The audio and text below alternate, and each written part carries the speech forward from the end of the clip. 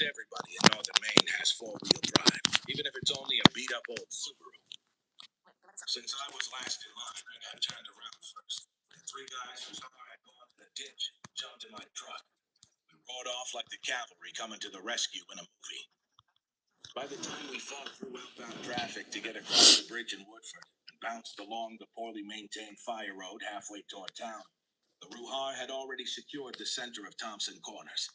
The town was empty because no humans had waited for an engraved invitation to get the hell out of there. One sheriff's deputy panicked and fired off a couple shots with his 9mm service weapon, until the Ruhar got annoyed and took out the shell station he was hiding in with what looked like an anti-tank rocket. I've seen Ruhar up close since then, plenty of times. No, they don't eat humans, and no, they don't kill babies. Believe the propaganda if you want. I know what I've seen. If that sheriff's deputy hadn't opened fire, the Ruhar might not have killed a single person in town. Blame the Ruhar. If some idiot was taking pot shots at me, I might have offered the rocket too. I know, because I've done the same thing in Nigeria. Anyway, the Forest Service gate across the fire road was locked. We wasted 5 minutes while a guy 3 trucks ahead of us tried blasting the lock with a shotgun. Surprise! The Forest Service had anticipated somebody trying that, and that lock wouldn't budge.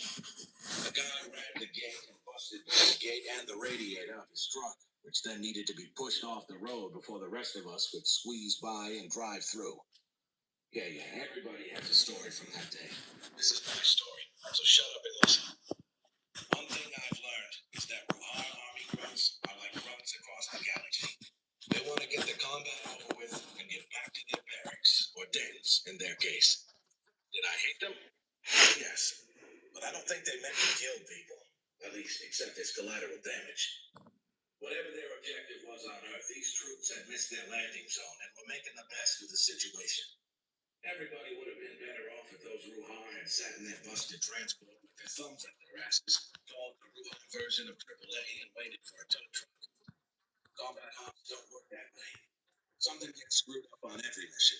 You adapt and do the best you can to accomplish your objective. This group of Ruhar decided their objective was to secure Penobscot County, whether that made sense or not. The Kristang told us that the Ruhar's most likely plan was to destroy our industrial infrastructure and knock us back into the Stone Age, so we'd be no threat to them. If that was their original objective, they missed it by a couple hundred miles when they landed in Thompson Corners. The Kristang were mostly telling the truth about why the Ruhar hit us, although they lied about everything else, which I'll get to eventually. We shouldn't even be fighting the Ruhar. They aren't our enemy. Our allies are. I better start at the beginning. My name is Joe Bishop. I was 20 years old on the day the Ruhar attacked Earth, a specialist in the U.S. Army. Before the Army cut it, I had slightly longer than medium-length hair of an indeterminate blonde-brown color, which I got from my mother. She called the color hot fur brown, and it dyed her hair golden blonde for as long as I could remember. Blue eyes I got from both my parents, and my height at 6 feet 3 inches definitely came from my father's side. My mom barely stands 5'4" in her stocking feet. In high school, I played third base on the baseball team, wide receiver on the football team, and was a backup shooting guard on the basketball team, although I didn't play basketball my senior year. Truth is, I wasn't a star athlete in baseball or football either. I worked hard, put the team first, and we won our share of games. When it came time to send out applications to colleges, I didn't know where I wanted to go to school or what I wanted to be when I grew up, other than knowing that I didn't want to sit behind a desk all day, and that I wanted to get out of Thompson Corners. My father had been in the Air Force for a couple of years, and he went into the reserves as a mechanic. Same type of job he did at the paper mill. He liked working with his hands, fixing stuff, and I kind of did too. Money was tight, and I didn't want to bury myself in debt with student loans, so the military sounded good to me.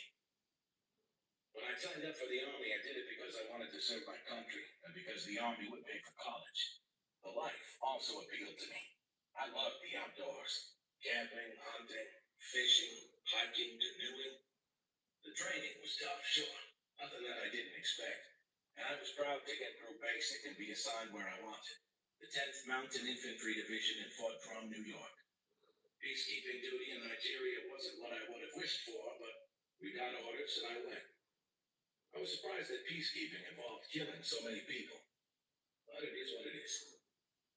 So now you know why I was laying under a bush atop a small ridge that overlooked the center of my hometown, staring at that busted Ruha transport ship, laying there and trying to figure out what, if anything, we should do.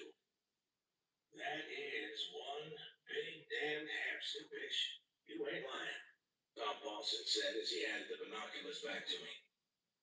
What are we going to do? I don't know yet. Let me think. There were plenty of military veterans around my hometown. I had one of them with me. But Tom had been a Navy supply clerk 20 years ago, and I was Army infantry with recent combat experience and on active duty. I guess it made sense the others were looking at me for ideas. They knew I'd been in combat in Nigeria. Fighting disorganized, homegrown militia fanatics in the bush was totally different from tangling with giant space hamsters in my hometown in northern Maine. God damn. Where are all the gun nuts when you actually need them? Is this all we got? I looked in dismay at the collection of hunting rifles, shotguns, and the odd 9mm handgun. Everybody in Thompson Corners had a gun because everybody hunted, or at least needed to keep bears away from their backyard bird feeders. Come on, nobody has an old M60 in the attic? Maybe an AK? Hell, bitch, I want to kill a moose so I can eat it, not vaporize the damn thing, Tom said. Hunting licenses ain't cheap. All right, me too. I looked through the binocs again at the hamsters patrolling the streets of my hometown. At the dark smoke coming from the potato warehouse, across town by the railroad tracks, which was still burning. At the hamsters' shuttle or landing craft or infantry assault ship or whatever they called it. Squat and ugly and powerful looking, with a banged up nose and a bent wing, and a thin stream of white smoke coming from the belly as it sat on the front lawn of the elementary school. Hamsters. We have other names for them. Rats, weasels, rodents, but what they find golden fur, round faces, and whiskers, what they most look like are hamsters. High-tech hamsters are at 6 feet tall, standing on two legs, wearing body armor, helmets, and goggles, carrying evil-looking rifles, and coming down from orbit in an assault ship. That I know of. I never owned a hamster, so, but why not? We didn't know they were hamsters until one of them in the doorway of this ship, the pilot, because he didn't have a rifle, took his helmet off, got something from his pocket, and started eating it. He got yelled at and put his helmet back on, but not before we saw his furry head and hamster ears. They weren't exactly hamsters, but close enough. Susie Tobin lifted her eye from the scope of a 30-06 hunting rifle. What about the quarry? They have dynamite, right? Susie was about 5 feet nothing. Her day job was a teacher at the regional middle school. And looking at her, you wouldn't think she could even lift her old Army surplus rifle. I've seen the racks of deer antlers tacked up on the south side of her barn, so she sure knew how to use it. What are we doing with dynamite? Diego scoffed. Run up to that ship of theirs and throw it through the door? You wouldn't get within 100 yards before they cut you down. She's right, I said, thinking of the hell that IEDs caused us in Nigeria. They were a problem on the roads, but especially dangerous when we were patrolling a village where sight lines were limited and there were plenty of places to conceal a bomb. Patrolling, like the hamsters were doing right now. Pairs of hamsters were checking out buildings in the center of town, which, considering it is Thompson Corners, isn't much. You may think that being the Columbus Day holiday, there would have been lots of tourists in town when the Ruha dropped in for a visit. If you think that, you'd never have the good fortune of visiting my hometown. Columbus Day is a big leaf peeping holiday in New England. A weekend when city folk from down south drive out in the country to see the colorful foliage on the trees, stay in quaint little inns and bed and breakfast places, and take lots of pictures. We do get tourists in our part of the great North Woods, but not for leaf peeping. On Columbus Day, a lot of the trees around here had already dropped their leaves. And our part of Maine is pretty flat anyway. Plus the pine trees don't turn color. People come here for canoeing, fishing, hunting, snowmobiling. There isn't a whole lot of that going on the first part of October, so the town was pretty empty when the Ruha crash landed, the day being a school holiday and all. Yeah, good thing too. I couldn't imagine what would have happened if the elementary school had been full when the Ruha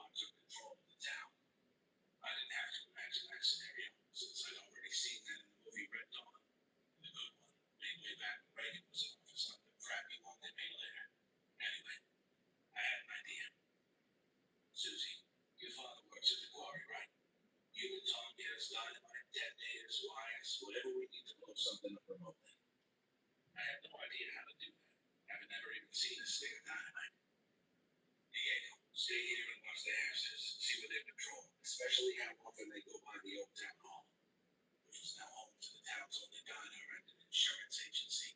Stan, Dan, see if you can find a truck or van down there that we can get started. Big enough to fit a couple people in the back. Something covered, not an open truck bed. Keep to this side of town. You don't want to cross Route 11 and the hamsters will see you. If you find something, drive it over to Red Brook Road and leave it there. We'll meet back here. Okay, Bish. Tom nodded.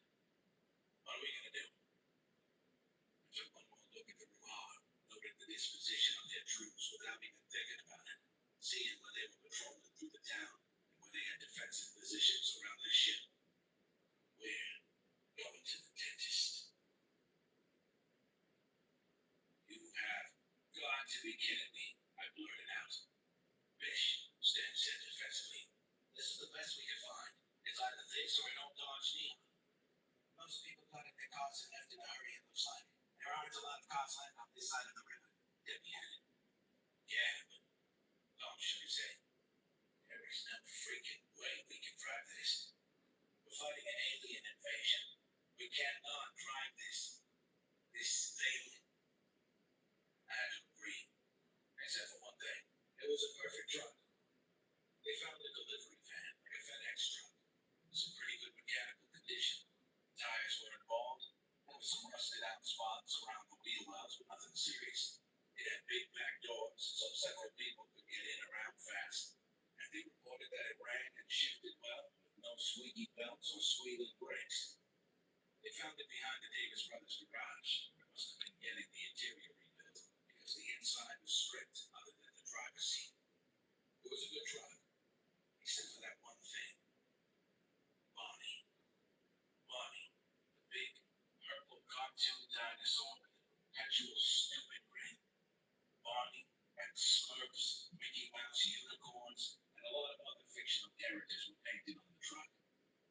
Whoever decided which characters to paint on the truck had made interesting choices, like why was Iron Man waving to the Smurfs? Was that Darth Vader down near the right front fender, or had someone started painting black primer to cover up a rust spot and decided to get creative?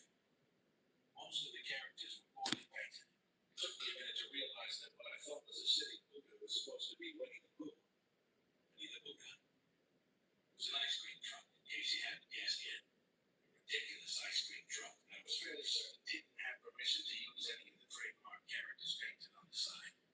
Also, instead of the familiar Mr. Softy logo, this one had a poorly stenciled Super Softy logo. How could ice cream be super soft? Was it melted? This was clearly a bandit ice cream truck. The kind that I pictured vertically roaming suburban neighborhoods of a big city, selling expired ice cream and trying to avoid local authorities. Giant purple Barney plastered across both sides, and the stuffed Barney strapped to the hood were impossible to avoid. Whoever wrote this truck must really, really like Barney. You can throw a quick coat of paint on it, Stan suggested. You're not taking time to repaint the damn thing, I growled. I didn't like the idea either, but this truck is what we had to go into battle with. Besides, the hamsters won't know who Barney is. They may think he's a fierce predator. Even I didn't believe that one. Oh, for Christ's sake. Susie was exasperated. You idiot men are afraid to ride around in a truck that says Softy on it? Get over yourselves. I'll drive the damn thing. Joe, what's the plan? Go, go, go! I shouted along with Stan as we jumped in to sprawl on the floor of the ice cream truck. Susie didn't need to be told twice. She hit the gas as we were still in the air. Stan would have slid right out the back of the truck if Deb hadn't gotten hold of his shirt collar. Tom kicked Stan's feet inside and slammed the back door shut just as the truck bounced over a big pothole, and Tom landed on his ass on top of the Ruha soldier. The hamster grunted, which told us it was still alive. I hadn't been completely sure of that when we grabbed it. Looking back, it was a stupid plan, and we got lucky. I noticed hamsters went through the alley between the diner building and the hardware store next to it. While the rest of us were off gathering supplies, Diego had watched and confirmed the hamster patrols went through that alley regularly, looking in windows and knocking open doors to look inside. They were doing that all over town. I chose the diner because there was a short dirt road that led from the river right to the back of the diner. The road went through woods and had good cover most of the way. It had a lot of rain from a nor'easter the week before, so the river was almost at spring flood stage and was really roaring as it went over the rocks and under the bridge. It made enough noise to cover the sound of the truck backing up behind the diner. Dynamite was placed inside the diner up against the brick outside wall. We blew it up as the hamster soldiers got halfway down the alley. None of us knew how much dynamite to use, so we used too much. It collapsed most of the wall into the alley. Even the ice cream truck got hit with stray bricks. No matter. Our improved bomb did what it was supposed to do. It knocked those two hamsters silly and buried them under bricks. Tom, Stan, and I grabbed the hamster that was closest to us. It also was least covered with bricks. Debbie covered us with a shotgun as we hauled it out of the alley. Tom and Stan each got hold of an arm, and I held its feet. We scrambled down the alley, tripping on bricks, and tossed the hamster in the back of the ice cream truck. It was a stupid plan. Diego was watching from the hill with a walkie-talkie that Susie got from the quarry. She had the other unit in the truck. Diego reported that as soon as the dynamite exploded, a half dozen hamsters sprinted from their spaceship. Another 30 seconds, and they would have caught us. And if for some reason, like none of us really knowing how to use dynamite, our bomb hadn't exploded, those two hamsters would have walked to the back of the alley and seen the truck that wasn't there before. I didn't like our odds against alien soldiers with body armor and advanced weapons. Luck was with us that day, even as Tom fell again. This time into the button that controlled the ice cream truck's music system, and Turkey and the Straw blared out of the rooftop speakers as the truck bounced and skidded down the gravel road along the river. Shut that damn thing up, Susie yelled at Stan. She had enough to do driving the truck. There was no seatbelt for the driver. That was one of the items removed when they stripped the interior, and Susie's feet barely reached the gas pedal. Still, she had that sucker on the floor, and we were moving. Stan punched buttons and the music changed to Camptown Races. Then Pop Goes the Weasel, and a couple video game theme songs I couldn't name, before Stan finally got the stupid thing to stop. I never felt like such a total idiot in my life. Trying to hold down an alien soldier in the back of an ice cream truck.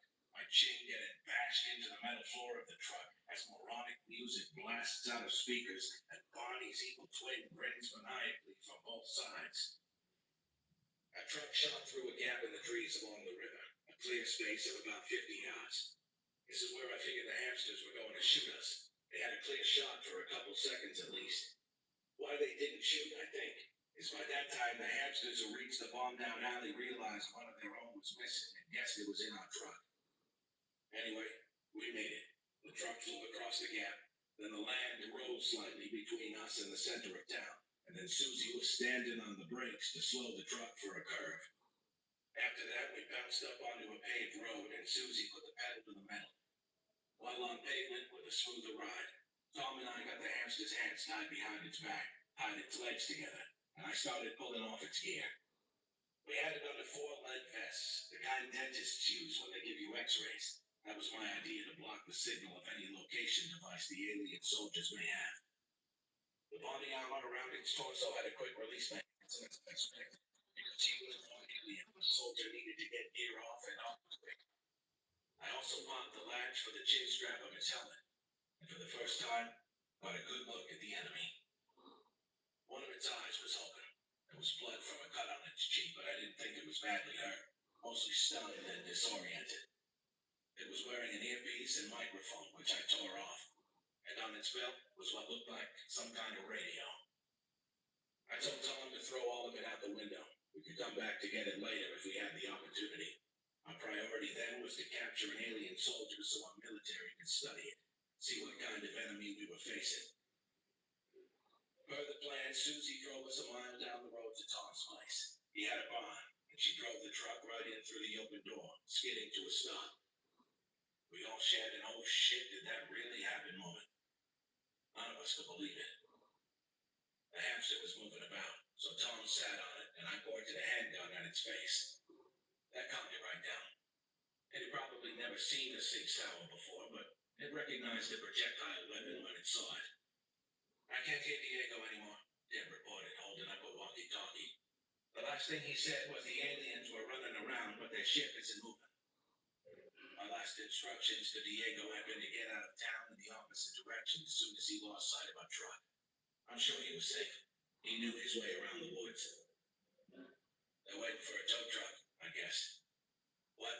Susie asked, like she hadn't heard me right. A tow truck, I explained. Their ship is busted. They must have called upstairs to their fleet. They're waiting for someone to come fix their ship or pick them up. Let's get Fuzzy Face here into the root cellar before his friends get organized and come looking for him. Tom's place had an old root cellar. When I say old, I mean his house dated from 1848.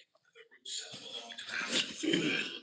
The root cellar had been expanded and converted into a bomb shelter by the family that owned the farm back in the 1950s. Now, Tom and his wife Margie used it for storage.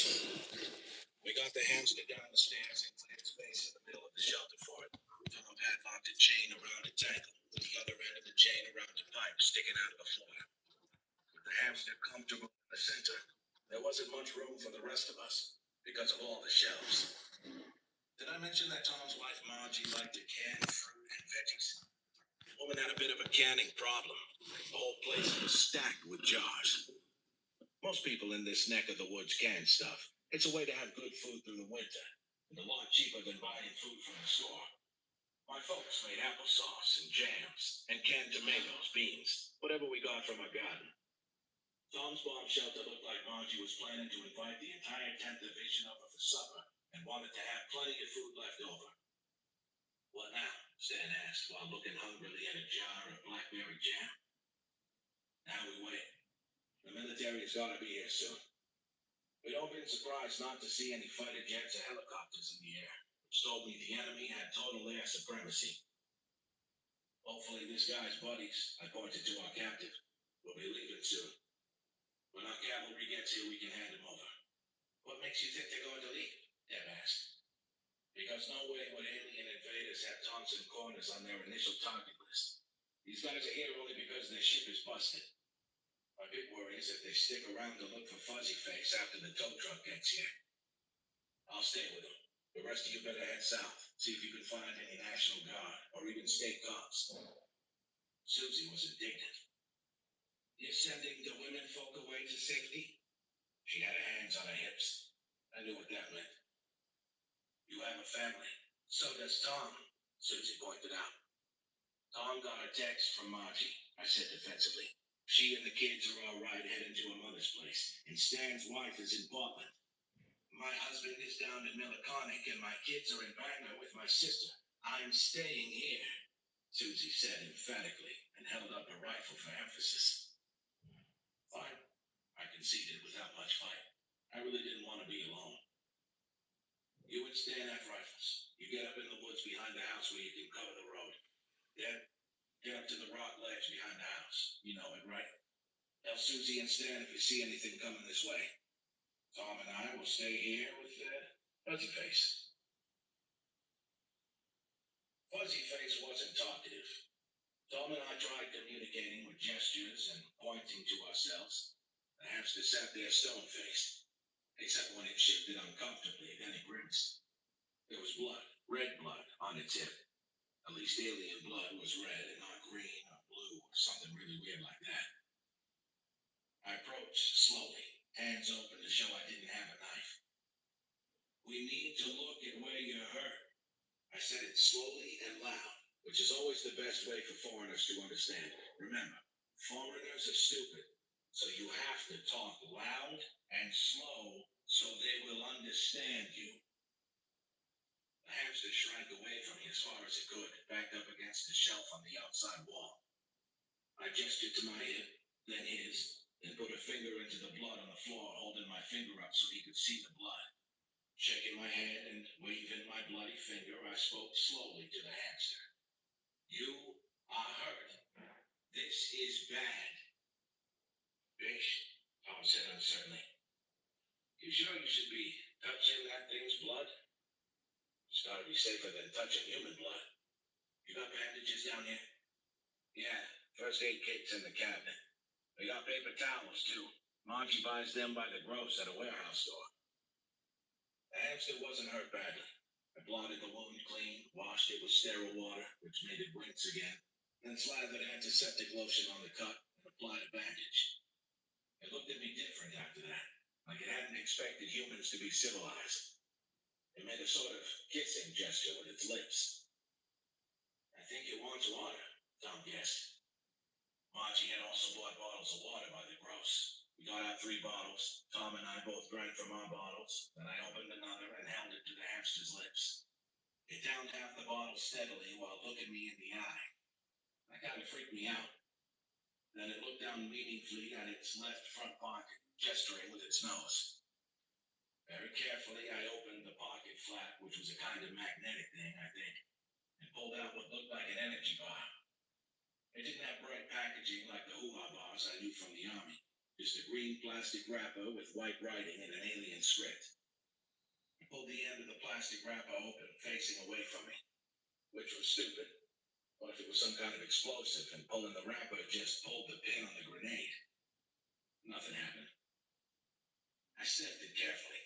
It smelled like sugar and nutmeg mixed with sawdust. It was an energy bar for sure. I broke off a piece and fed it to the hamster. It chewed for a long while. I guess their energy bars are as tough as ours. In about 10 minutes, it ate half the energy bar and drank more water, then shook its head when I offered another piece. I felt the same way about our energy bars. Half of one was usually enough for me before my jaw gets tired. In a further attempt at interspecies cooperation, I held the bar up in front of the hamster as I folded the wrapper over it and tucked the remaining half back in its pocket, next to another 2 full energy bars. It smiled, or tried to. Smiling without understood context could be viewed as baring teeth in a threatening manner. The hamster had teeth that weren't much different from human teeth. White enamel, it looked like. The 2 upper front teeth were bigger than in humans, but not comically large like a beaver's teeth. Now that I was closer, the fur on its face was fine. It covered all its skin, but the fur was finer and shorter than a human beard. You hear that?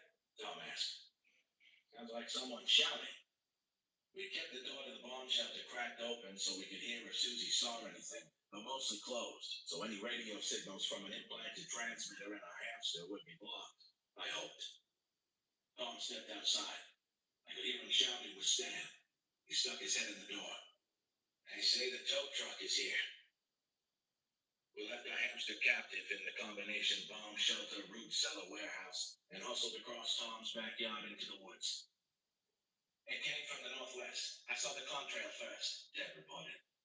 It flew right into the center of town. I think you're right, Joe. The hamsters here called for a ride. Well, whatever their mission is, it's more important than finding one missing soldier. If the new Indian ship picked up the stranded hamsters and left the area, my plan was to load Fuzzy Face back into the ice cream truck and race south on the highway until we found a military unit, probably National Guard, that could take custody of our prisoner. Let's go up to the rock ledge where we can see. What we saw wasn't good. The new alien ship, same type as the first one, was circling around the town at about 500 feet. It appeared to be flying a search pattern, and pods on the side of the ship had opened, exposing racks of missiles. There was a flash of light, a rumble of thunder, and a column of smoke from the center of town. They blew up their busted ship, I announced, as if everyone hadn't guessed that. That's interesting. Why? Deb asked. I think it means they don't plan to stay here. At least, not here. I pointed toward the town. And they don't want us poking around their technology while they're gone. If they planned on staying here, they would have brought a repair crew. The ship climbed, hovered, then slowly headed toward us. Not toward us exactly, but east. Then it flew along the river. Shit. Stan spat on the ground. They must have a signal from that stuff we threw out of the truck. I tried to assure people. Nobody panic.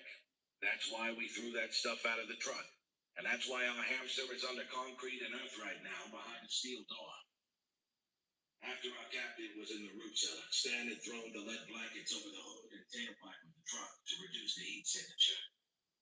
Unless they can somehow track us into Tom's barn, it will take them a long while to search everywhere. They don't know we're not already 10 miles down the road. Stan and Deb had argued for us to keep driving rather than stopping at Tom's place. We put as much distance as we could between us and Thompson Corners before an alien rescue ship arrived. I vetoed that idea because we didn't know how soon another alien ship would arrive, and because I didn't entirely trust the lead blankets to block a tracking signal. We didn't even know whether the aliens used radio. They might have some more exotic technology. If the aliens could track a signal, it didn't matter whether we were 1 mile or 50 miles away. They were going to find us. Tom's combination, root cellar, bomb shelter, whatever, was perfect to hide a technologically advanced alien. Whether my plan was any good depended on what the aliens did. The alien ship slowly made its way along the river, then sped up and followed the highway south, toward us. After circling twice, it descended out of sight below the tree line. For a moment, just a peaceful moment, things looked almost like a normal October day in rural Maine. Tom and Margie's house was tidy. He had a couple cords of firewood nicely stacked in a line behind the house. Margie had corn stalks tied around the lamppost in the front yard, getting ready early for Halloween like she always did. In the backyard, she had the bathtub Madonna decorated also with a... Oh, I better explain what a bathtub Madonna is to you uncultured types. You take an old bathtub, set it on end and half buried in the ground, paint the outside white and the inside a light blue, and then you put a statue of the Virgin Mary under the ark, like a grotto. It's a homemade shrine of sorts. These days you can buy ones already made out of concrete, and that's cheap. And God certainly knows if you did it the lazy way. Most people put stones and flowers around it. Margie's shrine was surrounded by brightly colored mums. I thought they were most. I'm not a flower expert. Madonna had been there when Margie and Tom bought the house. Margie spruced it up with the flowers. She also decorated it for the seasons. At Christmas time, Mary had a little Santa hat. Right now, for Halloween, Mary was wearing a Jedi Knight outfit, complete with glowing lightsaber that Tom had hooked up. I sure hope God had a good sense of humor. Across the road, there were pine trees, lots of pine trees, and then flat fields, a glimpse of the river. And it was a nice sunny day, except for the pillars of smoke coming from town from the smoldering potato warehouse and the burned out alien ship. And except for the other alien ship now climbing back into the sky and zoomed up to 1,000 feet and hovered. Yep, I said. We found that alien stuff we threw out of the truck and dropped off some guys to check it out. That ship up there is providing close air support to the guys on the ground. Tom, there's the captain on my fingers. 6, no, 7 houses between here and where they are. And Tom corrected me. He didn't include the McDonald and Burgess places back off the road. And the old gas station fruit stand that's been abandoned for 20 years. That's 10 places with multiple structures like barns and garages. There'll be thorough searching each one, right? And that takes time. I bit my lip, which is a thing I did when I was thinking. The alien commander up there has no idea where we took his soldier. What would I do in this situation? We could be in any house or barn around here. We could be in a cave in the woods. We could be 10 miles down the road. He has no idea. Unless our captain had some sort of transmitter that could be detected even from the bomb shelter. They didn't have all that technology to travel between stars. I tapped my chin. That's another thing I did when I was thinking. They only sent one ship. If this was a search and rescue mission, they would have sent several ships. This guy started down from orbit before we grabbed Fuzzy Face. He only planned to pick up hamsters from the first ship. What does that mean? Susie asked. It means the next 5 minutes will tell us what their orders are. If that ship becomes the guys on the ground and flies away, then they're sticking to the original mission plan and they'll handle search and rescue later. If that ship hangs around, then they scrub the original plan and they're waiting for reinforcements to sweep the area. That's what you do, Susie asked. That's what we do, the Army. The alien ship descended again, then climbed and resumed hovering, closer to us. Damn it. It's option B. He just dropped off more guys to start searching buildings. I saw Susie check her rifle again. Susie, forget any cowboy Alamo last stand shit. All we've got is 3 rifles, a shotgun, and 2 pistols. If If they get close, we head east to the woods. The missiles on that ship would kill all of us from 10,000 feet. We're going to give up. We're not giving up. We're being realistic. I couldn't believe I was arguing with Susie about this. We can't use the ice cream truck again. It's too distinctive. And that alien ship is too close. Fine, Susie shot back. We grab our fuzzy face and lead blankets and carry him into the woods here. It's only a mile to the river from here. We can. Hey, Deb shouted. The sky. More lights. We looked up to see the morning sky twinkling again. There were a lot of lights up there. Oh, damn it. They're bringing in more ships, Deb asked. They can't be. Whoa. We looked away, spots swimming in our eyes from a searingly bright explosion in the sky right above us. We blinked and stared at the ground. A shadow flickered as more explosions lit up the sky. Yeah! Stan pumped his fist. We're hitting back. Nuke the bastards! No way. I shook my head. Our nukes don't have secret warheads. They can only hit pre-programmed targets on the ground. Unless the Air Force had some amazing toys I didn't know about. There were still spots in my eyes. I shielded my eyes and looked toward the horizon. More explosions in the sky farther away. That's not us. Is that an EMP blast? The aliens setting off a nuke high in the sky to knock out our electronics. We didn't know it then. The second set of lights in the sky was a Kristang battle group jumping into orbit, then attacking the Ruhar. Then who is it? Tom asked. Hey, look. Debbie pointed up the road. The alien ship that was tracking our captain was descending again, fast. It was on the ground only a few minutes before taking off again, and this time it stood on its tail and went straight up, fast. We heard a sonic boom, and it left a contrail behind.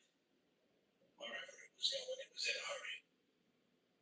Whatever's going on up there, that ship just got new orders. Let's get Fuzzy Face in the truck again and bring him to the National Guard Armory before they come back. Then what? Tom asked as we scrambled down the trail, all of us lances in the sky. We needed to get Fuzzy Face away from the area before the aliens changed their minds again. And I see what my orders are. If I couldn't contact the 10th Division, I'd hook up with the local National Guard or Reserve unit for now. And we survived. I have a feeling Marchie's warehouse of canned goods is going to be more important than these guns, with winter coming on. Chapter 2. Deployment. Late the following spring, I was in Ecuador, about to be shipped off-world to fight hamsters in outer space. Ain't that a kick in the ass? I was surprised how cool it was in the mountains of Ecuador. My mental images of South America always involved suffocating heat, like I'd experienced in Nigeria.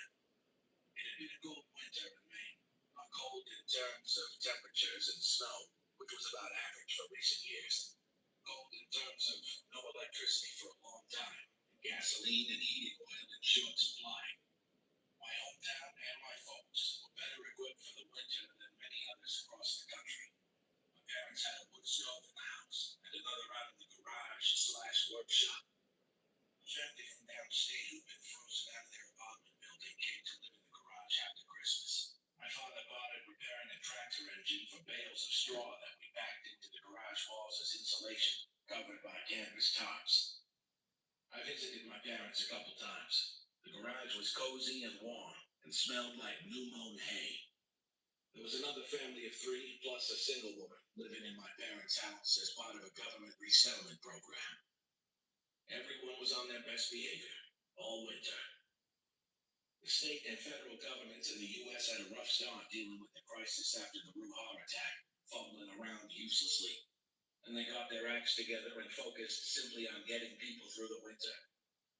The Ruhar attack hadn't been what we expected from watching sci-fi movies. Instead of hitting military bases and major population centers, they had mostly destroyed electric power plants and industrial facilities. It was weird. I saw satellite pictures of New York and D.C. after the attack, and other than lack of lights and traffic on the roads, the cities weren't touched. After the Kristang kicked the Ruhar out of our solar system, the US of A didn't have much working electric-powered infrastructure left. Phones and the internet were down. Electricity was spotty, if you got power at all. The radio only broadcast emergency messages a couple times a day. TV stations and cable were out. The Navy brought nuclear submarines and aircraft carriers into port in major coastal cities and hooked them up as floating power plants to provide electricity to critical facilities like hospitals. We were slowly regaining electric power across the country, the key word being slowly. When I left for Ecuador, my parents still didn't have power, other than the generator my father hooked up from the tractor's power takeoff. He ran the tractor on a 50-50 mix of alcohol and gasoline, with the alcohol home brewed. The alcohol ate up seals in the engine, so my father and the guy living in the garage replaced the seals every month. They only ran the electricity in early mornings and evenings anyway. There wasn't fuel available for much more. The biggest problem facing America wasn't lack of electricity. It was the economic crash that followed the attack. My father lost his job when the paper mill shut down. Loggers didn't have enough gasoline to run their trucks or even their chainsaws. Without wood pulp, the mill couldn't produce paper. The market for paper had collapsed anyway, along with the rest of the global economy. Industrial nations like the US, Japan, China, and across Europe were hurt much harder than lower tech areas of the planet, which was ironic. The greater the level of a nation's technology, the worse it was hit by the crisis. The value of technology companies went straight into the toilet, and not just due to lack of demand from the overall economy. Who wanted to invest in Silicon Valley when our new allies, the Kristang, were going to share incredibly advanced technology with us? Except they didn't. The Kristang said we weren't ready, that we couldn't be trusted with their level of technology, and that we needed to focus on rebuilding our current infrastructure. Really, our new allies were a disappointment, other than chasing the Ruhar away. The bulk of the Kristang battle group jumped away within a week after defeating the Ruhar, because Earth didn't have space docks or warship servicing facilities, or pretty much anything else the Kristang needed. They didn't fight the Ruhar for the benefit of humanity. They fought to deny the Ruhar a base in our little corner of the galaxy. Earth was Guadalcanal in World War II. That's how one of the National Guard officers described it. Neither side cared about the place, except as a stepping stone to somewhere more important.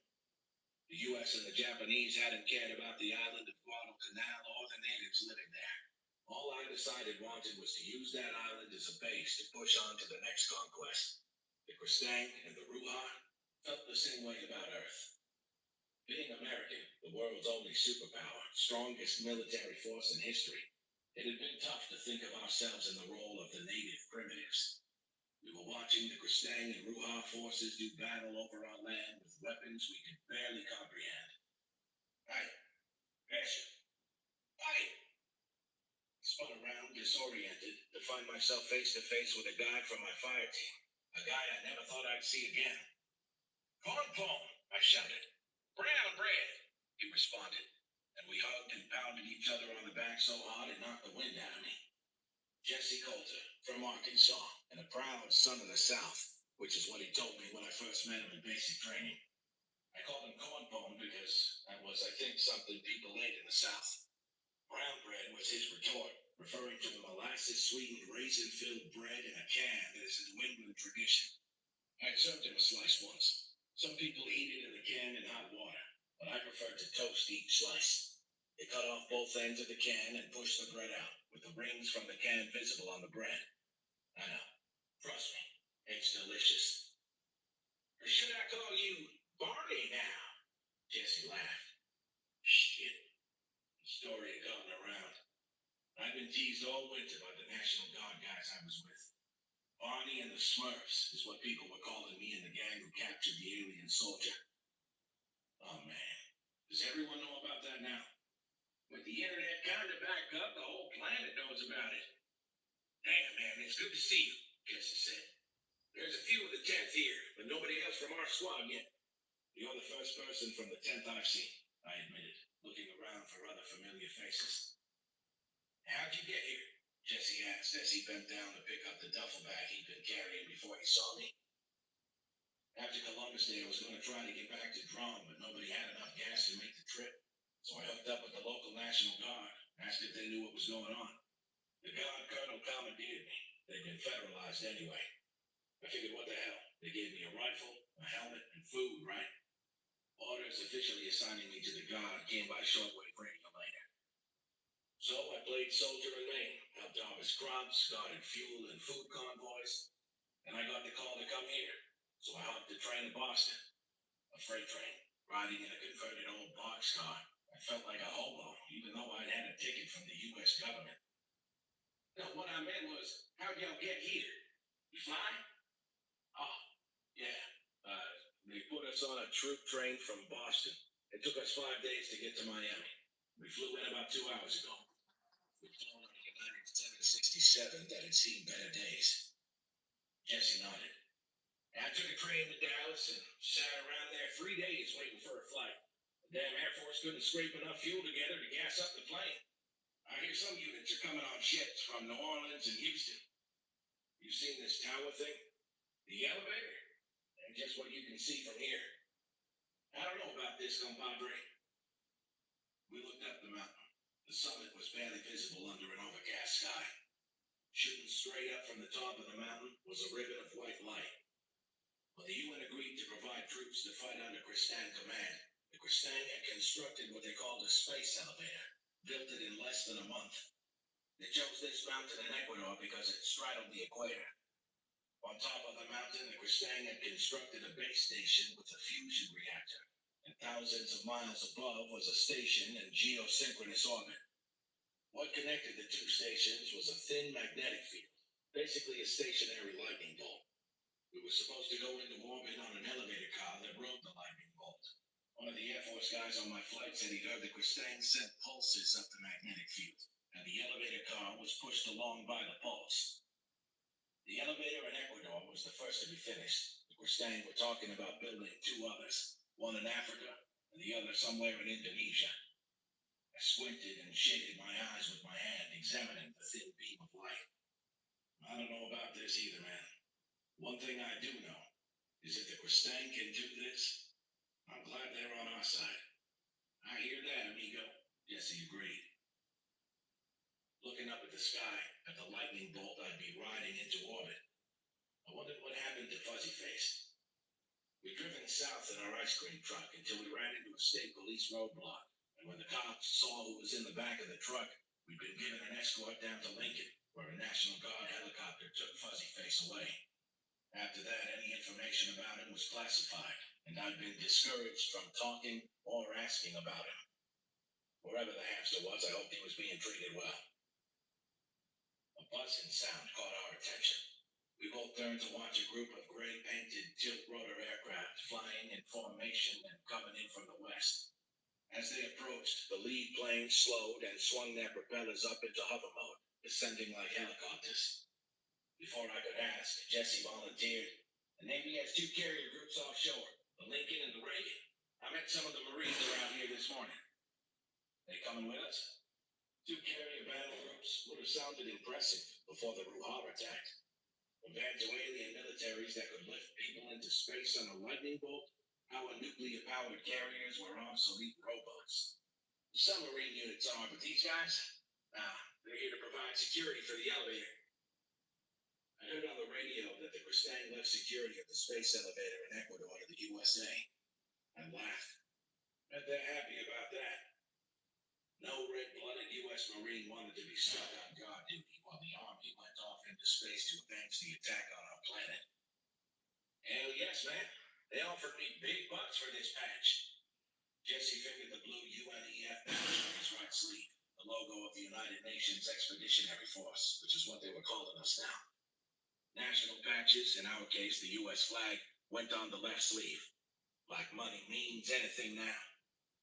Jesse frowned and looked down at his clothes. At least those Marines have real uniforms on. I got this at a surplus store in Arkansas. His pants fit, while his top looked to be 3 sizes too big. My own uniform was mismatched. The pants were from the Maine National Guard, while the top, which had been issued to me on the train to Miami, was in an old camo pattern and looked like it had been in storage since the Iraq War, the first one, or maybe the Spanish-American War. It still smelled faintly of mothballs. Maybe the Army will issue us new unis here. Don't count on it, a familiar voice barked at us. We turned to see Lieutenant Amos Gonzalez, who had been a platoon leader in the 10th. Not our platoon, but a familiar face. Jesse and I snapped to attention and saluted. At ease, man. Bishop and Coulter, right? His face broke into a grin. It's good to see the two of you. Glad you made it to the party. Good to see you too, LT, Jesse said. Do you know how many of us are here? He shook his head, eyes down, as he kicked the dirt with his boot. Communications are still spotty. We're putting people to work as they straggle in. Jesse frowned at Gonzalez, avoiding the question. Hey, LT, all I've seen here so far is us, guys from the Belgian Buzzards. He meant the 101st Airborne Screaming Eagles, the 3rd Infantry, and Marines. We're not bringing any armor or cavalry. Lieutenant Gonzalez shot him a scornful look. Coulter, you really want to be in a tank, fighting against an enemy that can shoot down from orbit? He didn't wait for Cornbone's answer. That's a quick ticket to a long dirt nap. The Kristang said they needed infantry, so that's what we're sending. The armor and aviation boys are going to sit this one out. Pardon me, sir, but what the hell good is infantry going to do against the Ruha? I asked. I don't even have a weapon. Gonzalez nodded sympathetically. The Kristang won't allow weapons on the elevator. We're supposed to get weapons, body armor, and everything else we'll need when we get to wherever we're going. Personally, I like my old M4, but I don't want to go up against the Ruha with it. We're serving with Marines, sir? I asked. A Marine brigade, yes. And I hear Brits, French, Chinese, maybe some Russians, and Indian Army also. You men checked in yet? No, sir. I just got off the bus from the airport, I said. I could still feel the steel slats of the bus seat on my butt. We'd come from the airport and climbed the rough, newly cut road in a convoy of garishly painted old school buses that were probably the finest transportation this part of Ecuador had to offer before the Ruha attacked. Jesse shook his head. I've been here since this morning, and as soon as I got off the bus, the Marines had me moving food pallets. Better get checked in then. You need a medical eval before you take the magic carpet ride up into space. You see that big circus tent over there? The one with the UN flags? He wasn't joking. It really was a circus tent. Get over there on the double. The elevator's leaving at 1700 hours. The tent was a madhouse. Jesse and I weren't looking forward to getting poked and prodded by army doctors. We needn't get worried. The medical exam consisted of standing fully clothed in a booth the size of a shower and having a light beam run down, and up again. When I stepped out, the doctor didn't look up from his computer. You're there, Bishop. I could see a file with my picture on the computer screen. The doctor clicked a few buttons, and the file was replaced by some other guy's. Next. Excuse me, sir, is that it? I asked, confused. That's it. You just got your first exam with the Kristang medical scanner, and it says you're healthy enough. Move along, people. We haven't got all day. Next. After the medical exam, we got showers, with honest-to-God hot water. Although we weren't issued new uniforms, so we put our old clothes back on, and then went to another tent for a hot meal, Army style. As far as I was concerned, Army style was a good thing. It meant I got plenty of food. I went through the line and was standing with my tray in hand, looking for a place to sit, when Jesse stood up and waved me over to his table. Here's your gut, first armor, Jesse said through a mouthful of cornbread, pointing to a guy sitting next to him. I thought only infantry was going on this trip, I asked. Gus shrugged. I drove for Bradley. I guess they needed drivers for whatever they've got up there. If the Kristang thought we needed drivers, then hopefully that meant the infantry wouldn't be walking every place we went. Cornbone used a piece of bread to soak up gravy from the meatloaf. I don't know where we're going, but if it means 3 hots and a cot, I'm all in. Things were pretty lean this winter at home. I didn't know what I expected the space elevator to be, but it wasn't what I expected. It looked most like a waiting lounge at an airport. The huge disc-shaped elevator car had 4 levels, with the lowest level containing the machinery. Or so I supposed, since we were only allowed on the upper 3 levels. Cargo pods were slung below the bottom of the car. The habitable levels were each divided into 8 wedges, containing row after row of thinly padded plastic chairs. Chairs with seatbelts. The trip up to the orbital station was scheduled to take 9 hours, Hours enlivened only by crowding around the viewports and looking down at our receding planet's surface. After a while, even that got old. The elevator was a no-frills contraption designed to transport a maximum number of troops in a minimum amount of time. Comfort on the trip was not a Kristang priority. There wasn't even a snack bar built into the elevator, so the Army had set up a portable kitchen on each level, and the food was plentiful. I had my first decent cheeseburger in a very long time, then went back for another. Jesse and I explored the place, wandering around, meeting the soldiers we'd be serving with, swapping stories, listening to contradictory rumors. Since the elevator had a capacity of 5,000 humans, a good part of a full Army division was aboard on our trip. We wandered by one wedge that had been set up as an impromptu officers' mess, poking our heads in before moving along to mix with the rest of the grunts. After I downed 3 sodas, alcoholic beverages not being supplied by the Army, I needed to check out the bathrooms, which I had been dreading. What kind of plumbing had the Kristang provided? Either the Kristang had similar biological functions, or they had consulted human plumbers, because I need not have worried. It looked like a typical highway rest stop bathroom, only new and cleaner. The dispensers even had soap. The trip at first was slow. It really was like riding an elevator. There was a subtle pressure of extra gravity and a faint vibration. As we climbed, the atmosphere thinned out. We accelerated, and the artificial gravity kicked on to compensate. And what we were told was about 85% of Earth normal. I talked to one of the Army cooks who had been up and down on the elevator several times. As we approached the space station, he explained we would slow down, but we wouldn't feel any movement because of the artificial gravity. I expressed doubts about the safety of riding a lightning bolt, especially with Ruha raiders still harassing the Kristang. Cook told me not to worry. Earlier in the week, a Ruha frigate had popped out of hyperspace while the elevator car was halfway to the space station at its most vulnerable point. The frigate had fired off 2 missiles before it got popped by a pair of Kristang patrol destroyers, and defensive lasers on top of the elevator car took care of the incoming missiles. It was nice to know we weren't entirely sitting ducks, while we ate snacks and sat in uncomfortable chairs. I managed to fall asleep, slumped over in a chair. I woke up when a Marine kicked my foot. Rise and shine, Sleeping Beauty. This joyride has come to an end. Don't you care if you have any? The Marine moved away, kicking awake other sleepers. Jesse had been asleep on the floor behind me, using his duffel bag as a pillow. I shook his shoulder. Oh, man, your ugly face isn't what I want to wake up to, he said grumpily. What's up? He managed to say through a jaw-stretching yawn. I think we're approaching the space station. Want to get a look-see? The station was a donut with 6 arms radiating out. At the end of 2 arms were what I assumed were Kristang ships, resting what looked like belly down on platforms. One of the ships was sleek and dark, the other much larger and not as powerful looking. While Jesse and I talked, the cook I had been talking to earlier came over and squeezed through the crowd to stand next to us. Then, he pointed to the smaller ship. It's a cruiser, and the fat ugly one next to it is the transport ship. You been on it? Jesse asked. Nah, they only let us on the station while the elevator car was unloading. It's right back down to Ecuador for the next route. I hear the transport ship can hold this whole group. As soon as you're aboard, they're leaving.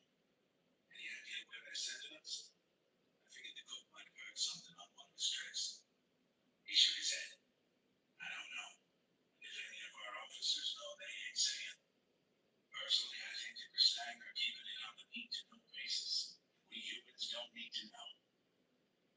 We watched silently as the elevator car slowly approached the station until the bulk of the station cast a shadow across the window and hid the cruiser from view.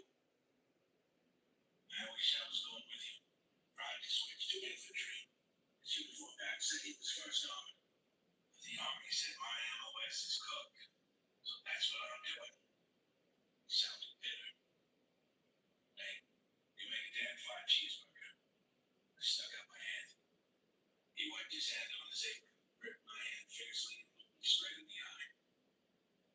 You guys are going to kick ass, right? Damn straight, I answered with conviction. I didn't know if I was coming back, but I was going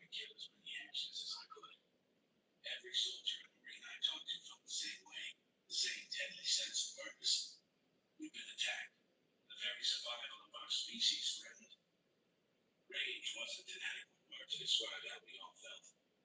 In the train station in Boston, I'd been walking through with three other soldiers headed for outer space and war, and the crowd noticed us. People stopped, spontaneously started saluting. Then they applauded. That really touched me. I remember one old guy, a grandfather, and his young grandson. He showed the little guy how to stand and positioned the boy's hand to salute us.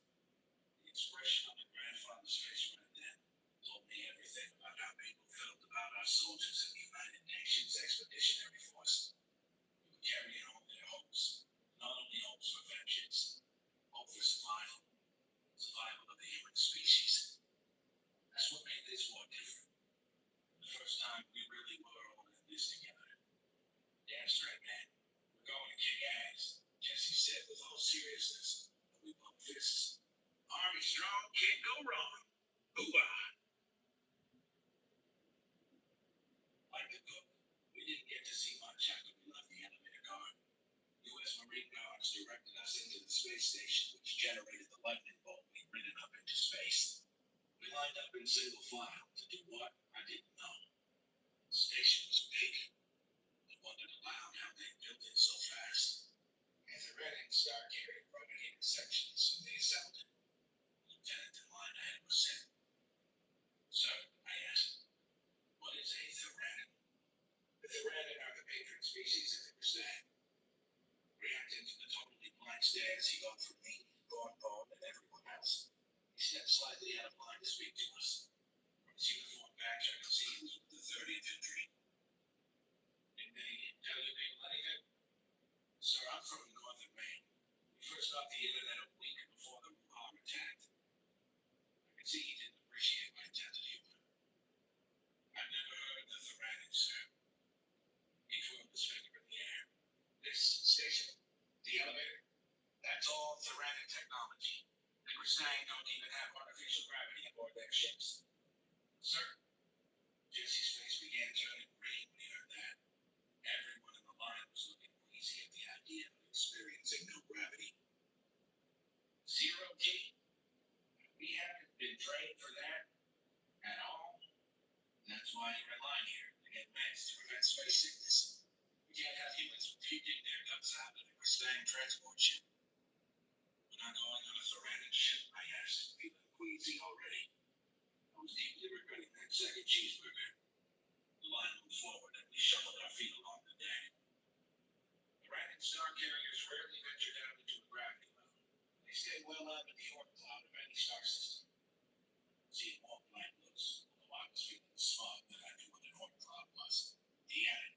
That means out beyond the orbit of Pluto, where space-time is flat, and it's easier for their star carriers to form a jump field. Kristang ships can only jump short ranges. We guess 6 to 8 light hours, which is about here to Neptune. They make a series of small, faster-than-light jumps like that out to where a Theranin star carrier is parked. A star carrier is a big, long spine with hard points for short-range ships to latch on. The star carrier has an advanced jump drive, way beyond what the Kristang have, so the Theranin carry Kristang ships between star systems. G2 thinks the Kristang ships can't actually travel between stars. With their short jumps and the need to recharge engines between jumps, overall they travel at less than the speed of light. It would take them more than 4 years to get to the nearest star from here. The Theranin, we think, can travel something like 300 times the speed of light in jumps of about 1 light year. I didn't like the math that was running around in my feverish brain. 300 times the speed of light was incredibly fast, but it also meant that if we were going to a planet that was, say, a mere 100 light years away, it would take 4 months to get there. 4 freaking months, stuck on an alien ship and zero gravity. And 100 light years sounded like a lot, but the galaxy is huge. Somewhere in school I learned the Earth is 27,000 light years from the center of the galaxy, and the whole galaxy is something like 100,000 light years across. I hadn't considered any of this when I was so eager to get off Earth and fight the Ruhar. Sir, I asked slowly, where are we going? That's not a secret. We're going to a planet that Ristang have set up as a training base for us. We're calling it Camp Alpha. And how far is that? Cornpone asked as he shot me a look. He was doing math in his head also. The Ristang won't tell us, but people who've been there took pictures of the night sky. And from the position of stars, our astronomers have got it fixed at 1,223 light years from Earth. Just then, one of the doors at the end of the line opened, and the lieutenant was called in. Oh my God. A 1,200 light-year journey aboard a ship that traveled 300 times the speed of light, and we were going to be stuck aboard a Kristang ship attached to a Theranan star carrier in zero gravity for 4 years. I'd heard the troubles astronauts had aboard the International Space Station in zero gravity, how their eyesight deteriorated, their bones became brittle, and their muscles wasted away after a couple months. What good were human soldiers going to be after 4 years in zero gravity? I was so shocked it didn't even occur to me the lieutenant had said somehow humans had already gone to Camp Alpha and come back. Obviously, in much less than a year. 4 years? Dang! Is that right? 1,200 light years away at 300 a year? Cornpone's voice reflected the shock we all felt. Maybe they're going to freeze us, make us sleep the whole way. They did that in Avatar, right? You saw that movie. People were grumbling, stunned at the implications of what the lieutenant had told us. Then it was my turn with the doctor, who was wearing civilian clothes and a white lab coat. She looked bored. Do I need to take my shirt off, ma'am? I was hoping I could keep my pants on. It was embarrassing enough standing around in my boxer shorts in front of a male doctor. With a female doctor, it was worse. I mean, I didn't want my friend to be obviously happy to see her, if you know what I mean. But maybe it was worse if he didn't rise to the occasion. The doctor was cute, and I was a healthy guy, so I felt that out of respect for her, I should at least have a No, soldier, keep your shirt on. Lift your chin, please.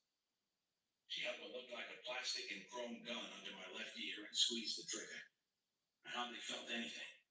Same thing on the right. She put the gun down and checked the computer display screen, tapped it a few times, and said, "Looks good. You've been injected with Kristang nanomachines that will soon migrate to your inner ears and prevent you from feeling nauseous in zero gravity. It will dissolve after a while, and you shouldn't feel any effects. If you do feel like your balance is off while you're in gravity, contact the medical staff aboard the ship." "Ma'am, how long will we be aboard?" "You will receive a full briefing aboard the ship." The door opposite where I'd come in opened, and I took a hint to leave. The gravity was working fine. It was the thought of being injected with tiny machines that was making me queasy. Microscopic alien robots were swimming in my blood. It was creepy. Once our group was all done with the doctors, guards directed us to the transport ship and hustled us along with no time for sightseeing. There wasn't much to see on the station corridors anyway. Blank walls in a light blue color, with markings in several human languages attached to the walls. The Kristang ship was more interesting. Lots of access panels, corridors going in every direction, pipes or conduits along the ceilings. The walls and floors had recessed handholds, I guess for when the ship was in zero gravity. No Kristang were visible. I still had never seen one of the lizards in person. A Marine took charge of our group and directed the men into one compartment, women into another. The compartment I was in had row after row of bunk beds, stacked 3 high. Each group of 3 bunks was attached to an arm that could rotate the stack 90 degrees for when the ship was under thrust. The Marine told us this was a Kristang multi-mission pod, which was currently configured for troop transport. We were lucky, he said, that the bunks were sized for Kristang, who were slightly larger on average than humans. I shrugged and found an empty bunk, tossed my small duffel bag into it, and secured it with a strap that I figured was there for that purpose. The bunk wasn't bad, 7 feet long and about 4 feet to the bunk above it. It was almost luxury. Somebody already had a card game going. Jesse wandered over to the game while I flopped on my bunk and pulled out a book to read on my tablet. I was getting anxious about the tablet. It was down to about 25% power, and there didn't appear to be any electrical outlet anywhere. It looked like I'd been stupid to bring the thing into space with me. A sergeant came to stand in the doorway. He cleared his throat to get our attention. I was amused to see he was wearing the same out-of-date style uniform camo top that I had on. I am Staff Sergeant Rayner. I'm in charge of this compartment and the two on either side of me. In 2 hours, this ship will undock and boost out of Earth orbit. You all need to be in your bunks and strapped in 10 minutes before departure. If you don't know how to work the straps, Specialist Edwards here will show you. After we depart from the station, the artificial gravity will cut off, so make sure you don't leave anything loose that can float around. This ship will boost for about an hour. The acceleration is only 30% of normal gravity. It's not like NASA rockets. Then the ship will make a jump through hyperspace. You will be able to get out of your bunks once the Kristang give the all clear in about 90 minutes. After that, you're free to move around. Keep in mind we'll be in zero gravity. I don't want any jackasses horsing around in zero G. Once the ship gets far enough away from Earth, we will be making a series of hyperspace jumps, and you will need to be in your bunks for those also. Our ultimate destination is a planet the Kristang have set up as a training base. If you have any questions, you will get an opportunity to get answers later. I was going to be stuck in my bunk for over an hour. I decided to hit the bathroom first. I went back out the door and asked the Marine Guard where the bathrooms were. He pointed down the hall with a wry smile. The restroom facilities were interesting. There were no urinals. You could sit normally, but the toilets were designed for zero G, and there were straps to hold you in place, and the seat formed a seal on your backside. And there was a flexible tube with disposable cups if a guy only had to pee. The stalls all had instructions plaques in several human languages, and it was not as complicated as it sounds. The toilet's computer took care of everything. Score a point for technology. Kristang also apparently had unisex bathrooms, so we took turns. 5 women, then 5 men. Damn, women take forever.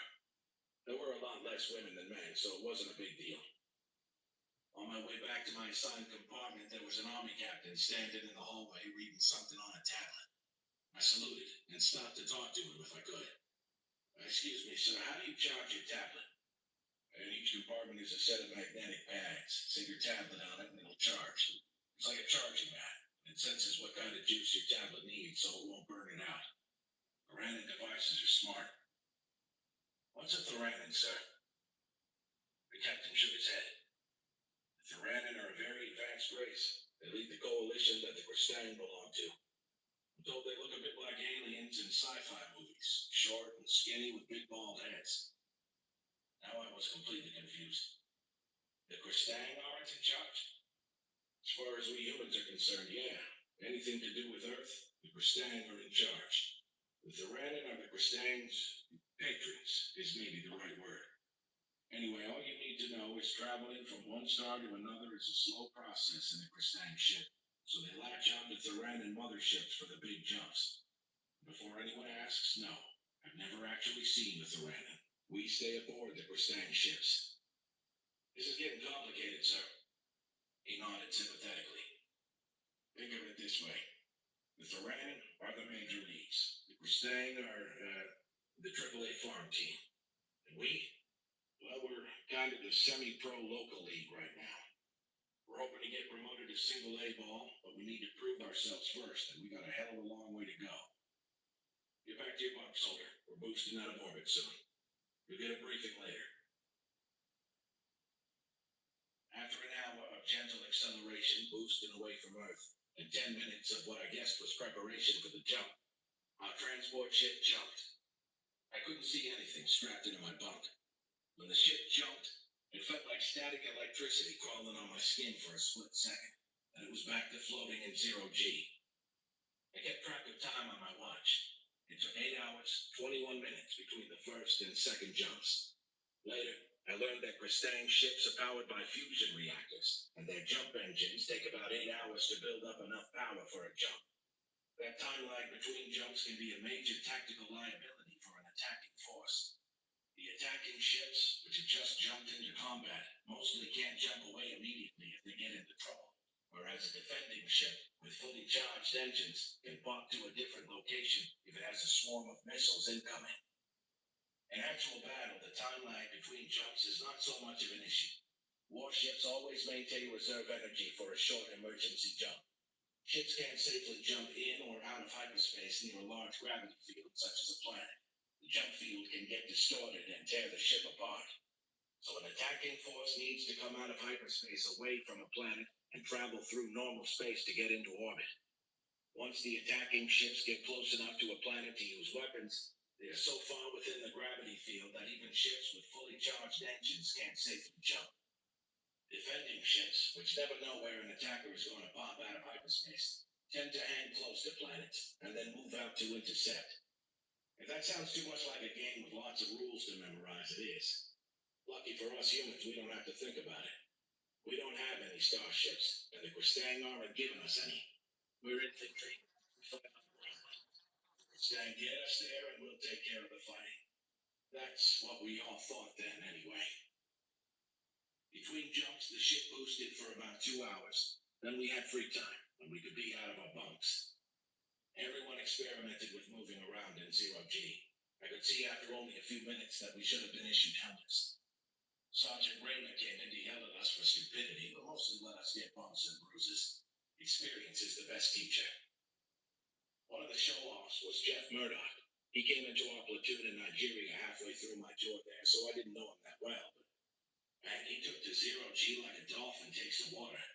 He was doing flips that would have made me dizzy, and he could push off a wall and float across the compartment to wherever he wanted to go, swinging through the air. He hung from a bunk upside down, using his feet to hold himself in place with a huge grin. Man, this is great. I can't wait to get some of that Kristang biotech. I'll be a super soldier, man. The rest of us weren't so enthused about watching him fly around like a giant squirrel. Murdoch, you don't need advanced alien technology to be a soldier. You need a freaking mirror. Yeah, man. What you need is a brain. And you better talk to the Wizard of Oz about that, was Thompson's comment. Hey, fuck you guys, Murdoch shot back and flew across the compartment, spun and landed gracefully on the opposite wall. He didn't even bounce. You'll see. We were brought to the Kristang version of a chow hall or dining facility. Or maybe it's called a galley since it's on a ship. Our experience with zero-G in our bunk compartment helped when we had to pull ourselves along corridors through the ship.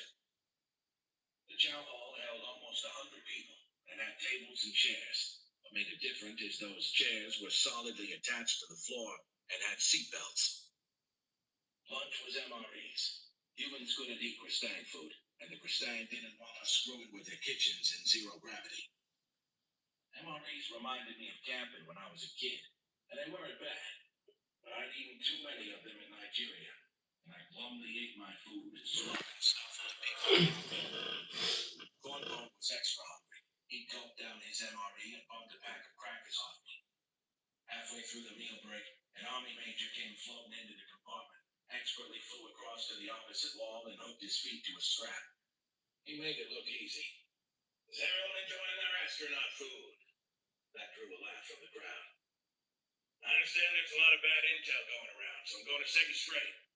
First, we will not be in zero-G the whole way. This Kristang ship will latch into a Theranan star carrier for the majority of the journey. The hard points on the star carrier are platforms that have artificial gravity, so after we're attached, we'll have the 85% G that is normal for the Theranan. Second, this journey will not take 4 years, and you will not be frozen, so you'll have to listen to your bunkmates snore. Another chuckle from the crowd. The Theranan star carrier will be jumping to an artificial wormhole and then passing through the wormhole to the other side, which is hundreds of light years away. The star carrier travels between wormholes and lets the wormholes take us most of the way to our destination. It's going to be 17 days from Earth to our first destination, a planet we're calling Camp Alpha. That's a training base where you'll receive your new weapons and equipment and learn the rules of engagement.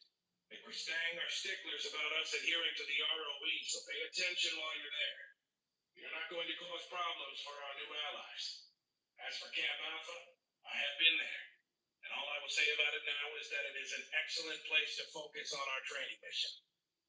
That drew a knowing groan from the crowd. We all understood that was Army speak for a hellhole where there was nothing to do but work and train. I looked at Cornbone and we shrugged. We'd seen worse, and we weren't out in space for a pleasure cruise.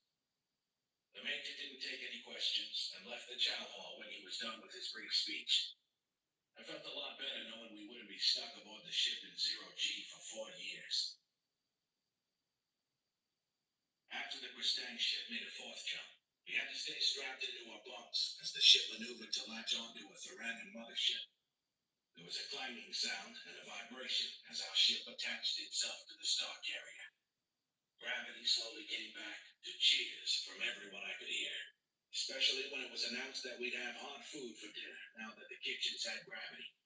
It was beef stew, with a lot more potatoes and veggies than beef, but it was a promise that we wouldn't be surviving solely on MREs for the next 3 weeks. And the biscuits were hot and fresh. Good chow is important for good morale. The Army sure knew that. I like fresh, hot biscuits. In case you were wondering. The Theranan Star Carrier, mothership, whatever you call it, then went through a series of jumps I lost track of because some of them happened while I was asleep.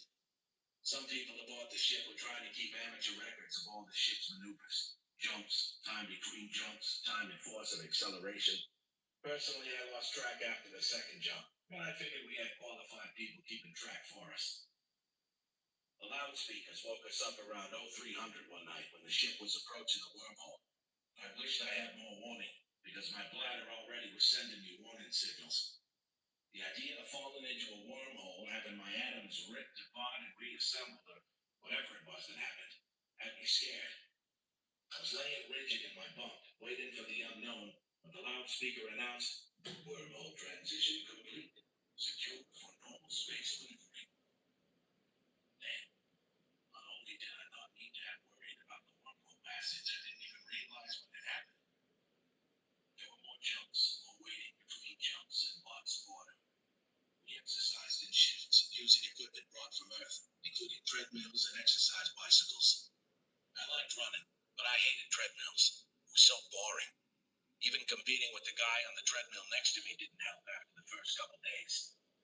We played games on tablets, and exercised, and read books, and watched movies.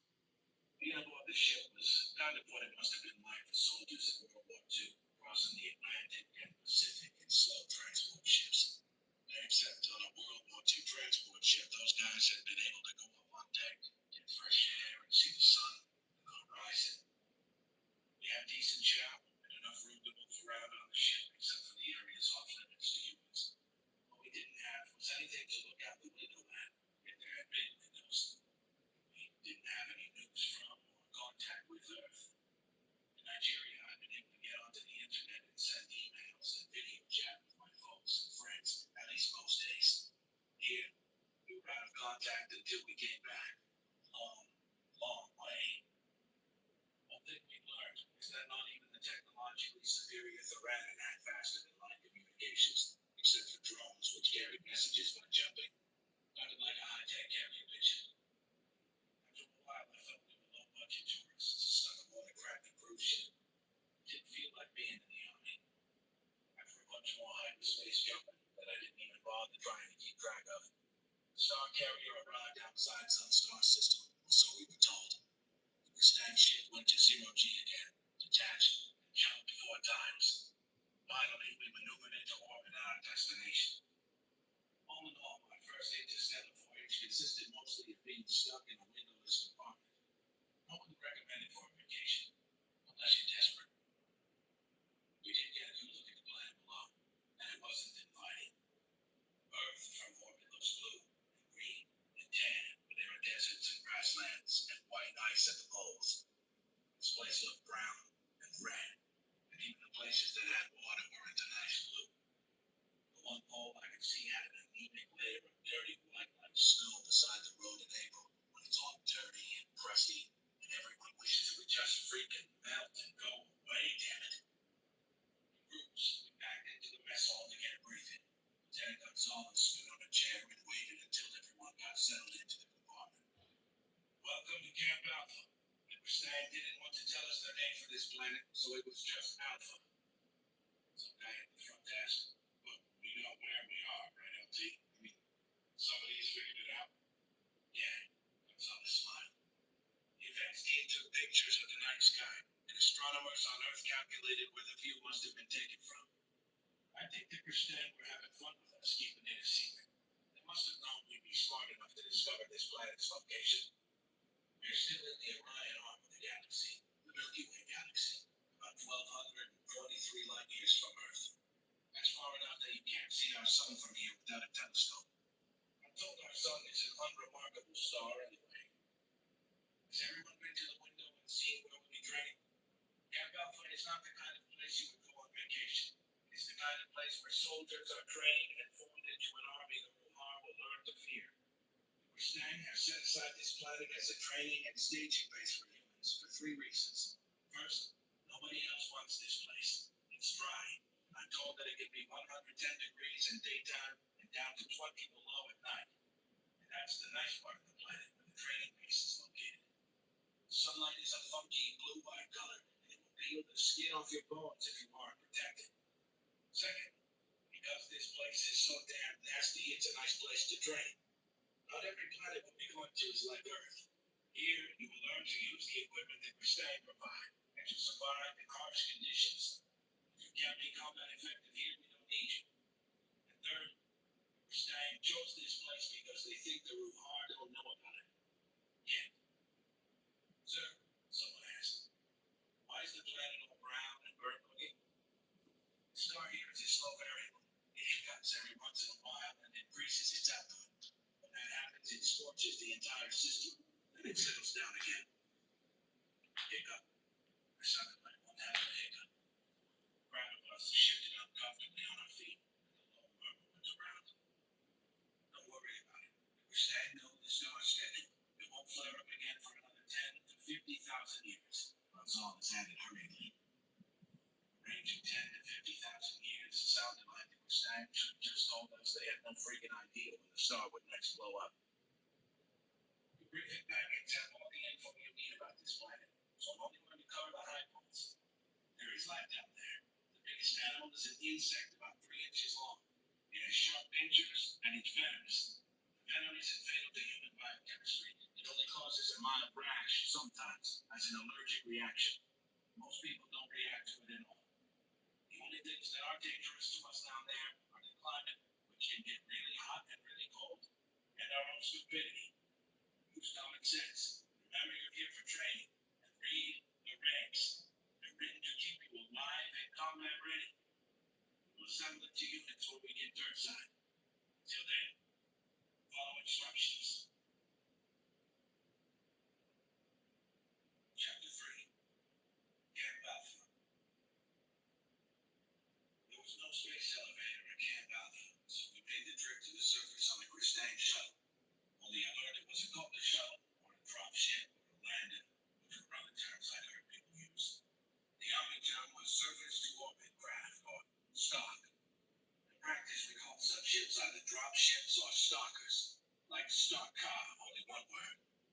Stalkers would reach orbit by themselves, not needing booster rockets, and some of the larger types were capable for interplanetary flight if you had plenty of time on your hands and got along really, really well with the other people you were squeezed in with. The Kristang and other species did have craft they called something like dropship. The dropships were used for large-scale invasions to ferry lots of troops and equipment down to the surface, a one-way trip. Technically, a dropship was like a World War II glider. They could survive entry into an atmosphere, maneuver a bit before landing, and land vertically. But once down, they stayed there. Dropships were one-shot craft, whereas a stalker could climb back into orbit and make the trip multiple times. The distinction didn't matter much to me, as I would only ever be a passenger. But it was cool knowing how our senior partners did things. It made me feel part of the team, not just a cog in a machine. The dropship I squeezed into held 220 people and our gear. It was the size of a 747, roughly, most of it being engines and fuel tanks. The running down was rough. We hit the atmosphere, and it felt like I had a sack of concrete in my chest. Then it got worse. Man, I was glad when the ship leveled out and flew like an airplane for a short time. We all cheered when that happened. The actual landing was uneventful. I realized we were down only when the engine sound cut off. Me, landed on an alien planet. Who would have thunk it, huh? Lieutenant? Someone asked. Do you know who was the first human to set foot on another planet? Probably said. Millions commanded UNEF. No? Gonzalez shook his head. It was a female British Army captain, part of the multinational advance team. It was supposed to be a Chinese Army colonel to go first. But this British captain was seated next to the door, and when they landed, the Kristang pilot told them to get out, pronto. The Kristang didn't see humanity's first landing on another planet as a big deal. They wanted them all off the ship quick so it could get back up and pick up the next group. Damn, I've been hoping the first person was an American. Well, we still had Neil Armstrong, and old Neil had done it with good American technology. This Brit only hitched a ride on an alien space bus. My own first footstep on another planet was almost embarrassing. I was used to the 85% gravity of the Theranin star carrier, and then 0G again. And Camp Alpha's gravity was 107% of Earth normal. The unfamiliar weight caused me to stumble down the ramp. And Lieutenant Gonzalez hadn't been joking about the heat. When we got off the drop ship, I was hit by a furnace-like blast of heat. And humid, too. None of that bullshit about it feeling cooler because it's a dry heat. And bright.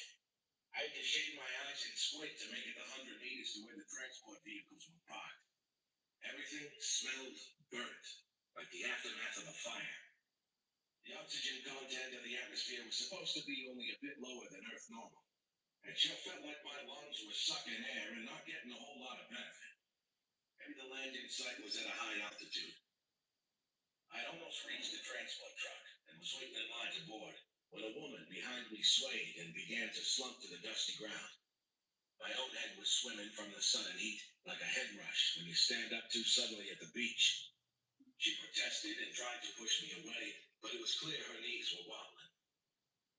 Listen, I checked the name up off her left pocket. Hey, Miller, we are Army strong. I repeated a U.S. Army recruiting slogan. We don't let each other down, not in combat, and sure not in this stinking heat. You got that? She nodded angrily and leaned on me, breathing heavily, until she could stand up again. I could tell that needing assistance, even briefly, was killing her pride. Thanks, she glanced at my name tag. Bishop. God damn, it's hot here. I'm from Seattle. Ha! Northern Maine here. You don't know what cold is. She let me hold on to her shoulders to steady her a few seconds until her legs stopped shaking. 10 feet away, a guy's knees buckled suddenly and he face planted in the dirt, another victim of the sudden heat. Miller recovered and climbed stiffly into the back of the truck by herself. Once the truck was loaded, we drove off to a tent city that was being built atop a bluff. I looked around, trying to savor my first moments on an alien world. There wasn't much to savor. It was dry and dusty, and the air still smelled burnt. So the smell wasn't from the dropship's engine exhaust. Low vegetation clustered around rocks. It appeared to be a type of pulpy, fleshy lichen. I guess the plant stored its own water supply, like a cactus. Bouncing around in the back of the truck, we looked at each other and grimaced knowingly. Camp Alpha was our first alien life, and it sucked. Sitting on the truck was my only time to savor the experience. As soon as we got to our assigned campsite, the Army put us to work setting up tents. The heat wasn't so bad now that I'd had time to get used to it. But the extra gravity was a bitch, and the burnt smell had saturated my nose. Instead of Sergeant assigned me, Cornbone, and 5 others to set up a large medical structure made of prefab insulated wall panels. It was tougher than it looked. Let's start with this sidewall section, I said, hoping that the sooner the tent was complete, the sooner we could go for chow. There was a muffled sound, like a really long, high-pitched fart. Then the moaning started. Is that bagpipes? WTF? Cornbone explained. Yeah, there's a British battalion on the other side of the camp. I jerked my thumb over my shoulder to where I'd seen the Brits building their encampment. And they play bagpipes? For real? I thought that was an Irish thing. Garibaldi scoffed. Scottish, not Irish, you bonehead. Hell, don't you know nothing? Valdez said, hey, you hear the one about the Scottish guy? He's sitting at a bar, drowning his sorrows in whiskey. Everybody got a good grip on it? I asked. Lift with your legs, not your back. Bonbon snorted. Damn, bitch, you sound like my mother. We got this. So he says to the bartender, Valdez grunted with the effort. He says, so you build 30 houses, and when you walk down the street, do people say, there goes McDougal, the home builder? No, they don't. I got the wall up on top of our knees, and I told the team to get under it and lift it to our shoulders. The extra gravity was killing me. Then he says, you save 5 children from a burning building, and when you walk down the street, do people say, there goes McDougal, the rescuer? No, they don't. Valdez, will you shut up a minute? All right, people, lift, I said in my best U.S. Army voice of authority. Cut that bitch of a wall unit up above our shoulders, and we're winning the fight against gravity, when Valdez gasped. Then McDougal says, but you fuck one sheep. We lost it. Men scattered as the wall unit came crashing down, and people were rolling on the ground laughing. I tried to bark in order, but I was laughing so hard that a snot bubble came out of my nose, and when people saw that, they fell over laughing again. Lieutenant Gonzalez shot a dirty look at us, and the sergeant started walking in our direction. It was official. I had no business being in charge of anything. The Army had made a huge mistake giving me the responsibility to set up a tent. I got the men back together, and we tried to lift the wall unit again, but every time we got it a few inches off the ground, Valdez started laughing at his own joke, and it cracked everyone up. Finally, I sent Valdez away to get us some water. Called over a half dozen more guys, and we got the damn thing set up right and fixed into place. One sheep, Bonbon laughed, and I couldn't help joining him. After we got the tent set up, Bonbon and I finally connected with the other 2 guys of our old fire team, Sergeant Greg Koch and Private Dave Chaika. We called Koch Sergeant, and he had a nickname, but you needed at least sergeant stripes to use it. Unless you wanted a 6'3" shaved-head black man from Georgia glaring at you. You didn't. Dave we called Ski, because he was from Polish stock around Milwaukee, and even though his last name didn't end in Ski, the rest of us figured it should have. Really, it was his fault for not having a decent nickname when he joined our unit. Damn, it was good to get the band back together. I trusted all 3 of them with my life. We'd gotten into some hairy shit in Nigeria. We'd come through with nothing worse than some scars and bad memories. Before I left home, I sort of kept in touch with them by spotty emails, but I hadn't heard from them since then, and Cornbone and I weren't sure either of them had made the trip from Earth. They'd been on a different Kristang ship and arrived at Camp Alpha a few hours before us. Coke got us bumped into a tent which we had to help set up, and he figured out where to go for chow. We were happy campers. Sergeant Coke went off to do important sergeant things, and the dining facility wasn't opening for dinner until another 3 hours, so Cornbone dug into his pack. What you got? Ski asked. Cornbone winked. Let's see. Damn, I got a genuine smorgasbord of hoo-ah bars. Smorgasbord? Skeptically. Really? Oh yeah, a smorgasbord at least. Could be a plethora. Maybe even, honest to God, a cornucopia of snack foods. It was funny to hear Jesse say plethora in his deep southern accent. Cut the bullshit, man. You're making me hungry, Ski protested. What flavors you got in there? I got cinnamon, of course. Also raisins and gravel, and my personal fave, original sawdust. Crap. I got stuck with raisins and gravel. The raisins were harder to chew than the gravel. The next morning, we were marched out to the shooting range after chow time. It was cold. The thermometer outside our tent said it was near freezing. Excitement was high. We all expected to get our hands on some of those super high-tech weapons from the Kristang, and maybe clothing that automatically heated and cooled you. I felt naked without a rifle. Standing in front of us was a Marine Corps gunnery sergeant with a crew cut so severe it looked like it could cut your hand if you touched it. He wore combat pants and boots, but over his top was a red U.S. Marine Corps sweatshirt. I am Gunnery Sergeant Cragen of the United States Marine Corps. Cragen paused his shouts of hoorah and set the fire right off from the crowd. I am relieved that we have a few qualified riflemen among us. The rest of you are Army. I'll try to talk slowly so you can understand. The other Marines laughed at that remark. Listen up, people. There was a gray box on a table in front of him. He touched a button on the side of the box and it swung open silently. Everyone craned their necks. We were finally going to see the super high-tech weapons that we'd be killing hamsters with. So it was understandable to hear the grousing when the cracking pulled what looked like a standard M4 rifle from the box. Screw this. You have to be kidding me. Man, an M-goddamn-4. Whiskey Tango Foxtrot. Which meant, of course, what the fuck? Man, this is for shit, Ski whispered to me and Cornbone. Cornbone just spit on the burnt, dusty ground. Those were some of the milder comments. Cragen let the protest die down rather than chewing us out a lot of discipline. People, say hello to what we humans are calling the M4B1. The Kristang don't trust us with anything more powerful, and we won't need it for the missions we'll be assigned for the immediate future. The M4 Bravo unit fires ammo similar to the 5.56 Mike caliber 223 long cartridge you're used to. The difference is this.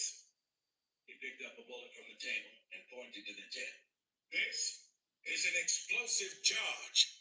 The Kristang assure us this ammo will penetrate the body armor that Ruhar soldiers wear if you select the explosive option, because the explosive is a shape charge, like a heat round our tanks use. You can also select to deactivate the explosives, which you will do, depending on the rules of engagement in effect at the time. The way you select the mode for the explosive tip is with this switch here. He pointed to a recessed button on the back of the grip, which was convenient for right and left-handed soldiers. You slide up this cover in the grip to expose this recessed button. It is recessed so you knuckleheads don't activate the explosive tip option by accident. After firing 9 rounds, which you consider standard single shots or 3-round bursts, you have to press the button again to select explosives. Cragen went on at length about the M4 Bravo, but for most people the thrill is gone. Where was the added ammo, the lasers, the genetic enhancements to make us super soldiers, the bionic eyes, the mech suits that allowed us to jump 30 feet in the air and run 100 miles per hour? Where was all the cool stuff we'd seen in sci-fi movies? Bullshit. The Ruhar could pound us from orbit with lasers, railguns, and smart missiles, and all we had were Vietnam-era rifles with fancy firecracker bullets? Total bullshit. A couple hours later, I got an M4 Bravo in my hand at the firing range. It felt exactly like my trusty old M4, which I'd left behind at Fort Drum when I'd gone home on leave. And I never went back to Drum, so my rifle might still be there. The Kristang supplied us with conversion kits for our regular M4s and the ammo with explosive tips. We learned later that our ammo came straight from Earth with no fancy enhancements because the Kristang had a limited supply of the explosive stuff. Each squad would get Kristang clips equal to half the normal weapons load. The rest would be regular 5.56mm ammo. Our allies figured we wouldn't need fancy ammo for the missions they were assigning to us. It was a bit insulting. Any tough jobs in this war would be done by the adults. Us human soldiers were sitting at the children's table. My M4B1 came with 2 clips of explosive tipped ammo. I took my turn on the firing range, practicing using the button to select explosives and on. The explosive mode was impressive. There was much cheering along the firing line as we saw metal targets shredded. Our regular bullets bounced off the targets, leaving only little shiny dents. One advantage of Kristang ammo is that every cartridge was exactly the same, down to the nano level. Even better than what our snipers called matched ammunition. And Kristang ammo fired much cooler and cleaner, so you could rock and roll without melting or fouling the barrel. We still needed to take our weapon apart and put it back together, blindfold it, and clean it. I took one of the Kristang bullets out of a clip and examined it closely. Other than being a different color and being perfectly smooth with absolutely no scuff marks or scratches, it looked like the standard NATO ammo I'd been using for years. We were going into battle with none of the hoped-for enhancements, having to hitch a ride to every planet, and we weren't entrusted with any important missions. It was like the Kristang were merely humoring our desire to get into the fight. This was the future. It wasn't what I expected. That first afternoon while we were on the firing range, a group of aircraft flew by, low and close enough for us to see them clearly.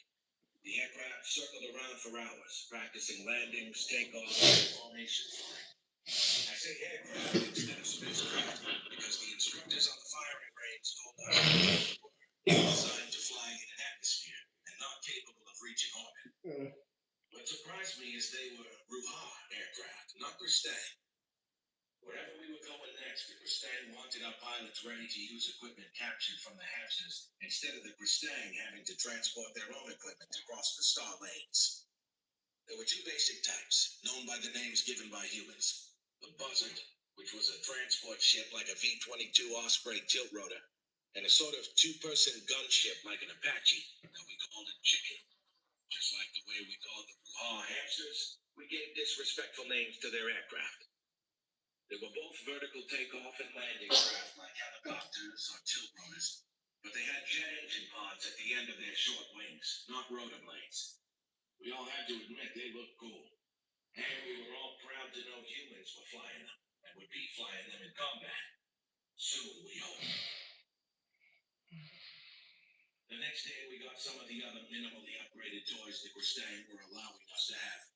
The most useful toy was a personal tactical radio that hopped frequencies, transmitted in encrypted bursts, and used wide field white noise jamming in the background, so their location was very tough to pinpoint.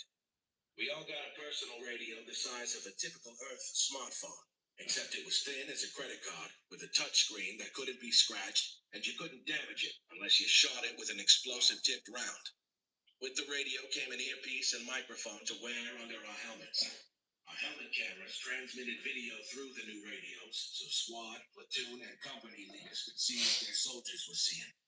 We could also take the radios off our belts and use the screen to select cameras in our squad to view anyone else's camera. And instead of one person in a unit being the designated radio operator and lugging a heavy piece of equipment around, every soldier now had the ability to communicate to anyone else across the planet. The touchscreen popped up a menu written in whatever human language you spoke into it. English, Spanish, French, Mandarin, Hindi, you name it. The radio understood it all. We all had to admit that was cool stuff. People who had a military occupational specialty related to comm equipment were out of a job, since humans were not allowed to screw with the gear and didn't understand it anyway. Personally, it was all magic to me. The Army wanted us to call the new tactical radios tackers, or tactical radios. Some jokers were calling it the Z-phone because Z was as far beyond I in the alphabet as the Z-phone was beyond the iPhone. I'm sure the Army had some official name like Radio Tactical Multi-Purpose Gristang supplied in accordance with Mill Standard blah blah blah whatever. The coolest feature of the tackers was they could be used as translators, which was great because none of us spoke a single word of Ruha. I spoke some broken Spanish and had learned some useful phrases in Hausa and Yoruba when I was in Nigeria, but really I wasn't even all that good at speaking American. Yor and Yor still got me confused, which drove my mother bananas when I sent her email with grammatical errors. We all got to practice with our taggers and translator mode. What you did was put the earpiece in one ear and speak slowly and clearly into the little boom microphone near your mouth. You had to speak a couple pages of your native language when you first used your tagger, so the translator could understand your particular speech pattern. Somehow the thing was able to figure the difference between my down east accent and Cornbone's southern drawl. That was impressive by itself. You spoke into the mic, paused, and your words came out of the tagger speaker in whatever language you selected. You could even detect another language being spoken near you and automatically translate that into your own language. The sound on either end was smoother than I expected, although it still was clearly a computer voice. What impressed me was that the tagger handled slang pretty well, even ubiquitous military slang. When it didn't understand something, it made a humming sound, machine equivalent of,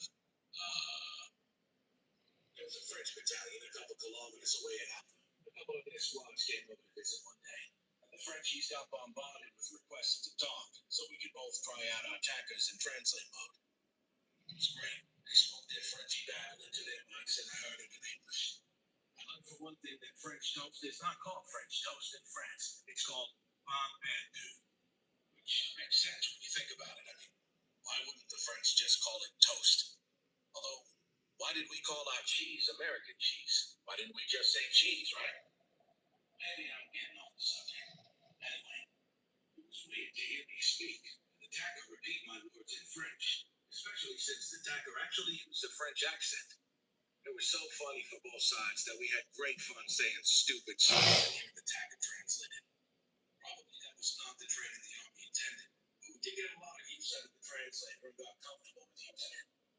Some people reported they had tried to translate it with Chinese and Indian troops on visits to their parts of the base, and it worked darn well. As for how it worked with the Ruhan, we practiced with a computer speaking Ruhan. And all I can say is I sure hope the damn thing worked as well in the field as it did in practice. Another new toy drew more groans when it was shown to us.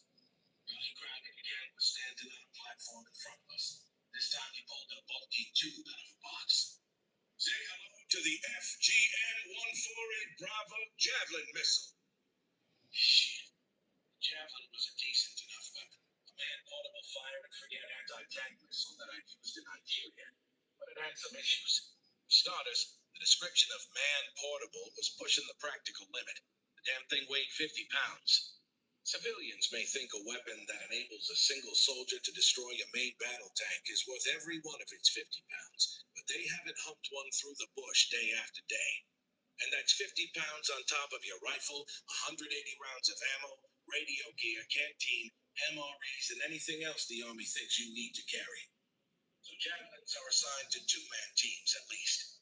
In battle, one man acts as a spotter while the other operates the weapon. Then they both get the hell out of there as fast as they can. Shoot and scoop, we call it. Anyway, Private was speaking. You all know the strengths and weaknesses of the Javelin missile.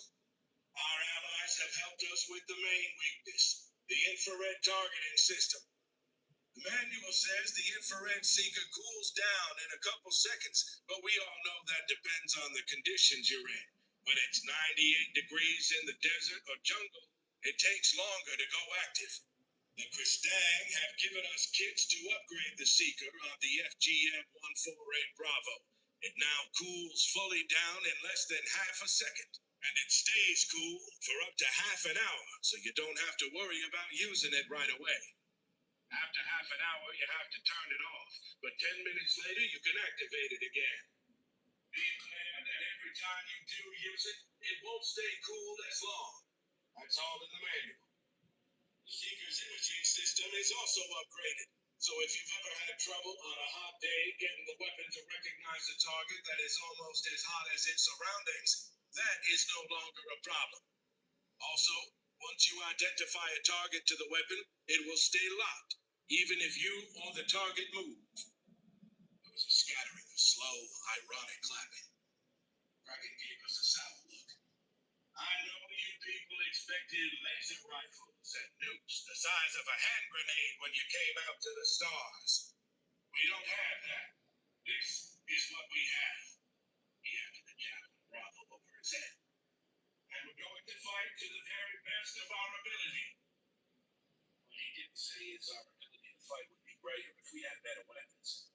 Whatever. The Army says we fight with the force we have, not the force we'd like to have. Hoo-ha. After a mildly depressing and disillusioning week of training for space warfare, essentially the same weapons I'd used in Nigeria, we finally got a truly high-tech new toy to play with.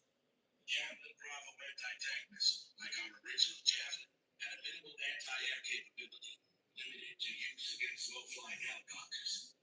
Instead, it was decided that none of our man-pack missiles, that is, man-portable air defense, were useful in this conflict. I used our Stinger missiles in training, never in combat, and it was a damn good missile against helicopters, drones, slow fixed-wing aircrafts, and even jets sometimes. That was only if you got lucky and the jet didn't cross out of range before you got the Stinger set up and targeted. Against supersonic drop ships that could climb vertically into orbit, I couldn't see a Stinger giving us any chance. I'd seen even our captured Ruha chicken gunships go from hover mode to zooming straight up at an amazing speed. Everyone I knew agreed his ground pounders needed to do something serious against the air threat, or any combat situation would be game over before we got started.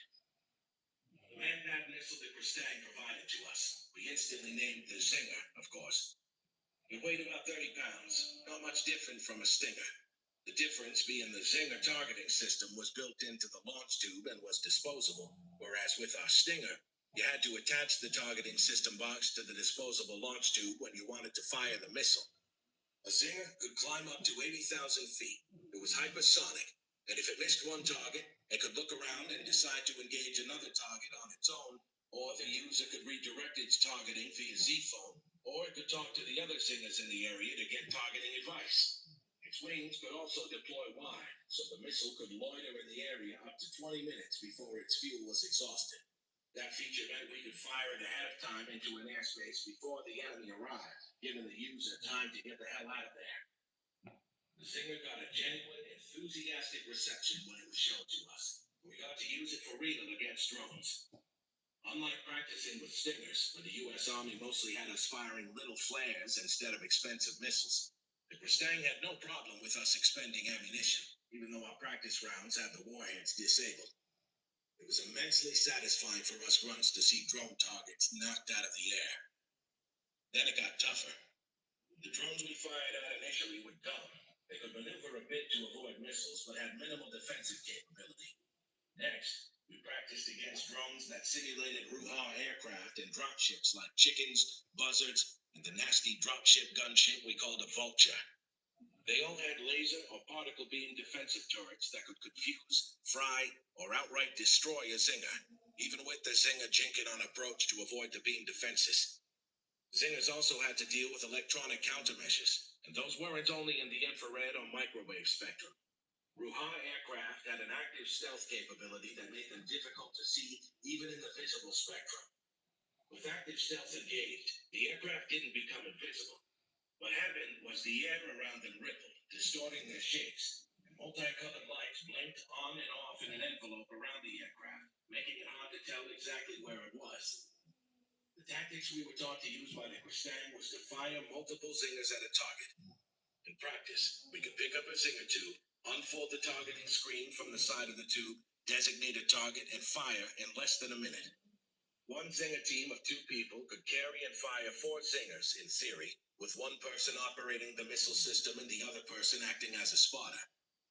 Keep in mind, 2 Zingers weighed over 60 pounds, and while carrying the Zinger, you were expected to still be loaded down with a rifle, ammo, canteen, Z-phone, body armor, and anything else UNEF expected a sharp-dressed soldier to lug around with him or her. Of course, while you were setting up for a second shot, the enemy air would be looking for you and shooting back, which tended to shorten the user's life expectancy and therefore combat effectiveness. That last comment wasn't a joke I made up, by the way. It was written right into the user manual we got from our patrons to Kristang. They needed to work on their public relations big time. Anyway, with the Zingers, for the first time, us UNEF grunts felt we were being semi-properly equipped for the fight and that we didn't need to only hunker down in foxholes and die in combat. We could shoot back. Shoot only up to 80,000 feet, true. We couldn't do anything about ships in orbit. It gave us hope. If the Kristang trusted us with their toys and supplied us plenty, they were planning for us to do something useful in combat, wherever that would be. Most of our training time at Camp Alpha wasn't spent learning to use our new or modified weapons. It was refresher training for soldiers like me, who had been harvesting crops and helping civilians since the Ruha attacked. The work I'd done with the National Guard in Maine had been hard, back-breaking labor, but hadn't prepared me for combat. Until I got to Camp Alpha, the last time I fired a rifle other than hunting was in Nigeria. I was rusty and a bit out of shape. Hikes with 100-pound rucksacks, hand-to-hand combat training, and running obstacle courses toughened me up quick, and I was glad for it. The Ruha weren't going to take it easy on me. It was better to be sore and exhausted now than not prepared when we went into action. Running in heat beat the crap out of me. Running in extra gravity beat the crap out of me. Combine them, and my legs were shaking from exhaustion after only a few miles. Cornbone fell to his knees and puked his guts out 3 times on our first 5-mile run.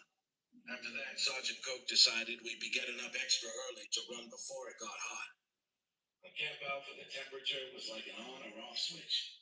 When the star came over the horizon in the morning, it got hot fast. At sunset, the temperature plummeted.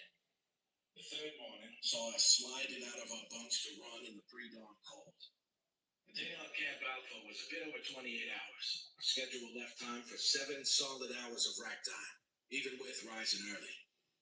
Without the daytime heat, we only had to deal with the extra gravity and the blowing, burnt-smelling grid, and the crushing disappointment that coming out to the stars hadn't meant we'd be transformed into super soldiers. We would become super soldiers the old-fashioned way, Sergeant Coke announced, through hard work. Those were inspiring words, until about the 2-mile mark when we were gasping for breath. Our fire team wasn't the only group up early for exercise. The second morning we were running, we were about a mile from the base on the return leg when we came around the side of a hill, and there was a half dozen people on the other side also headed back to base. Without anyone needing to say anything, we picked up our pace, and so did they. And the other group upped the ante. Soon we were sprinting. I pulled ahead. I'd been a runner since I was a little kid, and my mother brought me out running with her. The other group had 2 fast runners, then 1.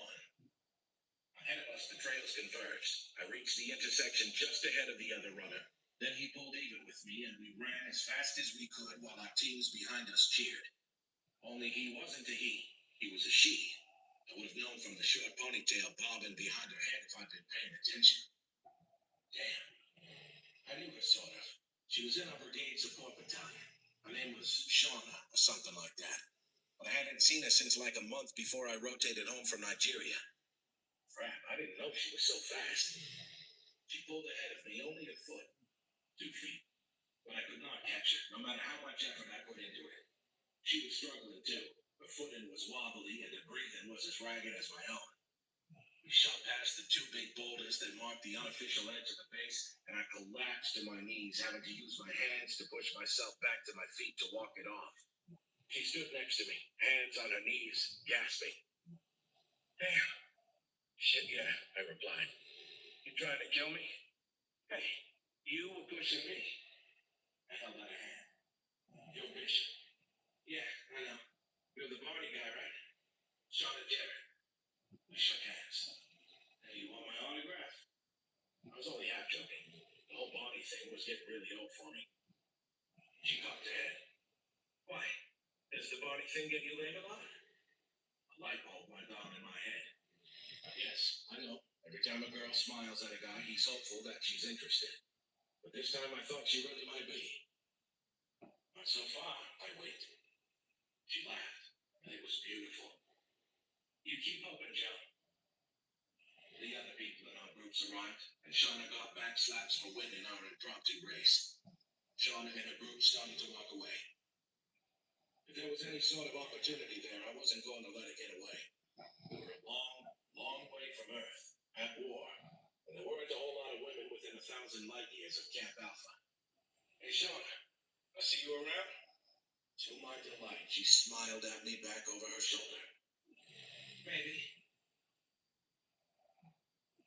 Along with getting familiar with new equipment and getting back into proper condition, we had classroom time, which was us sitting on the dirt floor of a tent, listening to lectures about the enemy, our allied command structure, and most importantly, the rules. It all blew my mind when I first heard it, so I'll explain it slow. As to get comfortable, because there will be a pop quiz at the end. I'll wait while you get yourself a beer. Comfy? Okay. First, some background intel for you. The Kristang were not at the top of the Allied coalition, which I already figured from the fact they needed to hitch an interstellar ride on a Theranin star carrier. What was news to me was that the Theranin weren't at the top either. The Allied coalition is led by cat-like aliens called the Maxolks. Rumored to be cat-like, since no human and very few Kristang had ever seen one. As humans, we're unlikely to ever see a Maxolks in my lifetime.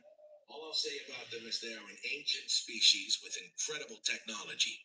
Surely when the Maxolks fought, they were armed with something better than an M-4. And I know Maxolks is an odd name. It was the best our G2 people could think of to spell how the word sounds when the Kristang said it. The home planet of the Maxolks is 2/3 of the way around the galaxy from Earth. If that means anything to you, which it doesn't to me. It's far, far away. The Theranen, we learned, were themselves not unique. They were only responsible for a small slice of the galaxy under Maxolt's control, and the Kristang handled a couple thousand cubic light years under Theranen control. The Maxolts had other second-tier species besides the Theranen, and the Theranen had two other species under their command that we knew of, besides the Kristang. The Theranen are sort of little green men. They're shorter than the average human, but humanoid, with 2 legs, 2 arms, 2 eyes, and a bald head. Humans who had talked with the Kristang got the impression that the Kristang don't like their patrons, and the feeling was mutual. The Theranen were disdainful of any species with lesser technology. I wonder what they thought of us pitiful humans. On the enemy side, the situation was similar. At the top were the Rindalu, who are creepy-looking spider-type things. Just thinking about it made my skin crawl.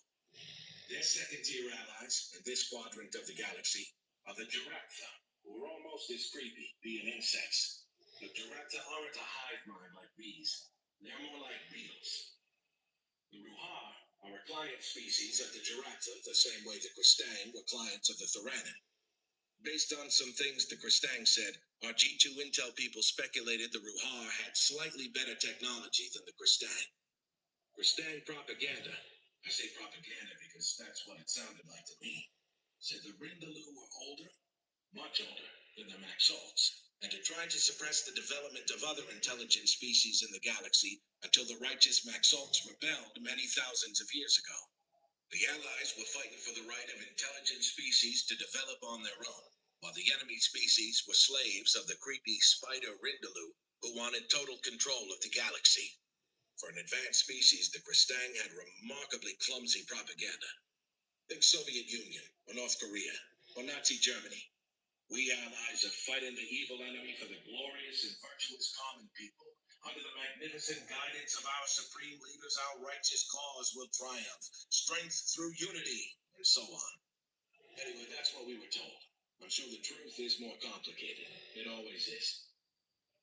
The incredible technology of the Maxolts and the Rindalu did not extend to creating or even operating the wormholes that made long-range interstellar flight practical. Those wormholes were created millions of years ago by a long-gone species that is unknown other than what they left behind. The Kristang called the wormhole builders the Elders. Wormholes didn't care who went through them, and there was no known way to control one or shut it off, or damage it. Even a nuke had no effect. The wormholes worked, and that's all we needed to know. Then we got to the rules. The rules were the rules of engagement for combat. They applied to both sides and were strictly enforced by the Maxolts and the Rindalu. The rules explained why the war had been going on for many thousands of years, why both sides hadn't wiped each other out a long time ago. The basis of the rules was that the Maxolts and the Rindalu couldn't afford to seriously fight each other directly, in the same way that America and China couldn't fight each other. On Earth, countries with megatons of nukes couldn't fight without destroying their own countries. Out in the galaxy, species with weapons that made nukes look like firecrackers also could not afford to fight each other directly. So, they fought through their client species, and those species also had clients, and so on. Most of the actual fighting and dying was done by third-tier species like the Ruhar and the Kristang, and by their clients, like humans. Anyway, here are the rules. You better grab a pencil and paper. Rule number 1. No use of nukes or other types of radiological weapons on or near an inhabited planet or even potentially habitable planet. No antimatter either, because such a weapon produces hard radiation even if it is short-lived. This rule was listed first because the Maxolts and the Rindalu didn't want their grubby underlings contaminating a planet they might later want for themselves. Even in the vastness of the Milky Way, the number of habitable planets within practical range of a wormhole was limited. So both sides didn't want useful planets removed from productive use because some jackass went crazy with nukes. Rule number 2 was no chemical weapons, for the same reason as rule number 1. Nasty chemicals could linger in the environment for a long, long time. They didn't quite say that any species abandoning a planet was supposed to sweep up after themselves and take their trash with them. I figured that was implied. Rule number 3, no use of nanoweapons. Nanotech was widely used to make things, but it could not be used as a weapon. Even the Kristang weren't sure of the basis for this rule. But ancient rumor held there was an incident where nanotech gets loose and caused that entire star system to be quarantined permanently. Hence, nanoweapons were a huge November gulf in the war. Rule number 4, no biological weapons. This rule wasn't so much to protect the Maxolts and the Rindaloo because species were different enough that a pathogen deadly to one species mostly had no effect on others. This rule was more like a Geneva Convention sort of thing, where the combatants agreed not to do something to the enemy so the enemy wouldn't do it to them. Otherwise, each side could simply drop stealth missiles with canisters of biological weapons into the atmosphere of enemy planets, and soon no one would be left alive on either side. Rule number 4 was, we heard, a little sketchy in actual use, as viruses, bacteria, and other biological hazards mutated over time. And if a known natural virus became more contagious and deadly, who could say that didn't happen naturally? Rule number 4 was in place to prevent catastrophic biological attacks. Apparently, a certain level of cheating is allowed, as long as it didn't get out of control and no one got caught. The Kristang told us the Ruha were notorious for pushing the limits on rule number 4. I'm sure the Ruha would say the same thing about the Kristang. The bioweapons thing scared me, despite reassurance from the Kristang that the Ruha didn't know enough about human biology to make a weapon effective against us. What scared me is the Kristang had medical technology far advanced beyond what humanity had brought to the stars, and they weren't sharing any of it with us. They said that without years of studying human biology, they couldn't safely apply their advanced technology to us. Which meant even a common flu virus that some human brought with them from Earth could be a serious problem for the expeditionary force, and that wounded troops had to be treated with whatever medical care was available on that planet. There would be no medevac flight back to the States on this campaign. Rule number 5 was, simply put, no dropping rocks. No steering asteroids or comets so they impacted an inhabitable planet. This also meant no taking even a small rock, accelerating it to relativistic speed, and slamming it into a planet. Any planet with a decent population had systems that could detect and deflect rocks that were naturally on an impact course anyway. The rule was to prevent the combatant from saturating those defenses, or encasing a high-speed rock in a stealth field. What, you may ask, about railguns? Spaceships routinely use railguns to accelerate kinetic rounds up to relativistic speeds, and railguns were used for both space combat and planetary strikes. The key to using railguns for planetary bombardment was the effect on the planet. You had to limit the energy yield of a single kinetic impactor to less than a megaton, and you couldn't use so many railgun strikes that you affected the planet's climate. Pounding a planet with a lot of railguns could throw a thick dust cloud into the air and lead to rapid cooling. That dust could take a long time to settle out of the atmosphere, even leading to a mini ice age. So those were the rules. I wasn't capitalizing those words on my own. That's the way they were on UNES PowerPoint slides. The point of the rules seemed to be that inhabitable planets within practical range of a wormhole are rare and precious, and the Maxolts and Rindaloo could not allow lesser species to damage valuable real estate. The rules weren't focused on protecting soldiers or civilians on either side. There was no alien equivalent to the Geneva Conventions for space warfare. The Maxolts and Rindaloo had put the rules in place to prevent their ancient war from getting out of hand. As long as lesser species conformed to the rules, they could kill each other all they wanted. All the rules were okay by me, especially as UNEF didn't have any nuclear, nano, biological, chemical, or relativistic railgun weapons with us at Camp Alpha.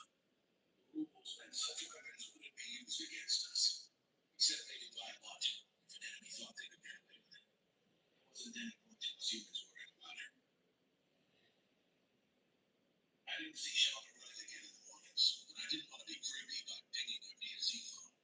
So I was thrilled when we ran into each other in the DFAC, which is what the Army calls the dining facility. It was a big tent with tops on the ground to keep dirt and dust out of the food, and the pervasive acrid burnt smell to a minimum. And a tray of sandwiches, one peanut butter, and one was some kind of mystery meat, with mashed potatoes and what was supposed to be gravy, and green beans. Real green beans, they looked like. They weren't cooked to death. And a roll. with butter. After busting my ass all day, I was hungry, and all the food looked good. I turned around to find the table and almost crashed my tray into Shauna's. Hey, Shauna, right? I said as nonchalantly as I could. Hey, yourself. She looked at my tray. Her tray only had a sandwich, green beans, and an apple. You want to grab a table? Did I? Trusting myself to speak without saying something stupid, I simply nodded and followed her to a table that wasn't too crowded. You know what I was doing on Columbus Day? I said as a way to open a conversation. Well, you may have come across as bragging, so I added, did you do anything stupid that day? I was with friends in Phoenix. You weren't out leaf peeping that day? She tilted her head and gave me a sarcastic look. People in Phoenix don't do a lot of leaf peeping. Got it. My family doesn't need to go looking for leaves. At Columbus Day, they're covering the lawn 2 feet deep. You gonna eat? She looked at my still full plate. Oh, yeah. I want to talk with my mouth full. I bit into a sandwich and swallowed quickly. I went home first to make sure my mother was all right. My father was on a business trip in Houston, and I went over to check on my grandmother. She lives in a high rise. Without power, she was stuck up there. I didn't think she'd be able to make it all the way down the stairs. She's got a bad hip, and she's, you know, old. Voice trembled a bit. Recalling that day was bringing up a lot of emotion for her. She was so scared. She was so scared. And she told me not to worry about her. She told me that I was young and strong and that I needed to get out of the city, get somewhere the aliens wouldn't find me. She kept saying it was the end times, Judgment Day, and that I needed to leave her and survive. In the city, we didn't have our assault ships landing in the streets. All we saw were glancing contrails in the sky and pillars of smoke from sites they hit. The only way we knew there was an alien invasion were emergency announcements on the radio, and I didn't believe it at first. She had the last forkful of green beans, then pushed the tray away. Those hazards frightened my grandmother almost to death. I hated for that. That's why I'm out here. I don't want my grandmother or anyone else to ever be scared like that. Yeah. I usually go out on clear nights, look up at the sky, and wonder what's out there in the universe. Every Columbus Day, I look at the sky, and if the stars are twinkling for a second, I think maybe it's an enemy ship jumping into orbit. Yeah, exactly. She slapped the table. Because of the hamsters, nobody can look at the sky again without fear. I hate those MFers for that. You stole our innocence. I mumbled over a mouthful of mashed potatoes. Yeah, something like that. Not you and me. We've seen combat. We saw some shit in Nigeria. But most people just living their lives. They don't need to think they're safe again, ever. She looked away for a moment. Ever. Now we know there's a whole galaxy full of enemies out there, looming over our heads all the time. We talked about what total bullshit it was that we were expected to go into combat with basically the same gear the U.S. Army had been using for decades, and exchanged rumors about what our first deployment would be. Neither of us knew squat about where the new stand would send us next. We both wondered and worried about what was going on back home, while I finished my dinner and she ate an apple. Our family was much worse off than my folks. Her parents had both lost their jobs, and they, her younger brother and grandmother, had been resettled in East Texas, where her father was on a farm labor team and her mother was working at a daycare. It was a big change for her parents. Her mother had been a real estate agent, and her father a sales rep for an IT company. Both of those jobs vanished when the economy crashed, and the condo in Phoenix had become unlivable without electricity to run air conditioners. My father lost his job at the paper mill, but he got by for the first couple months on odd jobs, logging, welding, and auto repair. My mother still had a steady job as a teacher, especially with so many families moving from electricity-starved cities to the countryside. Late December, someone had the idea that the big paper mill where my father had worked, which had a cogeneration plant that burned basically leftover sawdust to make electricity for the mill, could be started up again to produce electricity for the region. That brought my father back to work at the mill. The only problem being that there wasn't enough lumber being brought to the mill because there wasn't enough diesel fuel for the trucks to haul the wood. The Great North Woods had plenty of lumber and no way to get it anywhere. There's barely enough diesel fuel around for trains. The solution was to bring old steam engines from a tourist railroad into still knew how to keep steam engines running and how to make them run on wood rather than coal or oil. Good old American ingenuity in action. Steam engines hauling logs out of the woods to a paper mill that was now a power station. The entire U.S. electricity grid was being rebuilt slowly as the smart grid we should have had decades ago, and lots of smaller local power stations rather than one giant plant for a whole region. The Christine weren't helping much with rebuilding electrical generation around the planet, except in industrial areas they deemed vital to the war effort. Our new allies were disdainful that humanity still relied on fossil fuels for energy, and they set up a couple fusion reactors around the planet for their own needs. But even though they had explained their fusion technology to our scientists, it was going to be a very long time before humanity built a working fusion reactor on our own. When I left, electricity was still spotty in my hometown. Most of the power from the new power station in Milliconnet went downstate to the Bangor area. My parents kept their house warm with wood stoves, didn't need air conditioning, and the garden we expanded over the winter should bring in plenty of crops to feed my family and the people living with them, plus food left over to sell. They had 2 cows now, and chickens for eggs, and when I left, my mother had been bargaining for a pair of piglets. It was the same all over the world. People higher on the economic ladder before the Ruhr attack were now sometimes worse off than those people who had been scraping by. If you were a farmer before Columbus Day, your life hadn't changed a whole lot, other than it being difficult to get fuel for tractors, since people still needed to eat, so there was plenty of demand. What did the Bible say? Something like, many who were first will be last, and the last first? Nobody ever expected scriptural prophecies to be delivered by alien invasion. I busted my ass to qualify for combat duty, Shawnee explained. Almost qualified when I signed up. I fell on an obstacle course and sprained my ACL with 2 weeks to go. Pissed me off. So I went into logistics. I want combat duty, Joe. Being in the infantry and having been in combat, I wanted to caution her against too much enthusiasm. It wasn't any of my business how she wanted to serve, so I kept my mouth shut. We finished eating. People from her unit came over to talk to her, and then she left. If that could be considered a first date, it was a downer. The first war game on Camp Alpha was Operation Valiant Shield. Code names for operations were ideally supposed to be selected at random so as not to give the enemy an idea of your intent. Like, Operation Desert Storm was a cool name, but it had been pretty easy for the Iraqis to figure that op was an offensive in the desert. Not that it had mattered back then. The problem with random words is that you could end up with ops with unintentionally funny or lame names like Flaming Bunny or Limp Justice. So really, operation names were dreamed up, or at least vetted by, the UNEFBR staff. The name Valiant Shield was probably thought to be inspiring for the troops. When I heard the name, all I could think was we were supposed to die valiantly. Like the old Roman saying, where a soldier was supposed to come home with his shield or on it. I wish I could tell you that during our first war game, I dreamed up some incredibly brilliant tactic that no one else had thought of, and it led us, or at least my platoon, to victory. I can tell you that. And it would be an awesome story, right? And maybe I will tell something along those lines someday to my grandchildren when they're complaining how uncool old grandpa is.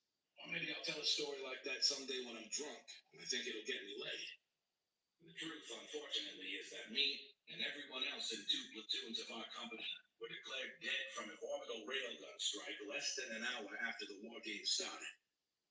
We were hustling across a shallow canyon going from cover to cover when my Z-phone beeped and a squawking voice announced that I was dead. Then my Z-phone stopped working entirely. Crap. How the hell was 2 platoons of foot soldiers worth a railgun strike? The company had split up to avoid providing a juicy target, and that didn't work.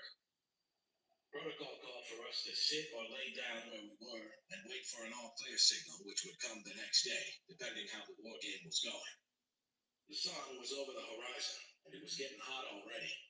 Our officers decided we could cheat a little and walk back across the canyon to shelter under a rock overhang. That's where I spent the rest of that day, all night, and half the next morning. We were running low on water. It was a 6-hour walk back to base because we'd been dropped off by buzzards before the start of the war game. Somebody at HQ took pity on us and sent trucks. They didn't have air conditioning, and although we grumbled about that, we appreciated not having to walk the whole way. One lesson that had gotten hammered into our heads by the war game is that the key to surviving ground combat in this war, in a situation where the high ground is above the atmosphere, is like surviving combat in situations where the enemy might use tactical nukes. Avoid concentrating your forces and keep cover as much as possible. In a potential nuclear war situation, do not give the enemy a target they might be tempted to hit with a nuke, like battalion-sized forces, large ammo dumps, fixed airfields, vital bridges, that sort of thing. The Kristang didn't use nukes against ground targets. You might think that was a good thing. However, it actually made the situation more dangerous. Deciding to use a nuke requires a whole lot of high-level leadership hand-wringing over an enormous nuclear escalation of the conflict. An escalation you can't step back from. A genie you can't put back in the bottle. Using railguns, which can accelerate rounds to a significant percentage of light speed and can have the destructive energy equivalent of a tactical nuke, it's so easy that it's a given in interstellar warfare. To us grunts on the ground, that means getting hit with a railgun from orbit is a matter more of when, not if. Overall, in the war game, UNEF Blue Forces got crushed by the opposing simulated Ruha Red Force. The Kristang were reportedly very pleased with the outcome. Not pleased that UNEF troops had died by the thousands. Pleased that UNEF troops had held on long enough to delay the Red Force's occupation of the surface. Scattered UNEF forces had used guerrilla tactics to attack Red forces after they landed, and our Zinger Manpad teams had shot down an encouraging number of Red dropships, and our Airedales had done well for themselves too. Sure, by the time the Kristang halted the war game, the UNEF Blue Force had less than 100 aircraft capable of flying. If you think that's bad, the Kristang had expected all our air assets to be depleted within the first 12 hours. Modern combat is high intensity, especially once your feet get off the ground. 2 days after the war game, my fire team was watching a basketball game in the evening. Our battalion against the British Army team. Us enjoying hot dogs and popcorn. When an Army lieutenant, still wearing a flight suit, sat down next to us in the bleachers. Hey, you're a pilot, sir? I asked stupidly. Uh-huh, he said over a bite of hot dog. You used to fly an Apache? Now I fly a chicken. How'd you do in the war game? I asked eagerly. I heard a lot from ground pounders, but nothing from my Airedales so far.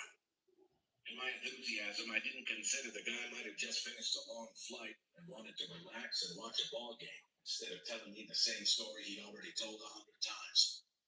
There wasn't need to worry, because a pilot never got tired of talking about flying.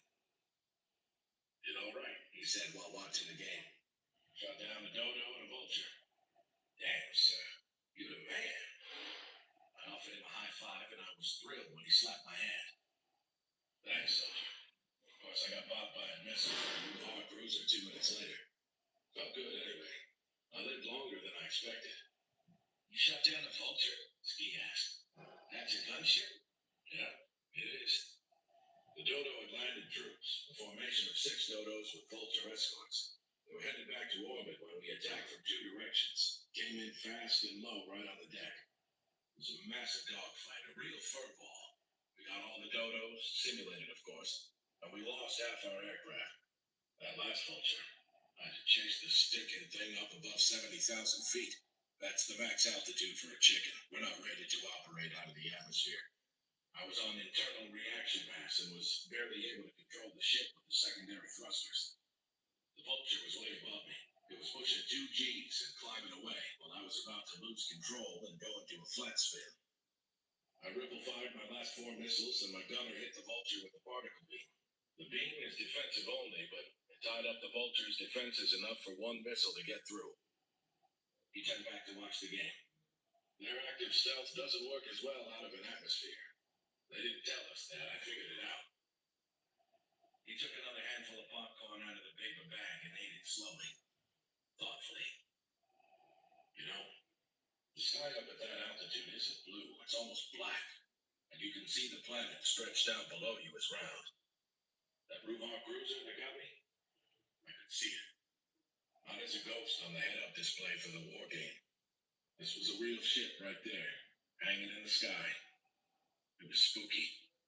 The image on my HUD showed a Ruha ship superimposed over the real Kristang ship for the game.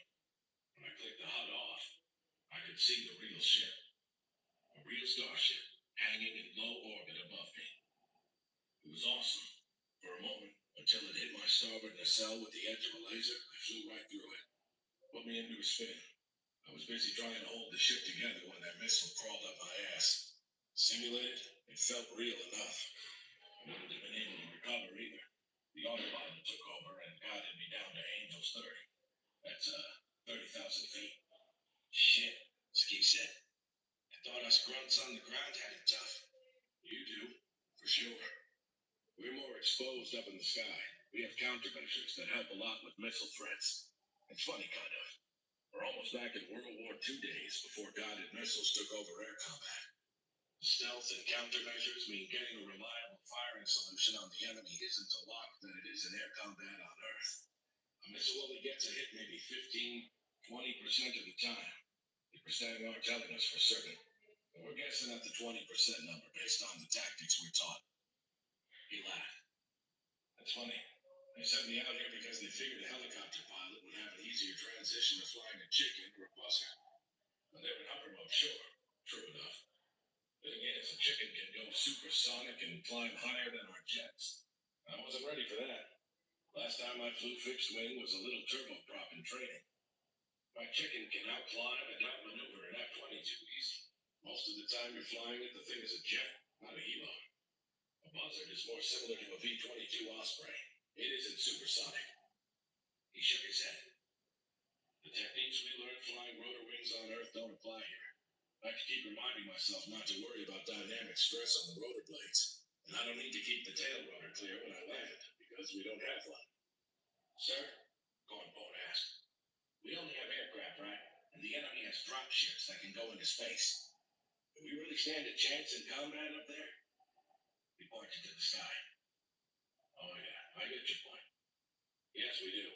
We actually have an advantage in air combat over drop ships. Drop ships are big and heavy. They handle like a pig when they're deep in an atmosphere. With stealth and countermeasures, if your first volley of missiles doesn't hit it, you close the distance to the target real fast, and then you're in air combat maneuvering, using your guns. The key to air combat is kinetic energy. If you bleed off too much speed in a turn, you're dead. Energy means you can engage and disengage a dogfight as you need. Drop ships are ultimately much faster than our aircraft. They can reach escape velocity, but they don't accelerate as fast. We can get up to speed much quicker. He went on for a while about tactics of air combat. The three of us were enthralled. At that moment, I thought he was the coolest guy who ever lived. I left my seat and got another hot dog for him so he'd keep talking. The game ended though. The British team won by 2 points, and a group of pilots came by, so we left. Damn, Steve said wistfully. Wish I was a pilot. I thought about it too. One of my uncles is in a flying club back home. The club has a single-engine Piper, something like that. My uncle flew me and my father to Minneapolis once for a Bears game. That was great.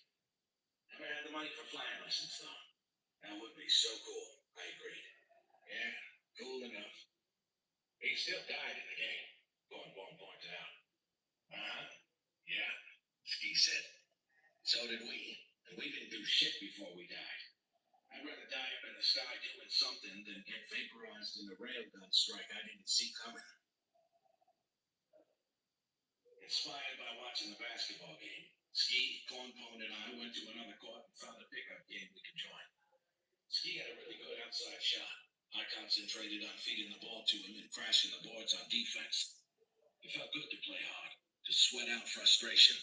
All of us were pissed that we died and accomplished nothing during Valiant Shield. Sure, us getting blown up from orbit was a realistic scenario. Our question was what we were supposed to learn from it.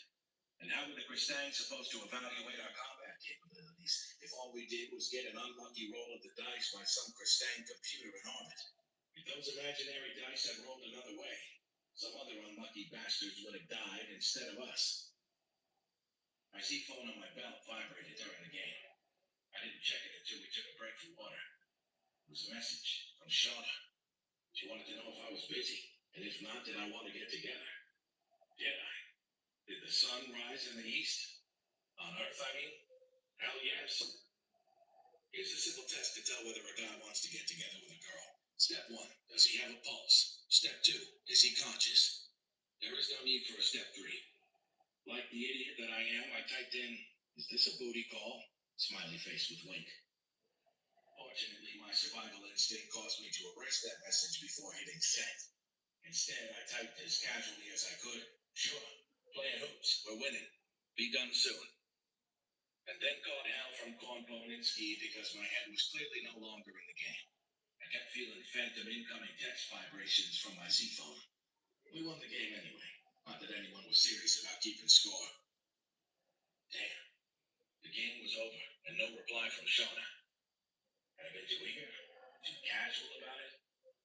Crap. My grandmother told stories about how she had sat by the phone at her house. This before cell phones. Sat by the phone waiting for a guy to call. It sounded pathetic to me back then. Sitting by the phone instead of being out having fun in case some loser guy decided to call. It when Ski and Cornbone suggested we go see what movie was playing in the big rec center tent. Instead of going with them, I said I was tired and wanted to crash. They gave me a funny look but left me alone. There I was, not with my buddies, not back at our tent in case they came back there. There I was, sitting alone in the basketball arena tent waiting for a girl to contact me. For all women who've waited for a guy to call or text them back, I know how you feel. It sucks. And then my Z phone pinged with a text. What I expected was for Charlotte to suggest we meet somewhere, talk, maybe meet her friends, that sort of thing. She totally surprised me by meeting me at a gate to the logistics group motor pool, a fenced area for the Mustang trucks we've been using. She had the code to the gate, and we slipped in. I followed her quietly as she put a finger to her lips. We weaved our way between the closely parked trucks. I didn't know where she was leading me until we stopped behind the truck and she swung the gate back down. The truck had a canvas-type roof over it. She pulled the flap aside and pointed a flashlight inside. For a second, I was afraid there were other people in the truck, and Shauna expected me to get into some sort of sketchy activity that I was not interested in. My Army personnel file already had enough remarks about me getting into trouble. There wasn't anyone in the truck. It was a thick pile of blankets. My eyes must have shown my total surprise because Shauna grabbed my shirt and kissed me passionately. You okay with this? Her eyes were glittering in the dim security lights. You're cute. Kinda dumb, maybe, but cute. I nodded like a 4-year-old being asked if he wanted a bowl of candy. Yeah, okay. Yes. For those of you who've had sex, I won't bore you with sweaty details of me and Shauna. You know what it's like. And I'm sure we didn't do anything you haven't done before, or wanted to do. For those of you who haven't, I won't spoil the surprise for you.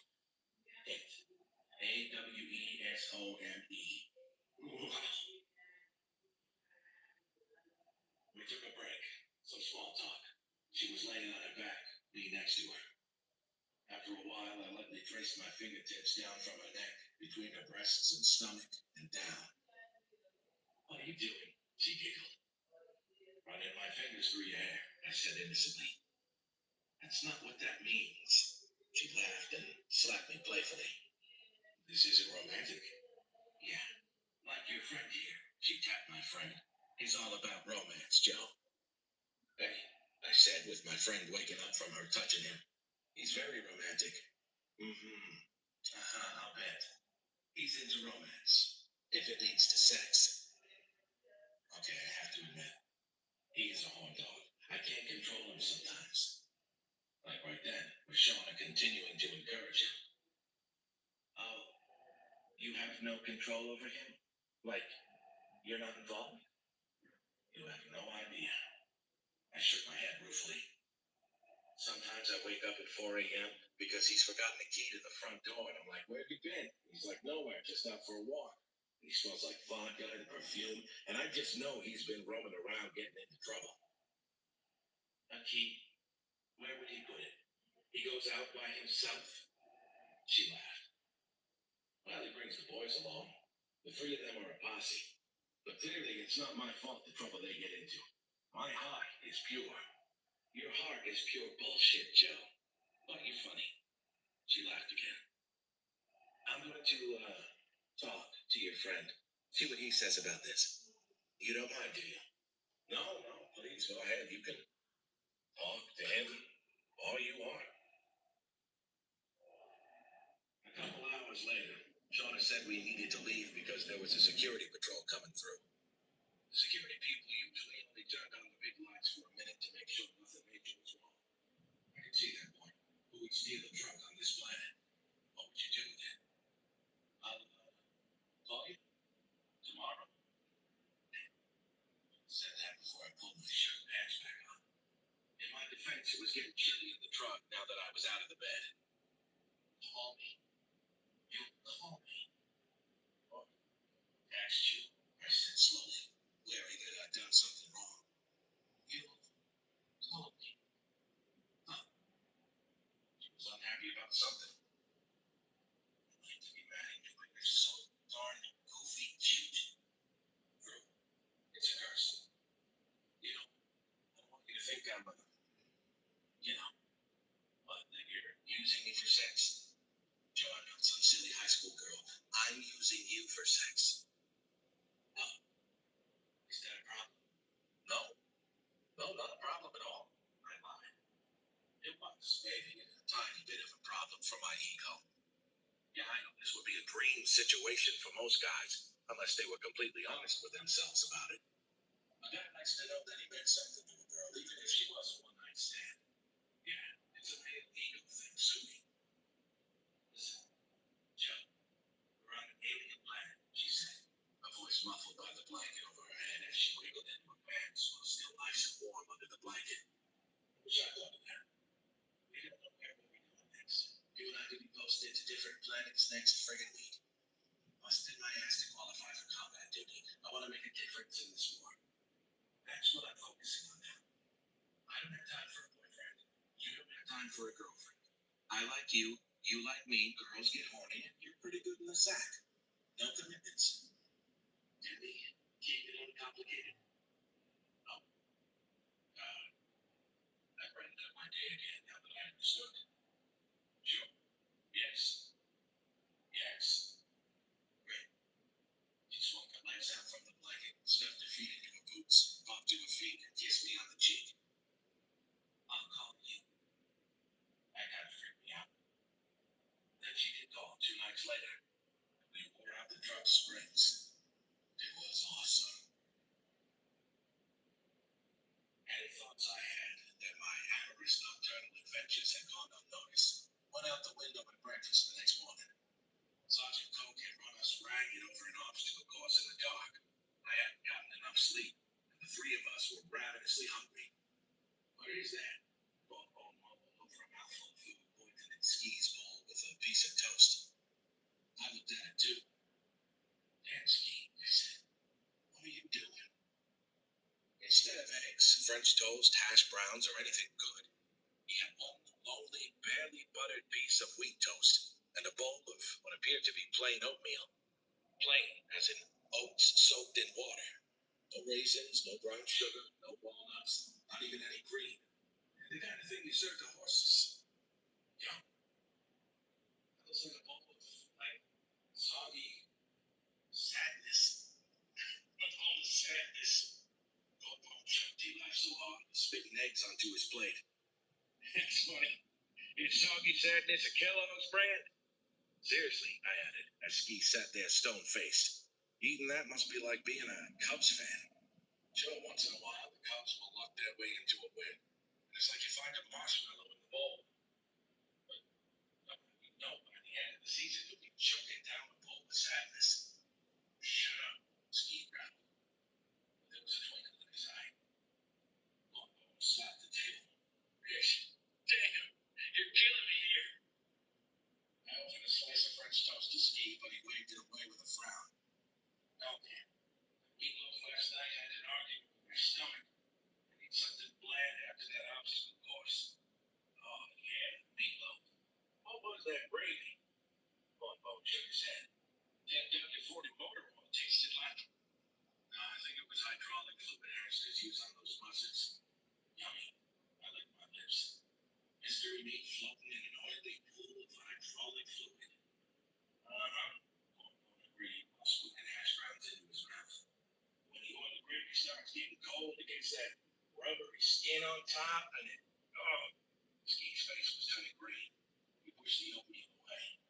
Guys, shut up, please. I'm gonna lose it. Busting each other's balls was a key part of being in a fire team. We also knew when to quit. Last thing Coco and I wanted was for Skeet to Ralph all over the breakfast table.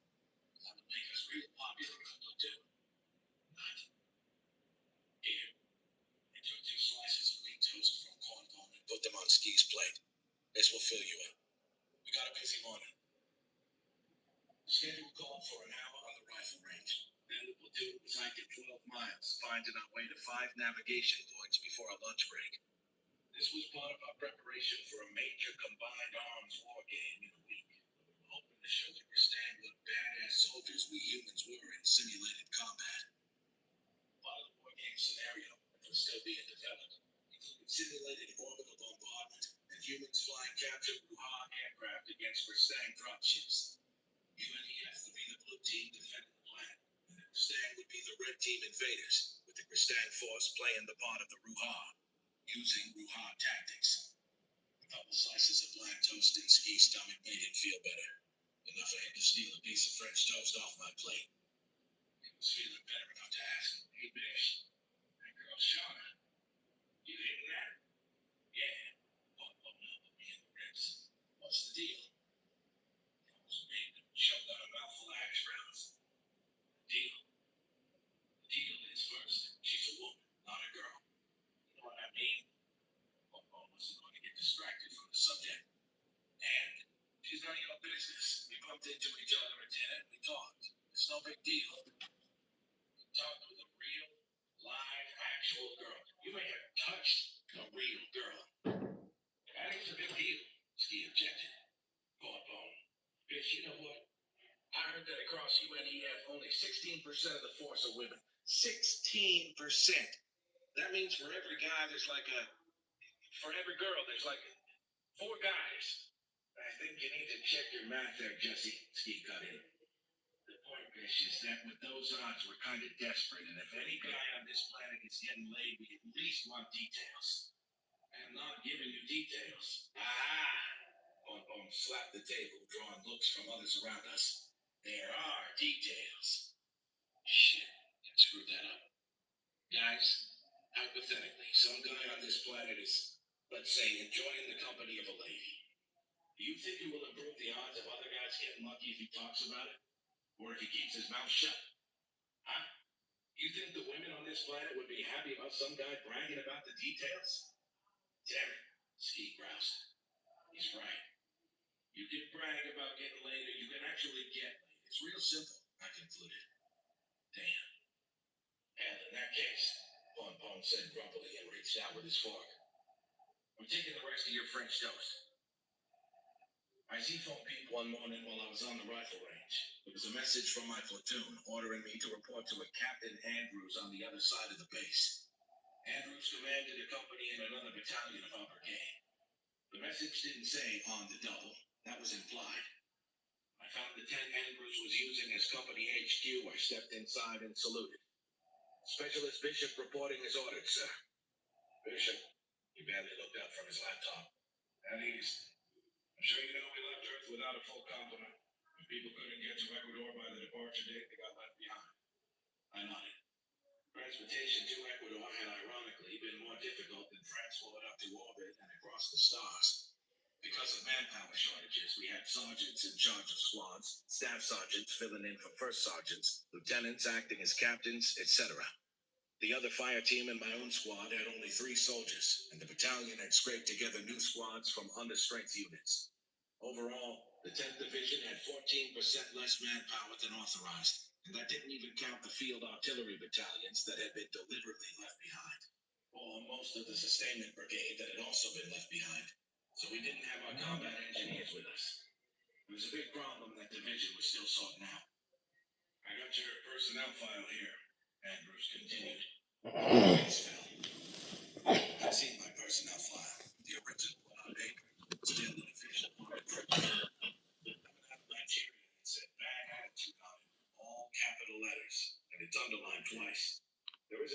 smiley face has the dot over the I in attitude, so you know it's serious. I hope Captain Andrews wasn't going to underline it again and circle it with a big angry face. Running frantically through my memory, I couldn't think of anything I've screwed up more than usual since we left Earth. Balanced against my alleged bad attitude was a purple heart that explained the scars on my left arm, and paperwork started to award a Bronze Star. That paperwork had stopped at the brigade level, which I could understand considering the circumstances. I appreciated the gesture anyway. You know Staff Sergeant Agnelli? He asked, and I nodded again, and he said something unexpected. There's an opening for a sergeant in his squad, and you've been recommended. He didn't say who had recommended me. It's yours if you want it. We don't have time or resources for a regular training program, so you learn on the job. If you're interested, report to Agnelli and I'll handle the paperwork. Shit. I didn't know if I was ready to command a fire team. 3 guys I didn't know. Andrews cleared his throat. That was me waiting for an answer, Bishop. I know this is unusual. We don't have time for the normal process out here. Oh, yes, sir. Thank you. I mean, yes, I'm honored. Yes. Promotions was supposed to be a more formal process. I was taken completely by surprise. The division had holes that needed to be filled. Uh-huh. You sounded less than convinced. Agnelli will keep you out of trouble. And Bishop? Yes. Stay away from ice cream trucks. He wasn't smiling. Taking command of a new fire team wasn't the most difficult part of my promotion. My 3 guys all had experience in Nigeria and knew what to do without me needing to tell them much. Staff Sergeant Agnelli was patient with me, and other than the administrative part of the job that was overwhelming at first, I didn't have much trouble adjusting. The Army didn't have time to put me through the standard training, which saved me from memorizing a bunch of crap, and I'm sure that would have come back to bite me in the ass later. The most difficult part of being promoted was leaving my old unit. Sergeant Coke, Ski, and especially Cornbone. Cornbone had a tear in his eye, which he said was caused by blowing sand, and my eyes teared up too. Damn, Cornbone said. Think how much stupid stuff you get into when I'm around. What are you going to do without me? And the Army put you in charge of a fire team? He shook his head sadly. If I see an ice cream truck, I'll run the other way. He snorted. Bish, that takes care of like 10% of the problem.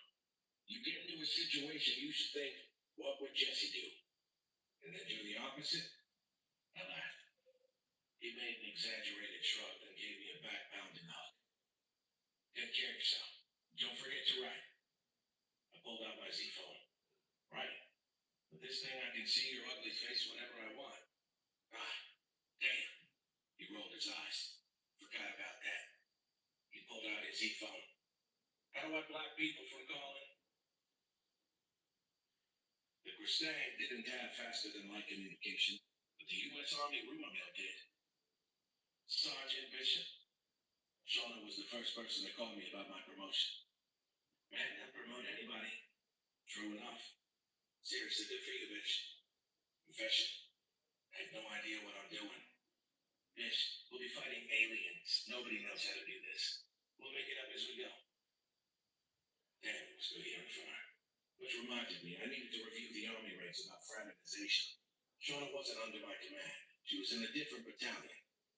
Did that mean I was okay to continue being with her? I sure hope so.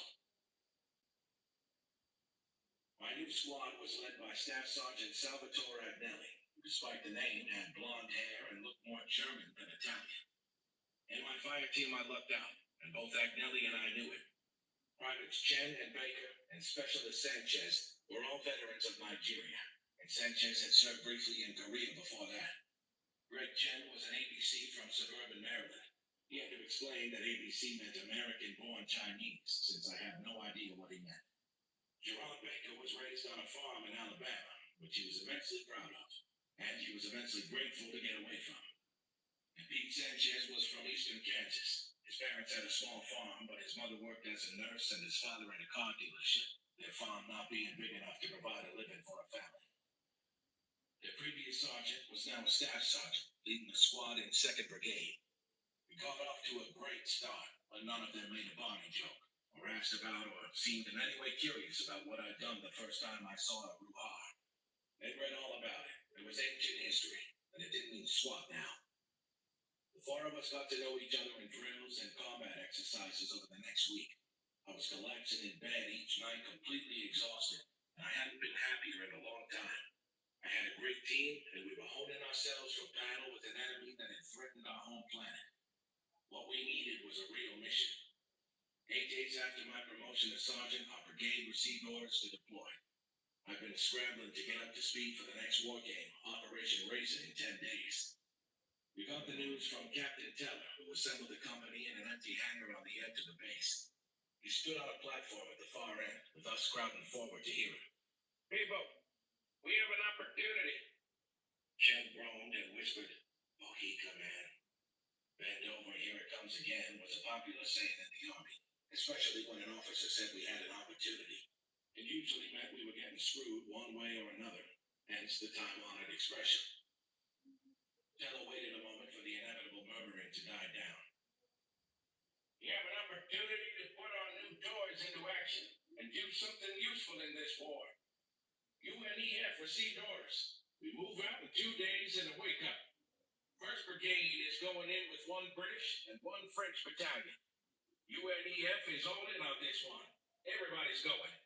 The whole force is bugging out over the next 2 weeks. The guy in the front spoke up. What's the mission, Captain? We gonna kick some rodent ass? The question was asked with deadly seriousness. Teller made a face like he just bit into a lemon. No, the Christang say we're not ready for that. I've seen Christang battle simulations, and they're right. We're not ready. We just get in the way. Most combat happens in orbit, or further out. And since we don't have a space navy, we can't help there. The Christang have retaken the colony world they lost to the Ruhar a while back. They're kicking the Ruhar off the planet.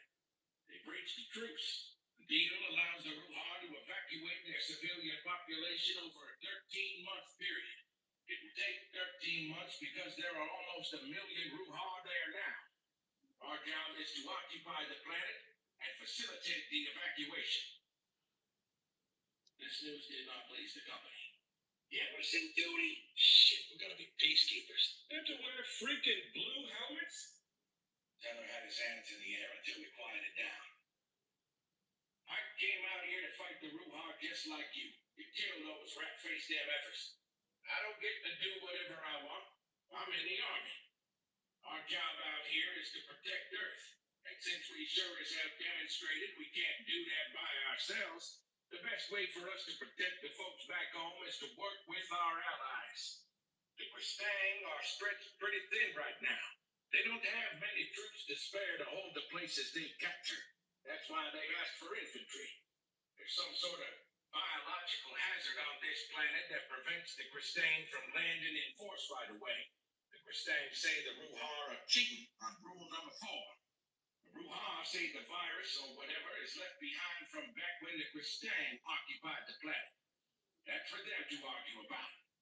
Bottom line is the Christang can't land their troops on this planet unless they're wearing full environment suits, and that ain't happening.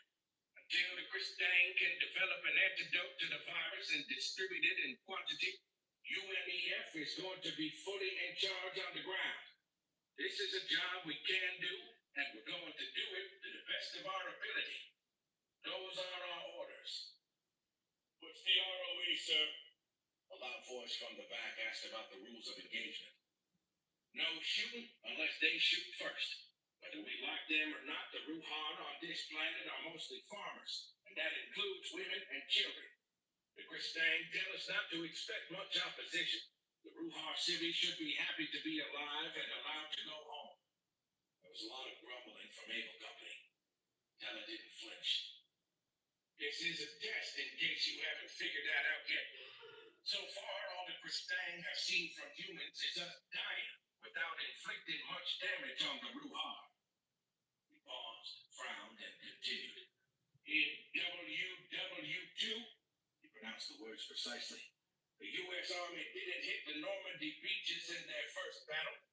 We landed in North Africa first. And those of you who know your history know that's a damn good thing. We were completely unready to take on the Germans in 1942. If we'd landed in Normandy first, we would have gotten our asses kicked back across the channel. By fighting in North Africa and Sicily and Italy, we learned how to fight the Germans, learned what worked. The Kristang have given us a few shiny new toys to fight with. That doesn't mean we know the best tactics to use them against the Ruhar in ground combat. The Kristang have trusted us with what should be a simple job. We cannot screw this up. We take control of the planet, remove the Ruhar series to the space elevators, and get their furry butts off the planet, and we secure the place until the Kristang sort things out upstairs and can land their own troops. We are going to show the Kristang that the United Nations Expeditionary Forces are disciplined, competent, and ready to take on combat operations in the future. Platoon leaders, I want your squads ready for departure inspection at 1400 hours the day after tomorrow. Are there any more questions? I spoke up. So where are we going and what can we expect for conditions? I wanted to know as much as possible about what my new fire team would be getting into. The short answer is we're going to bumfuck Neptune. The smile only lifted one side of his mouth. Oxygen, nitrogen atmosphere. A bit more oxygen than we're used to. Gravity was 2% heavier than Earth. The star is hotter than our sun, but the planet is further away, so the climate is similar to Earth. Hot at the equator, ice caps at the poles. It's mostly a farming colony. The Ruhar call the place Gitanu, which translates roughly as new grain field, or something like that. I drew a chuckle from the crowd. The Kristang call it Paradisus. We're calling it Paradise. It's got one big-ass continent, a couple island chains, and big islands like Greenland size. The rest is ocean. Our PowerPoint rangers put together a briefing deck which your platoon leaders should have on tablets to distribute. It says the main continent is largely flat grasslands, like the U.S. Great Plains or the Russian steppes. Lots of big farms tended partly by robots with the Ruhar clustered in villages. All the intel we have will be available on your notepad shortly. I need everyone to study up during the flight. The whole 10th Division, plus our British and French friends, will be loaded on 3 transport ships, and the trip will take 16 days. After we drop, the Kristang will keep a destroyer plus 2 frigates in orbit for fire support. But this is our show. General Mears has assured the Kristang that we can handle this. We are not going to prove him wrong. Shauna pinged me before I could contact her. You hear? We're moving out. Yeah, we're going to Paradise. Paradise. She laughed. We hadn't been together since my promotion to sergeant. We'd both been too busy, and I was way too tired. It hit me then that I might never see her again. Once we left our base on Camp Alpha, we'd probably be on different transport ships, then assigned to different sites scattered across the surface of Paradise. Hey, good luck on qualifying for infantry. I didn't want the call to end, and I didn't know what to say. Thanks. That'll have to wait until we get there. There were loud voices in the background. Joe, I have to go. Let's keep in touch. Sure. And that was it. At least we'd be on the same planet. You might think that 2 days and a wake-up means we had 2 full days plus a luxurious full night of sleep before we had to assemble for departure. You'd be wrong. The wake-up happened at 0 dark stupid. It felt like my head had barely hit the pillow before light snapped on in the tent and my feet had to hit the dirt. Getting up at 0 dark 30 was nothing new to me, and I didn't resent it, even though I was not by nature a morning person, or even a mid-morning person. My sister was an annoyingly cheerful morning person, and growing up I wanted to smother her with a pillow more than once. Anyway, I had to get up at 0 dark stupid, which meant I then had to wake up my fire team. The difference between 0 dark 30 and 0 dark stupid is that 0 dark stupid means you rouse out of bed, get all your gear ready, and assemble for departure inspection, only to stand around for 3 goddamn hours when you could have used those 3 hours for something productive like sleeping. As a sergeant now, I had to endure the resentful glares from my team while keeping a neutral expression on my face. The whole departure was a clusterfuck. The Kristang wanted their dropships loaded as quickly and efficiently as possible, which meant cramming the maximum number of people aboard in a frantic rush, even if that meant splitting up platoons, squads, or even fire teams. When we finally boarded a dropship, Baker and Chen had their feet in the door when the MP held out a hand to stop anyone else from boarding. "We're full, move on to the next ship," she announced. I frantically yanked Baker and Chen back out by hauling on their packs and waved another two guys forward. Hell, no way I was going to let my new fire team get split up right after we met. You'd think we would be the first in line to board the next dropship, but the MPs, keeping us organized, had other ideas, and several dropships lifted off before we were way forward. Being aboard a dropship wasn't the last of the confusion. When our dropship docked and we got aboard the Kristang starship, we discovered we were not only aboard a different ship from the rest of our platoon, but most of the ship was occupied by the U.S. Army 3rd Infantry Division, not our home unit, the 10th. The ship had people from the 3rd, the 10th, most of a company of U.S. Marines, more than a full company of Chinese, 2 squads of Brits, and a scattering of Indian troops. Either the Kristang didn't understand the concept of combat loading, or they had so little regard for human combat capabilities that they figured it didn't matter whether our units were scattered all over hell and gone. Supposedly, UNEF HQ was keeping track of who was there, but I had no way to contact anyone in my chain of command. I got us to bunk with some other people from the 10th. It was a lonely voyage, and I was grateful that my guys shrugged and took it in stride.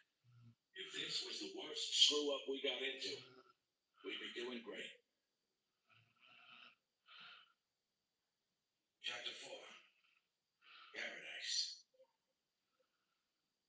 Unlike Alpha, Paradise had a space elevator.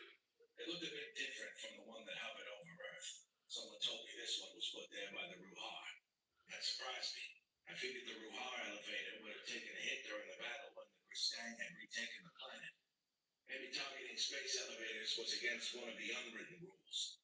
Or maybe it was just practical. The people trying to conquer a planet wouldn't want to damage a valuable asset, and the defenders figured even if they lost that battle, they could try taking the planet back again someday. The Ruhar elevator rode a lightning bolt like the one on Earth did, but whereas the Theranin elevated cable was pure energy, the Ruhar design had a physical cable, thinner than a human hair, in the center of the lightning bolt. Because of this, the Ruhar didn't have any vital facilities on the equator of Paradise. If that cable ever snapped, it could wrap itself around the planet several times and crash down with a considerable impact, despite the small mass. We were told the cable had explosive charges along its length to make it less of a disaster if the cable ever snapped or was cut. But for sure, I didn't want to get stationed on the equator. I spent half my time looking warily at the sky. The trip down the elevator to Paradise wasn't much different from the trip up from Earth, except there was no smiling army cook serving delicious cheeseburgers. We had to settle for MREs again. And this elevator car had more windows, and the passenger compartment was easily 3 times the size of the one at Earth. I guess this one was designed primarily for civilian use. We got a good look at Paradise as we descended, and we descended pretty fast. There was a lot more vibration than I remember on my one other space elevator experience. Paradise looked good. At least it had a lot of green and blue, not the star-blasted dead browns and tans of Alpha. As the elevator car got close enough so I could see the outlines of villages, it occurred to me that I would soon be setting foot on my 3rd planet, and this would be my first planet that was enemy territory, even if that enemy had already surrendered to the Kristang. Getting low enough so individual buildings were distinctive, I touched the new sergeant's stripes on my sleeves. This place was the home of my enemy, the aliens who had attacked Earth. Not that I needed any extra motivation, but in that moment, I was filled with determination to do everything I could to get the Ruhar off this planet on schedule and show our saviors that were staying that humans could be entrusted with more important tasks in the future. And if any damned hamsters got in my way, I might remember the rules of engagement, but I wasn't taking any crap from the hamsters.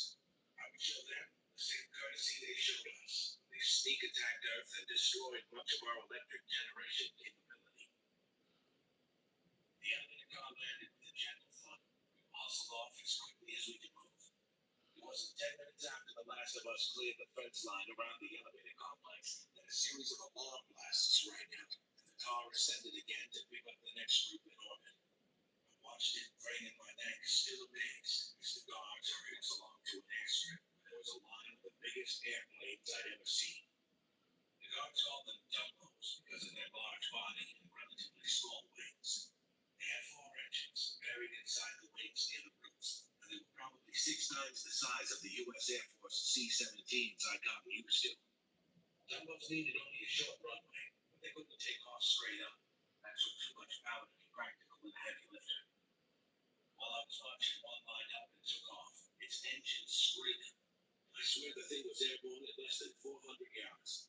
The engine exhaust we pivoted down to help get it off the ground, and the wings took over to provide lift. Anything that big, moving that slowly through the air, and we think there must be an invisible strength holding it up. Like buzzards, Dumbos were leftover real-hard equipment that we humans were expected to use until the Quistag took over. We were supposed to assemble by platoon, except my fire team was alone. I managed to keep my fire team together. It wasn't difficult. And after a while, I learned where we were supposed to go to eventually link up with our platoon. Once the staff sergeants counted noses in squads, then platoons, and then at the company level, we waited. And waited. And waited some more in the hot sun. We must have waited for an hour as other platoons and companies marched past us onto Dumbos, and as Dumbos landed, loaded, and took off again. I could see chickens and buzzards circling the airfield in the distance. They were already a familiar sight from Alpha. The blessing was whatever material the tarmac was made from was a light tan color and didn't bake in the heat the way dark-colored asphalt would have on Earth. After an hour with my fire team beyond the best behavior from their new sergeant, we finally marched halfway across the airfield, past a couple empty waiting Dumbos, to our Dumbo. It was good to see the U.S. Army was just as awesomely efficient and organized on other planets as it was on Earth. We all crammed together on uncomfortable seats made of lightweight netting and sat down to wait again. There was cool air blasting out of vents in the front of the cabin. By the time the air got to us in the back, it was as hot and humid like the air outside. Some kind of commotion was going on in the background. The captain pointed at a tablet and argued with the lieutenant. The lieutenant shook his head at the captain and walked toward us, clearly unhappy. He got close enough for me to read Koenig on his name tag. I stood up and saluted. What's going on, sir? Shouted Foxtrot, he muttered. Another typical clusterfuck. You say we're on the wrong bird. We'll get it sorted out. Whatever the problem was, 5 minutes later the doors slammed closed and we started rolling. Everyone cheered. The word got passed down that we should relax and get settled in for a 2-hour supersonic flight. The pilot made an announcement when we settled into cruise speed, which was around Mach 1.4. Even having traveled faster than light going through wormholes and going down from and back up to orbit in a shuttle, that speed impressed me. And it hit me that the announcement was a human voice. I leaned over to a second lieutenant sitting next to me. So who's flying this thing? He yawned. Little Air Force Dukes. How much flight training did they get? I asked slowly, not wanting to hear the answer I expected. On Earth, C-17 criers had years of training before they qualified for even the right-hand co-pilot seat. No way could these guys have more than a couple weeks flying time in a totally unfamiliar, gigantic aircraft. Nothing to worry about, Sergeant, he said, although I know that he wasn't looking at me when he said it. There's a computer that does most of the flying, and we're standing in orbit can take over and land this thing remotely if needed. The guys in front are there to make coffee. I didn't laugh. The flight was uneventful, except it ended in a landing so abrupt that made me think the pilot was Navy, not Air Force, and he was trying to land our Dumbo on an aircraft carrier. Then I saw the airfield, which was a dirt field, a field that had contained some sort of crops recently, before the land was cleared for airplanes. Without much waiting around, we were marched across the field to a rank of waiting buses. I was excited, eager for a ride in the unfamiliar aircraft. 30 of us crammed into a bus. I wanted to sit in the doorway, legs hanging out to the air,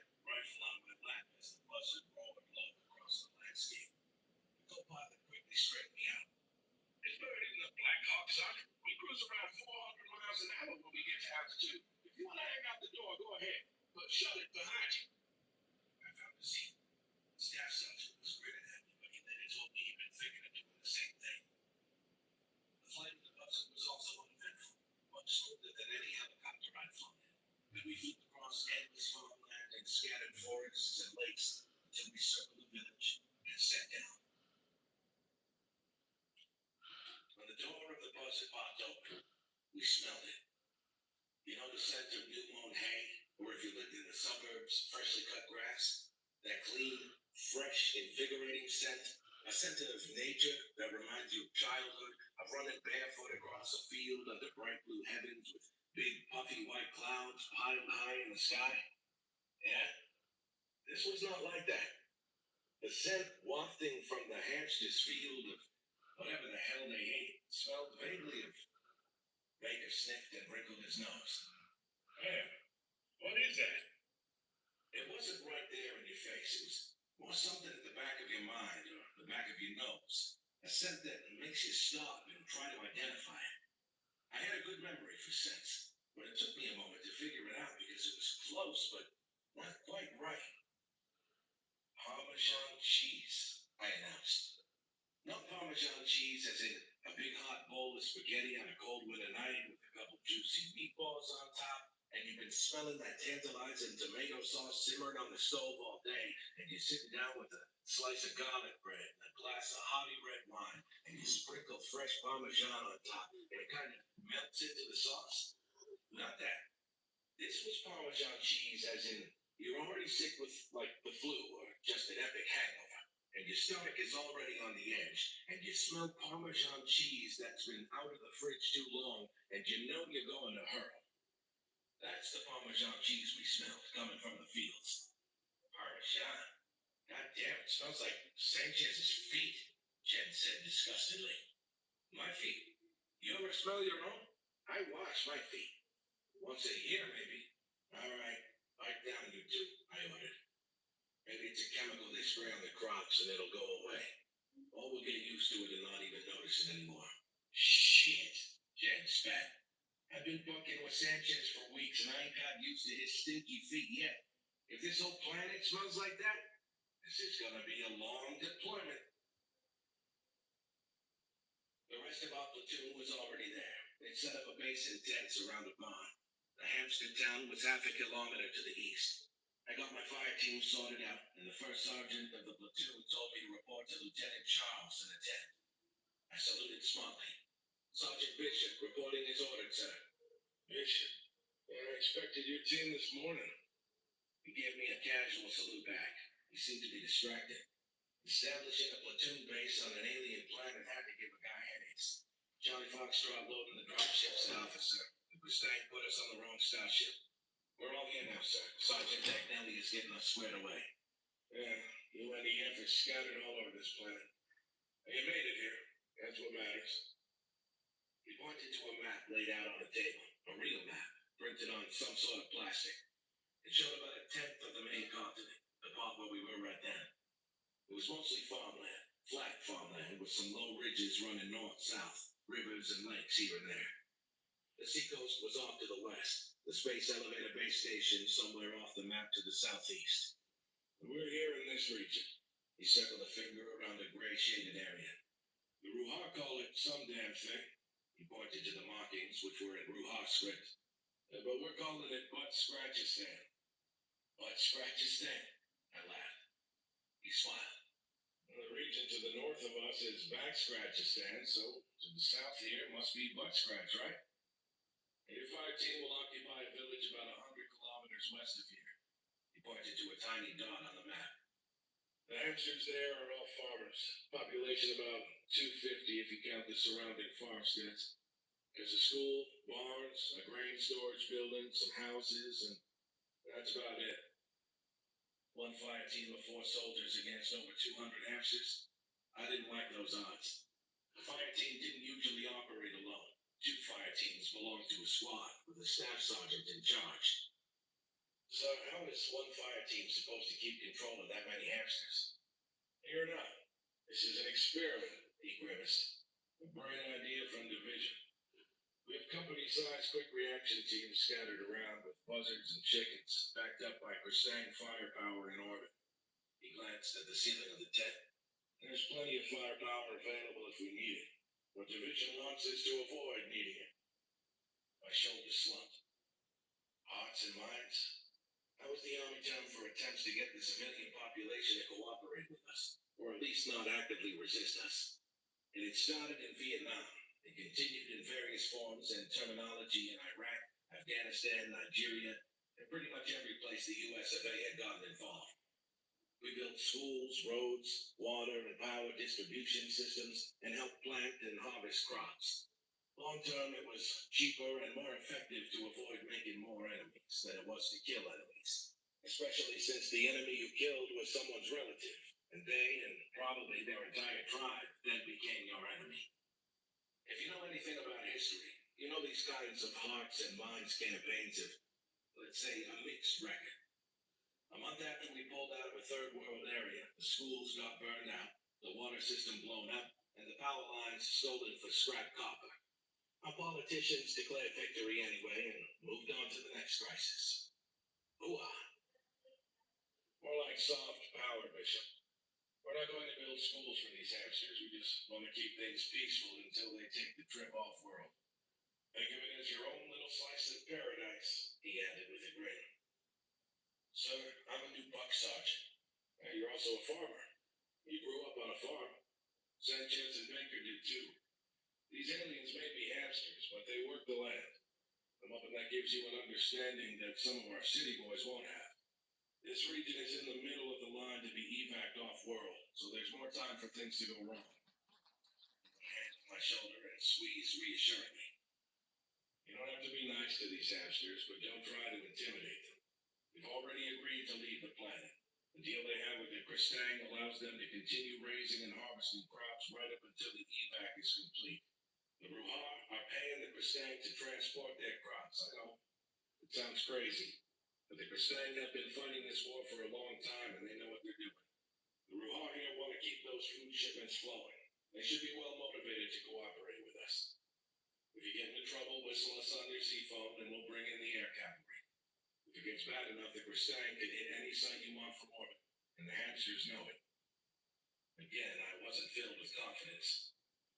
Agnelli will be taking the other half of the squad to a village north of where you'll be. You're not an occupation force. UNEF is calling these units embedded observation teams. G2 wants to know what's going on with the hamsters at the local level. All the satellite and airborne surveillance in the galaxy won't tell us what's really happening on the ground. And the recon team passing through once in a while won't tell us enough. We need people on the ground, living among the hamsters. There's a complete set of guides for EOTs on your tablet. It would be best to get you some training, but Division wants everyone in place ASAP to establish a presence before the hamsters get any stupid ideas that UNEF can be pushed around. Yes, sir. We've got this. I didn't have to like it. That's why they're called orders and not suggestions. When I got to the area the platoon was using as a motor pool, my confidence dropped even lower. What in the hell is this thing? I asked. It's a Ham-V, Sergeant, the grinning mechanic announced. A what? We call it a Ham-V. It's like the old Humvee on Earth, only it's leftover hamster vehicles. We take any type of hamster truck, glue composite panels on for hillbilly armor, and you get a Ham-V. He looked proud of the piece of crap he expected us to patrol around in. Barney's ice cream truck looked more capable. If you took an SUV, added big but flimsy-looking tires, thick screens over the windows, and multicolored panels attached haphazardly here and there, you'd have something almost as ugly. Glue? Yeah. Can't weld it on because it's not metal. We use this Kristang glue. He held up a caulking gun like you find in any hardware store on Earth. Apply the panels to the Ham-V with this dingus, then use this fancy Kristang doodad. It looked like an iron. To set the glue. Incredibly strong stuff. Dingus. Doodad. You're not impressing me. He shrugged. And the Kristang have names for all this stuff, but it's hard to pronounce. Is there anything heavier? I asked, as I skeptically ran my fingers over the farmer armor panel, which felt like styrofoam to me. It was about 4 inches thick, tapering down at the edges of the doors, which had to be a weak point. if styrofoam had a strong point anywhere. We have hand tracks, kind of like a Bradley or a Striker, because it has wheels. They're hamster military personnel carriers, and those are for company level use. Don't worry, I've seen a demo of this armor. He wrapped the styrofoam with his knuckles. And regular bullets only dent the surface. You have to hit it in the same place a couple times with an explosive round to punch through. Tough stuff. We should bring some of this shit back to Earth with us. The demo? Are you joining us on patrol the first time we get shot at? He shook his head and grinned. Not my MOS, Sergeant. Hey, you guys have fun, and don't scratch the paint. Private Ringgold here will show you how to drive them and keep the power cells charged. After we picked up our pair of ham fees, we went over to the supply depot to get all the equipment we would need for our EOT assignment. The supply depot was in what looked like and smelled like a former chicken coop. First, we got personal gear, extra uniforms, body armor, all the crap a well-dressed human soldier occupying an alien planet needs. Next, ammo and heavy weapons, which meant Javelin Bravo missiles and our old familiar light unguided anti-tank weapon, the 84mm Swedish AT-4CS. Here we are on an alien planet, badass conquerors, and we're equipped with weapons I'd used against militia nutcases in Nigeria. This was unset, in my opinion. Nobody asked for my opinion. The next morning, we were ready to depart. First Sergeant Mitchell came to see us off. You squared away, Bishop? If I said this was November golf, which was no-go in Army slang, would it make any difference? Mitchell laughed. The LT wouldn't send you out if he didn't have total confidence in you, Bishop. So out for Mike Foxtrot to you. Adios, motherfucker, is what he meant. I didn't reply.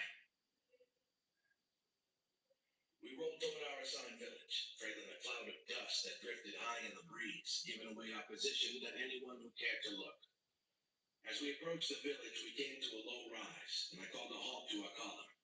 Column was an exaggeration. We had two Humvees, me and Sanchez in front in a sort of SUV thing, and Baker and Jen behind in a pickup truck. Both vehicles were loaded with gear, including what the platoon thought was enough consumables, meaning everything from food and medicine to toilet paper, to sustain 4 men for a month. We also had a standard load of rifle ammo, both regular and explosive tipped, plus 2 Javelin Bravos and a pair of AT-4s. No mortars. If we needed any sort of standoff weapon, we were supposed to call the air cav. The first sergeant assured me we'd get regular visits from the platoon HQ and supplies every 2 weeks. If this first sergeant was as skeptical about this soft power concept as I was, he kept his feelings to himself. Personally, I gave this experiment less than a month before Division or UNEFHQ came to their senses. Having part of our forces thinly scattered across the planet was inviting the hamsters to defeat us in detail, which means each small unit could be overwhelmed piecemeal. If that happened, the hamsters would eventually get pounded from orbit by the Mustang, but that would be of little comfort to any dead humans. As prearranged, a pair of chickens flying Overwatch buzzed the village low and fast to get the attention of the resident hamsters. The chickens had their weapons pods open, and after they buzzed the main street, they broke formation and climbed, with one providing cover to the north and one hovering over us. I glanced one more at the intel package on my lap. Satellite photos, reports from a recon column that had passed through the village 2 days before, and records from the Hamster Regional Government. The population was 178 hamsters, down from the estimated 250 I'd gotten from the platoon.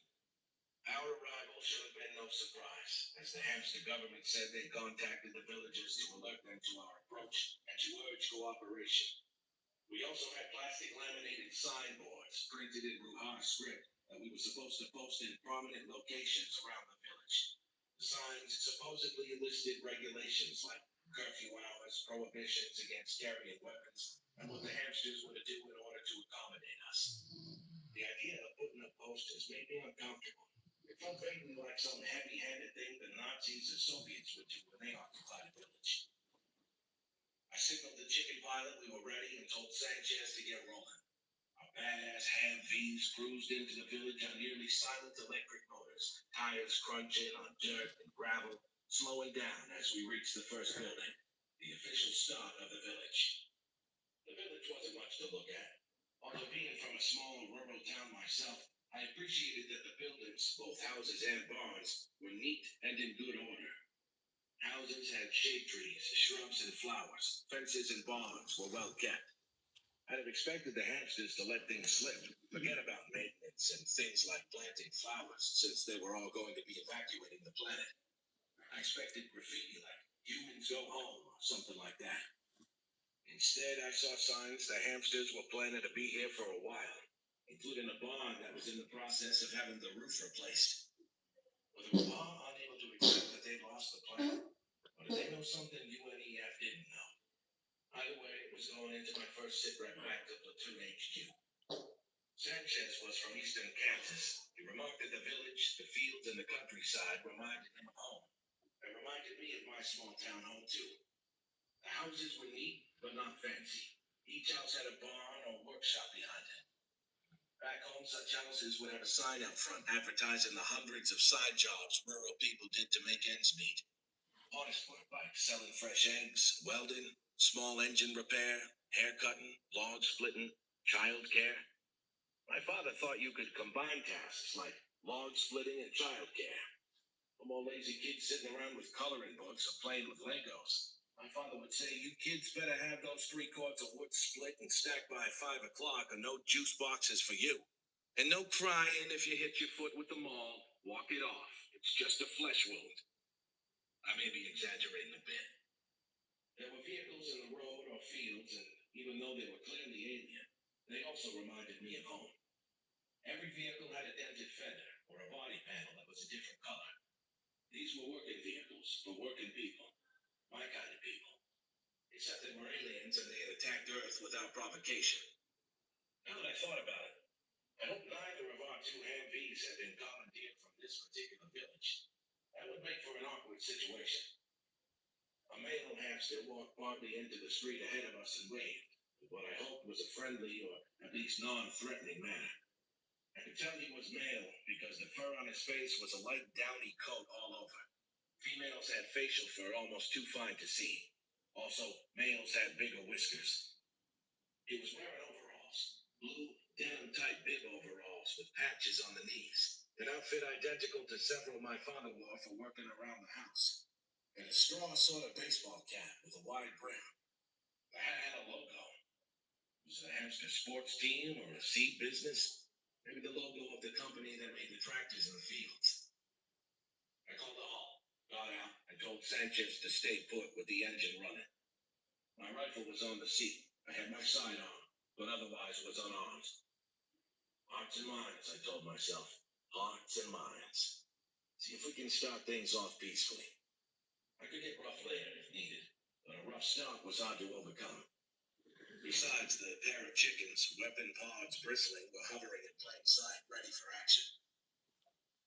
My Z-phone was already set for Ruhar.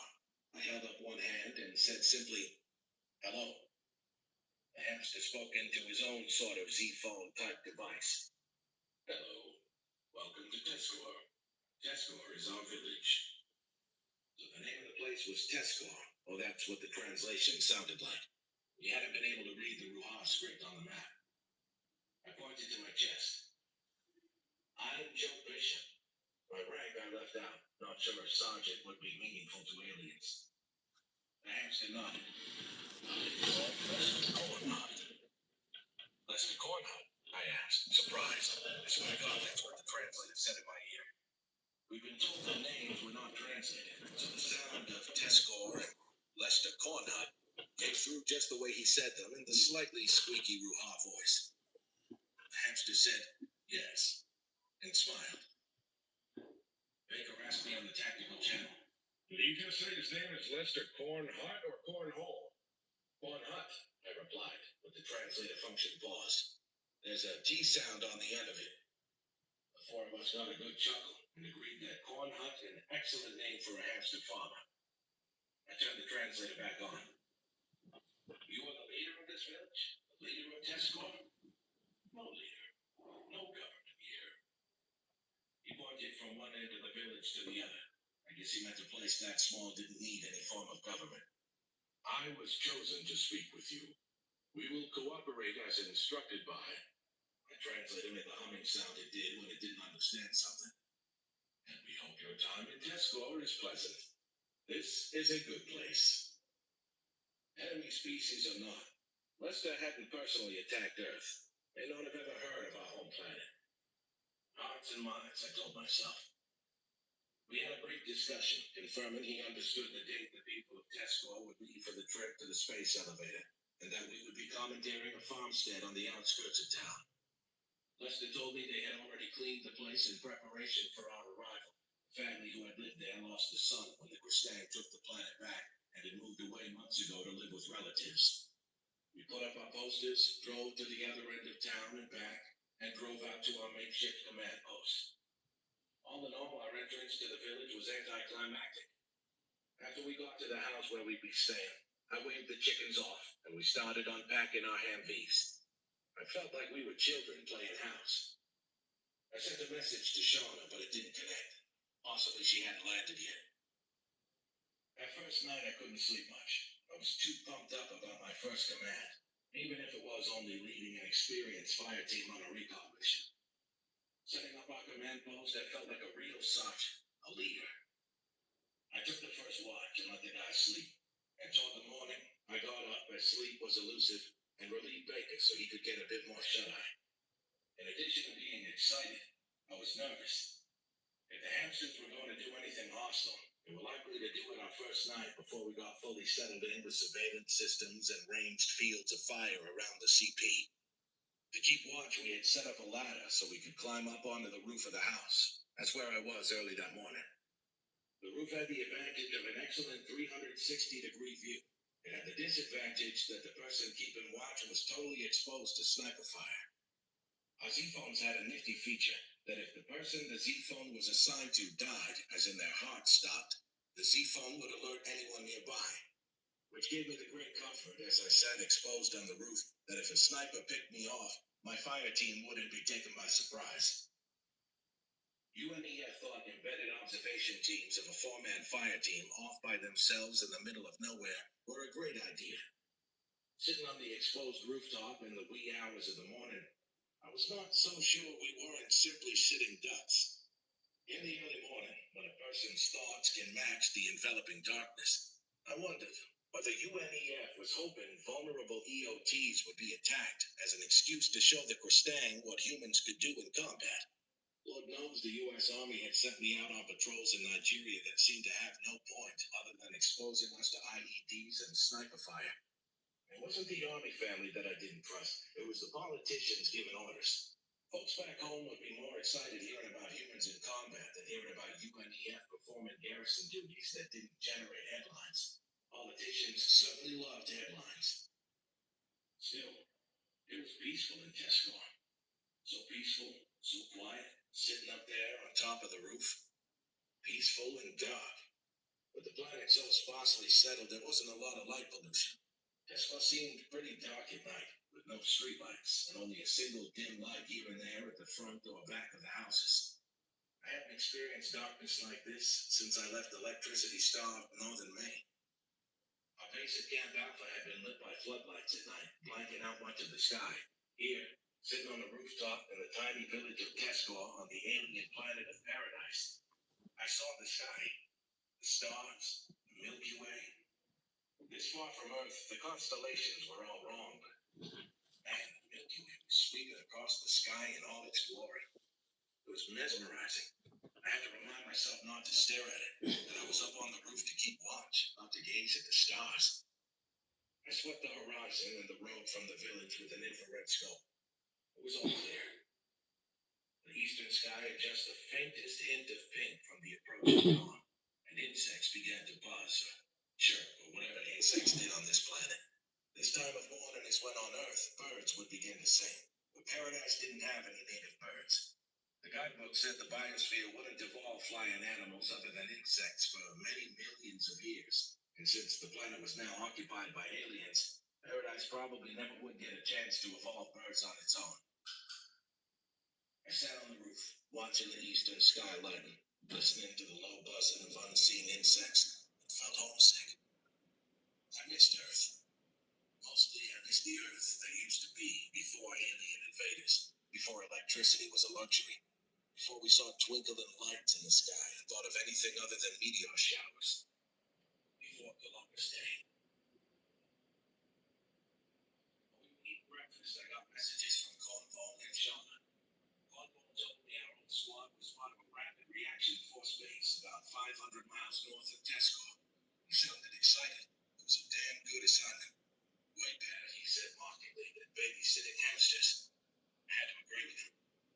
The fire team had replaced me with a new guy, a guy from North Carolina. The Cornwall said the new guy was a huge improvement over me since the new guy had a proper southern accent instead of my down east drawl. Shauna reported that her unit was temporarily at a logistics staging base almost 1,000 miles to the east. I wrote 3 messages to her, erased them, then sent a simple note. The odds were that we wouldn't see each other for a long time, maybe never. I tried to respond in a way that was friendly but not too friendly, so she wouldn't feel she needed to make any special effort to keep in touch, because then it would just get awkward. By the 3rd day of us patrolling the village, we were all starting to feel more than a bit foolish. For our patrol, we would put on full battle rattle, our seaphone earpieces, cameras and microphones, tinted goggles, and march down the streets, rifles ready, a finger poised near the safety, trying to look tough as we walked past neat little houses and barns, well-tended fields and the school, all the way out to the edge of the village, then turned around and walked back.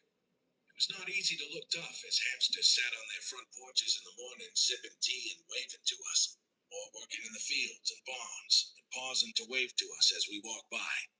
Or the hamster children waving excitedly, eager to see the strange new aliens. Us. To show the hamsters that our fire team had serious backup, once or twice a day that first week, a couple buzzards and chickens flew over at low altitude, circled the village, and resumed heading west. The gesture was supposed to give my unit confidence also, but after we watched the aircraft disappear over the western horizon, it only reminded us how isolated we were.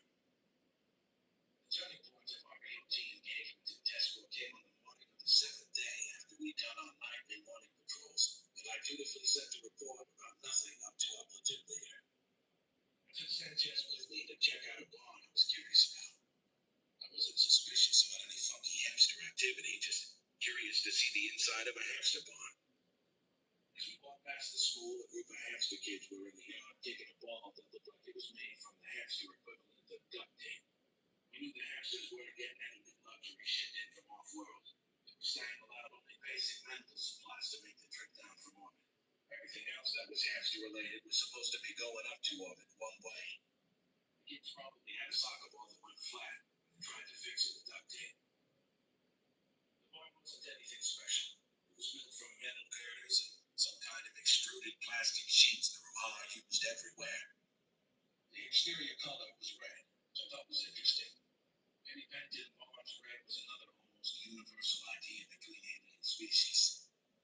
At first I thought the barn was a type of chicken coop, until my eyes adjusted to the dim light. Then it got weird. There were animals being raised there on racks along the sides, and it smelled like a chicken coop or a hog farm. The weird thing was each animal, about 2 meters long and a meter across, had a silver cap where its head should be, and there were wires and tubes leading into the wall in front of each animal. The animals rested in cradles. I noticed some of the animals further away were smaller, perhaps younger. What was truly weird was the silence. No clucking of chickens or grunting of pigs, only the whirring of fans and electric pumps. And there was my new buddy Lester Cornhut trotting up to me from the far end of the barn with a friendly wave. "Greeting, Joseph Bishop," he called out. "Greetings, Lester Cornhut." I must have pronounced his name correctly because he smiled and gave me a short bow. "What is this place?" I asked. "What are those?" I pointed to the strange, whatever they were. "Animals." "Animals? These are not animals. Ruha did not eat animals. We have long considered that to be." Lester paused to choose his words carefully. "Barbaric." He gave an apologetic smile. I wondered if what he'd said in Ruha had been even worse than the translated word I heard. "They sure look like animals to me," Sanchez said behind me. "They're moving." Lester Cornhutt walked close to an animal or whatever it was and poked it. The thing did was swallow it. Yet it moved periodically, rocking from side to side. These food sources, that probably didn't translate well, do not have brains and only a limited nervous system. Their bodies are almost all meat, genetically designed that way. The central computer, he pointed to the silver cap in the wires, acts as their nervous system, which is why they move in a programmed pattern to stimulate muscle growth. Huh? Damn, that's cool. Sanchez was impressed. They grow only the meat, not the whole animal. I didn't know whether to be impressed or freaked out. These things were mindless. It was like raising a steak rather than a cow. It was eerie. It made perfect sense. It was efficient, and still it bothered me. Maybe I just wasn't ready for the future. This future. As we got back to the base, I asked Bacon to dig through our supplies and see if we had a soccer ball. I thought I'd seen one in the recreation package the platoon gave us before they sent us off to live in bumfuck Neptune. During the next morning patrol, I tucked the soccer ball under my arm. And as we walked past the school again, I tossed the ball underhand to the hamster kids. At first they were startled and backed away from it. But on our way back, I saw kids kicking it around and they waved to us. That evening, Lester Cornhutt came to visit and asked for me. Show Bashab is how he pronounced my name, which was probably closer to my real name than Lester Cornhutt was to his real name. I mean, what are the odds, right? Through the translator, he asked whether I am the Show Bashab who captured a Ruha soldier during a military action on Earth, which he pronounced as Earth. Yes, I nodded. He smiled and paused his translator. Ah, he nodded his head up and down. Nah. He shook his head side to side. Yes, I nodded. No, I shook my head. Then I said, Ta, and nodded up and down, and Nah, and shook my head side to side. He did the same gestures for yes and no. That was our first true interspecies communication. If we weren't on paradise only because the hamsters had attacked Earth, I would have been thrilled. Back to the translator. He told me the hamster regional governor would be visiting Tesmore in 2 days, and she wanted to meet with me for tea. Seriously? Afternoon tea time with the enemy? And were we going to have little cucumber sandwiches and scones and crumpets, whatever the hell a crumpet is? Lester was okay for a Ruha. He was a farmer and likely had no involvement in attacking Earth, if he'd even heard of Earth before the humans arrived on Paradise. But a regional governor had to be part of the Ruha government that had attacked Earth and killed humans. I felt like telling Lester that his bitch governor could shut her visit where the sun don't shine, and that I wasn't some circus sideshow curiosity for him to show off. Step right up and see the human who captured a Ruha soldier. We promise it won't bite. Only $5, including a free souvenir. Hearts and minds, I told myself.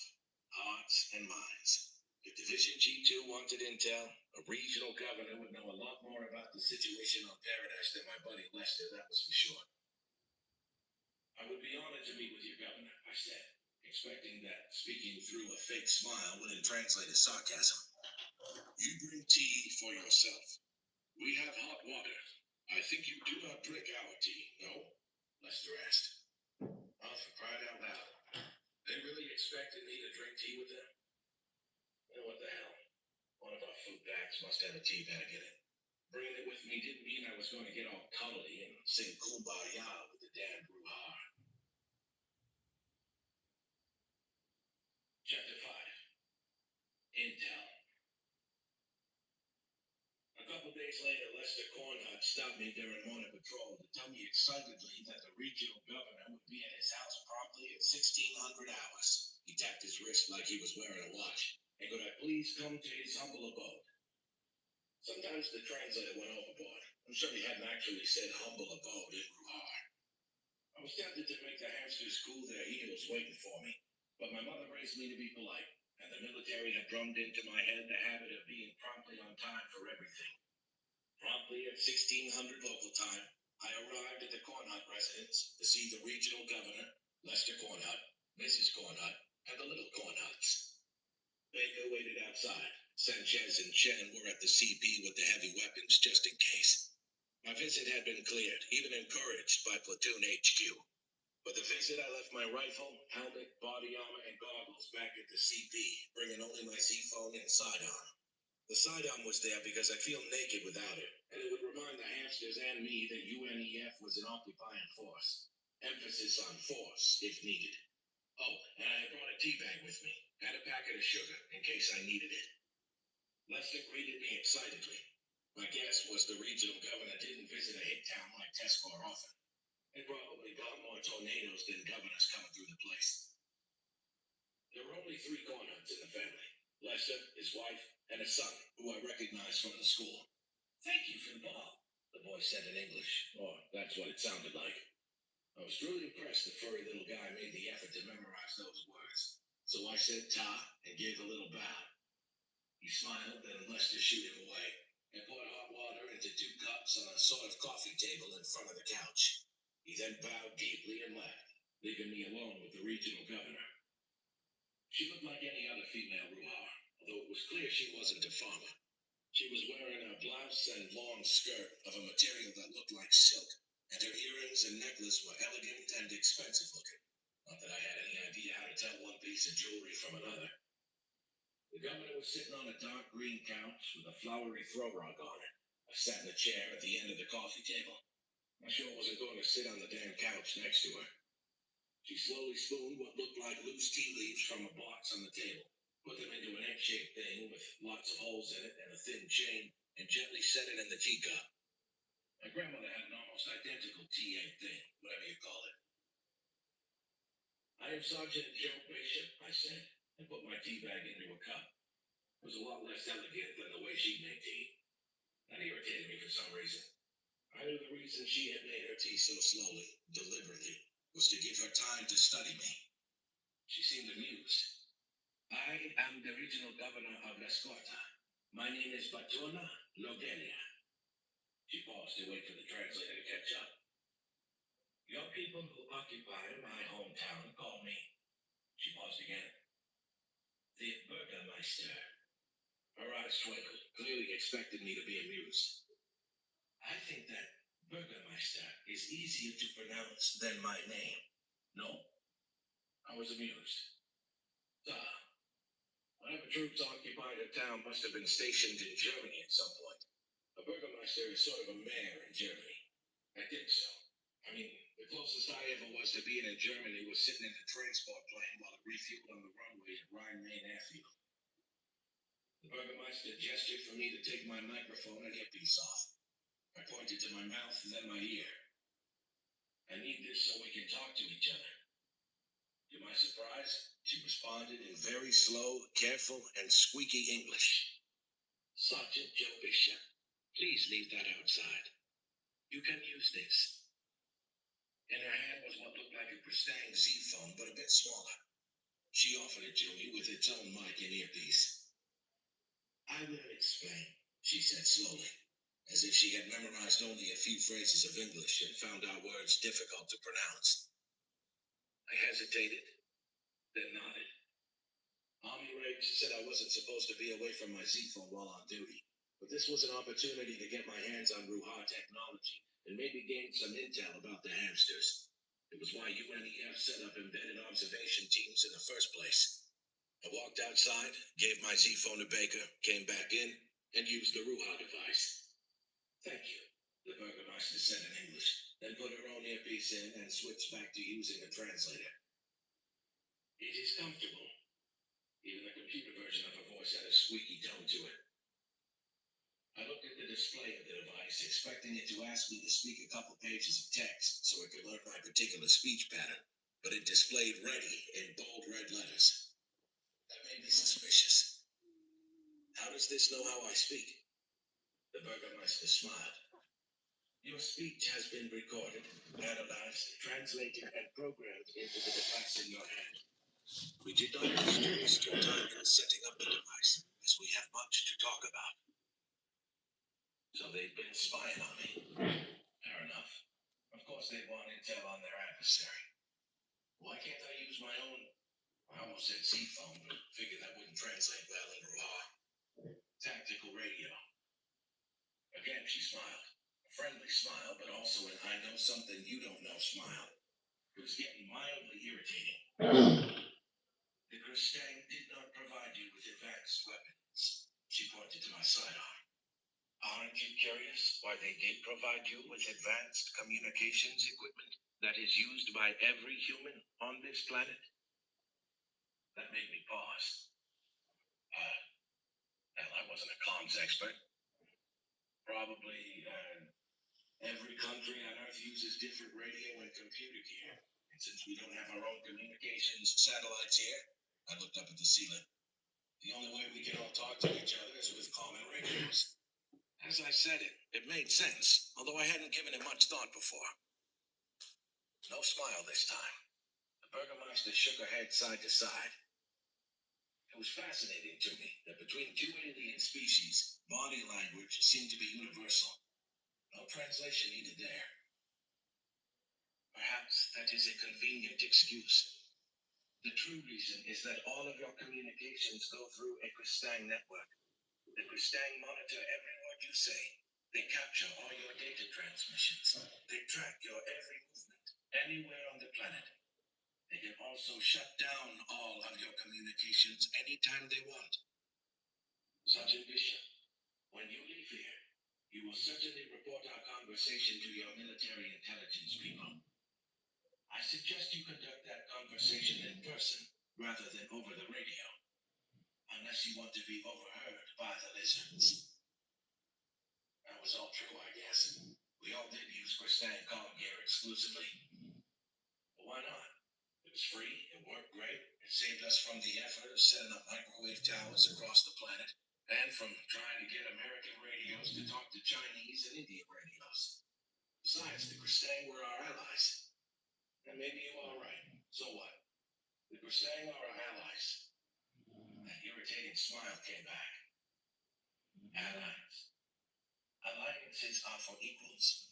The Kristang are your patrons, and you are their client species, their pets, or slaves. And you are our enemies. I said it before thinking. My mother would not have been happy about that. I was a guest in the hamster's house drinking tea, and I was not being polite. We have no wish to be your enemy. Please wait for me to speak. She held up a hand. I can understand if you are angry. There is much you need to know. Much the Kristang have not told you or have lied to you about. My people have known about your species for over 1,000 of your years. Our long-range probes found you and placed stealth satellites in orbit around your planet to observe. Tell me, haven't you wondered why, since this war has been going on for thousands of years, Earth wasn't attacked a long time ago? My jaw dropped slightly open. She was right. That had been bugging me. Seriously bugging me. I wasn't the only person who had been asking that question. Why wait to attack now when humans have nukes? Why not attack long ago when humans were living in caves, thinking fire was the pinnacle of technology? It didn't make any sense. The Ruha weren't stupid, so why? If UNEF HQ knew, they hadn't told me. Because the need to use a translator meant she talked very slowly. I'll summarize what she said. The reason Earth hadn't been attacked before is simple. Until recently, Earth was out of practical flight range for both sides of the war. It was possible for specialized long-range starships to reach our low-red part of the Orion Arm. Earth just wasn't worth the time or the expense.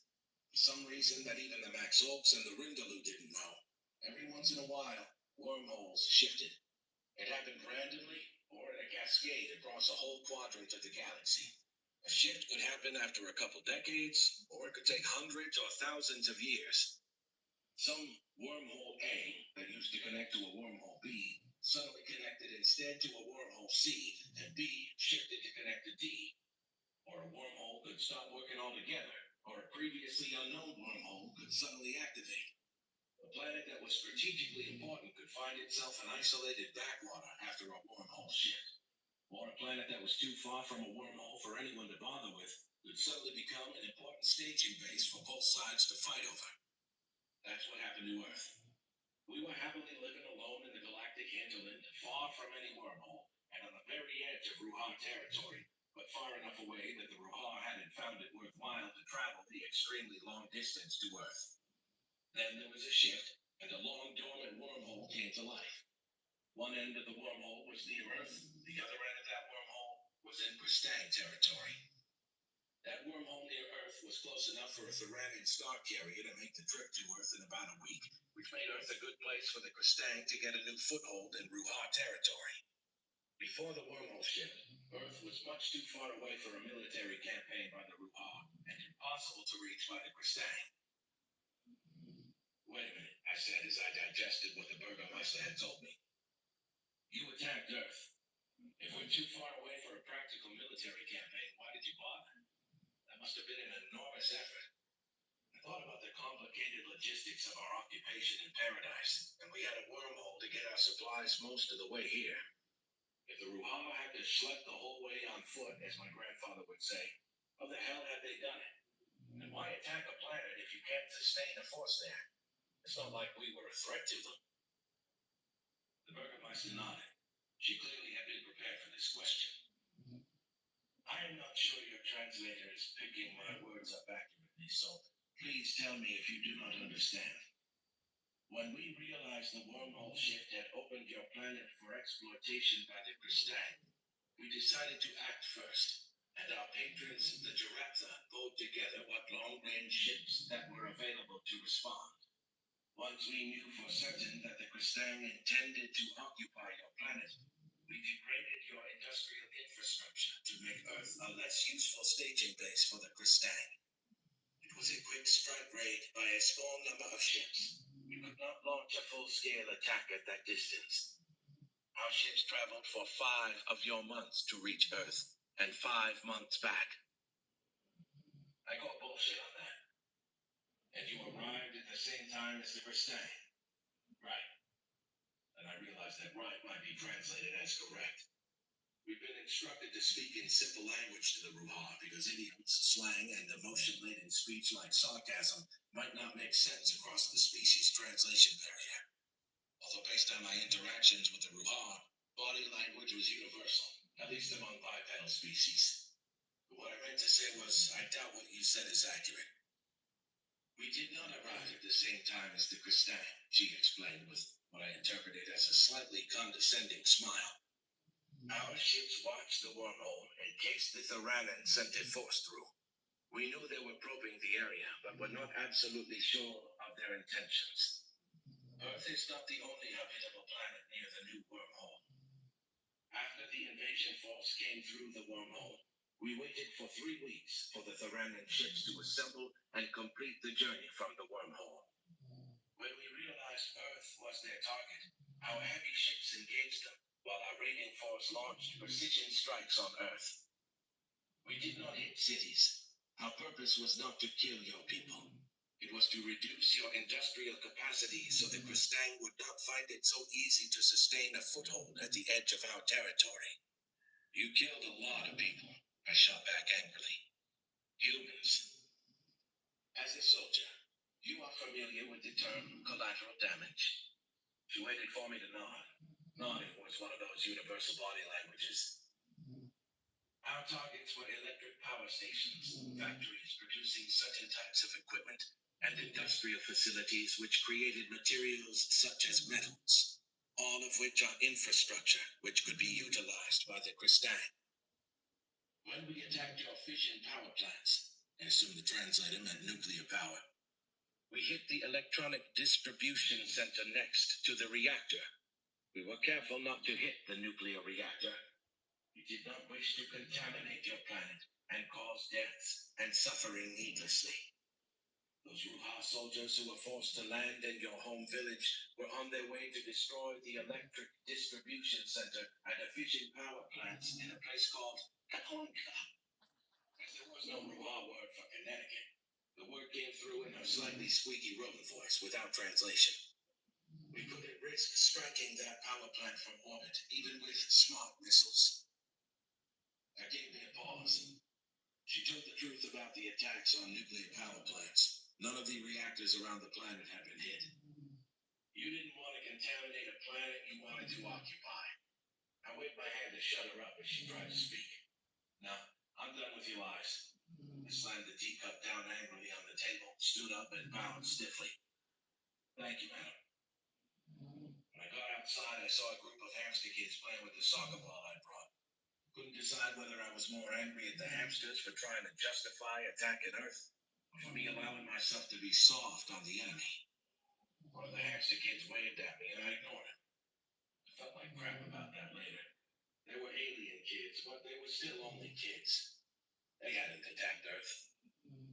I just wanted someone to be mad at.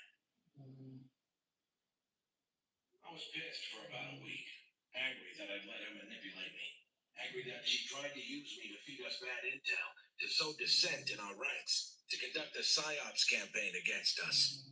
It wasn't going to work.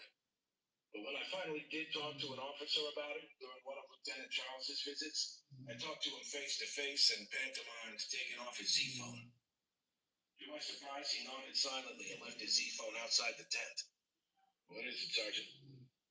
So that regional governor hamster gave me intel about how wormholes work. It may be BS, but I figured I should pass it up the chain. And she said I shouldn't talk about it over a Z-phone because the Kristang may be listening. He nodded. Command has been worried about that. Our allies control all our communications on Paradise, and our transport, and our food supply, and everything else. All right. What do you know about wormholes? I told him as best as I remembered. He nodded. You're right. It's probably bullshit, but I'll pass it along to Battalion HQ. Lester Cornhut had been telling me the Burgermeister wished to talk again, and he was insistent, almost pleading with me. I felt sorry for the hamster, but I was still pissed off and wasn't going to be manipulated again by a lion weasel or hamster. According to Lester Cornhut, the regional governor had made a special trip to Tescor just to talk with me, or talk to me, or at me. I told him thank you, but no. He looked hurt. 3 days later, a pair of Humvees roared up to our command post in a cloud of dust. I'd been on a basketball court playing a game of horse with Baker when they arrived. We both scrambled to put shirts on quick. A major hopped out of the lead Humvee, accompanied by a security detail. Sergeant Bishop? I saluted. She looked vaguely like our brigade intelligence officer who I'd only seen pictures of. Yes, ma'am. I'm Major Perkins. I need to talk to you inside. She gave me the now familiar gesture to take my Z-phone off. Inside, I was glad that we'd spruced up the place that morning. We'd been getting casual about policing our trash out in the middle of nowhere. Bishop, your intel about the wormholes caused a shitstorm at UNEF HQ. Someone there mentioned the wormhole shipped intel to the Kristang, and they blew a gasket. Wanted to know where we'd heard those outrageous lies, denying the whole thing. Which means it's true, and the damned lizards are lying about it. It was the first time I'd heard a senior officer speak against our allies. It surprised me. You heard this from Aruba? I want to meet her. Ma'am, that's complicated. She doesn't live here in the village. She's like a regional governor or something around here. She comes through here once a week, and we meet at her friend's house for tea. I felt like an idiot saying I was sitting down for tea with the enemy. It's a hamster thing. They have tea when they meet. All right. When is she coming back? Day after tomorrow, supposedly, but I told her friend here that I didn't want to talk to her again. I can give word that I've changed my mind. Hell, Bishop, that won't work. I need to meet with her. You don't know what questions we need to ask her. UNEF has a lot they want to talk about. I don't ask her questions. She talks and I listen. She talks about whatever she wants. I figured she was bullshitting me like that hamster PSYOPs thing. Damn, Burgermeister had been telling the truth. Do you want to hear everything she told me? Yeah. She pulled a tablet and microphone out of her pack. I'll record what you say on this. On this, and not on a Z-phone. You got that? Yes, ma'am, loud and clear. Especially since the Burgermeister had told me not to trust the Kristang-supplied comm gear. She put the tablet on the table, plugged in the microphone, and looked around our little command post. It's a damn good thing we straightened up and cleaned the place. Cleaned like scrubbed from top to bottom, not just swept dirt under the furniture. We had even moved the furniture around and used a floor cleaner polisher thing the hamsters had left in a closet. The footballer should work great after we played around with it for an hour, as the hamsters hadn't left any helpful instructions. Major Perkins nodded approval. You like it here, Sergeant? It's kind of isolated, these embedded observation teams. I do like it, man. I'm a new sergeant, so being way out here means I get to make mistakes without a butterball looking over my shoulder. As I spoke, it occurred to me that Major Perkins had been a butterball once herself. I wasn't. Relaxed, Sergeant. She laughed. When I was a butterball second lieutenant, I was perhaps the single dumbest officer in the history of the United States Army. And that's saying a lot. Of course, back then I didn't know it. This place may be bum-fuck Neptune, but enjoy it while you can. A lot of fire team leaders would love to have this opportunity to get out on their own. And if the intel you're providing is as solid as you and the athletes, it might be. You're doing damn good. Let's get started. She pulled up a voice recording app on her tablet. Major Perkins came back 2 days later, but the Burgermeister didn't. So we sat cooling our heels most of the day until the hamster kid riding an electric bicycle came looking for me to deliver a message that the Burgermeister was busy and would like to meet me the next day. Me and me only. Major Perkins was not happy, but she took the hint and gave me a list of questions that I had to memorize. That began my short career as an intelligence officer. The list of questions from UNEF didn't do any good. Burgermeister apparently had a plan of what she wanted to talk about each time we met, and she was sticking to her plan. I would meet with her twice a week, and Major Perkins, sometimes accompanied by a captain from Division HQ, arrived the next day to debrief me. I felt like a kid passing notes in high school, but what could I do? During our fourth meeting, after we got the whole tea ceremony out of the way, I posed a question to the Burgermeister. Why me? I demanded. Why aren't you talking to an intelligence officer or one of our militaries? If you don't want to talk to an American, you can talk to the British, the French, the Indians, or the Chinese. The Burgermeister made a sour face. I do not wish to be interrogated. My intention is to provide information, to correct lies the Kristang have told you, and to explain things the Kristang do not wish to speak about. I will not speak to anyone other than you. He did not answer my question. Why me? I'm only a low-ranking sergeant. This village is a significant distance from where you live. Why don't you talk to someone there? Again, I got the feeling she was ready for every single one of my questions. The Burgermeister was a very clever hamster, that was for sure. She smiled again. I couldn't tell if it was genuine or that ready smile politicians practice. I first came here because I wanted to meet you, Joe Bishop, the one sometimes called Barney. The translator let my name and Barney come through in her squeaky voice. She tilted ahead, another universal bipedal body language. And the source of intel was good. I was curious what type of human injured one Ruha soldier had captured another. I had help from civilians, and reports indicate you did not have military weapons. The reports are not always accurate. I didn't want to provide her information about the tactics I had used then, or any other intel that might be useful to my enemy. She was there to provide me intel, supposedly, not to listen to me. These reports are. Another reason I am talking to you is because of a report from the Ruha soldier you captured. I couldn't hide the surprise on my face. She continued with another smile. You didn't know. He was released in exchange for a Kristang soldier we had captured. Our soldier reported that he was captured by human civilians, which is not something a soldier wants to admit to. And he said that you treated him very well. We appreciate that. As well as I could. We didn't have any food to eat. I wondered what happened to the hamster after the National Guard took him away. My assumption was we eventually gave him to the Kristang before he starved. The Kristang must have had some supplies of Ruha food for prisoners they captured. How was the other soldier? Was he alright? He hadn't looked good. The last time I saw him laying in a pile of bricks. She is well, yes. She was injured, but has fully recovered. Our attack craft was damaged in orbit, but was rescued by one of our starships. I had no idea the other soldier was female. The body and arm and helmet and face shield, there was no way for me to tell. And she'd been half buried in debris from the wall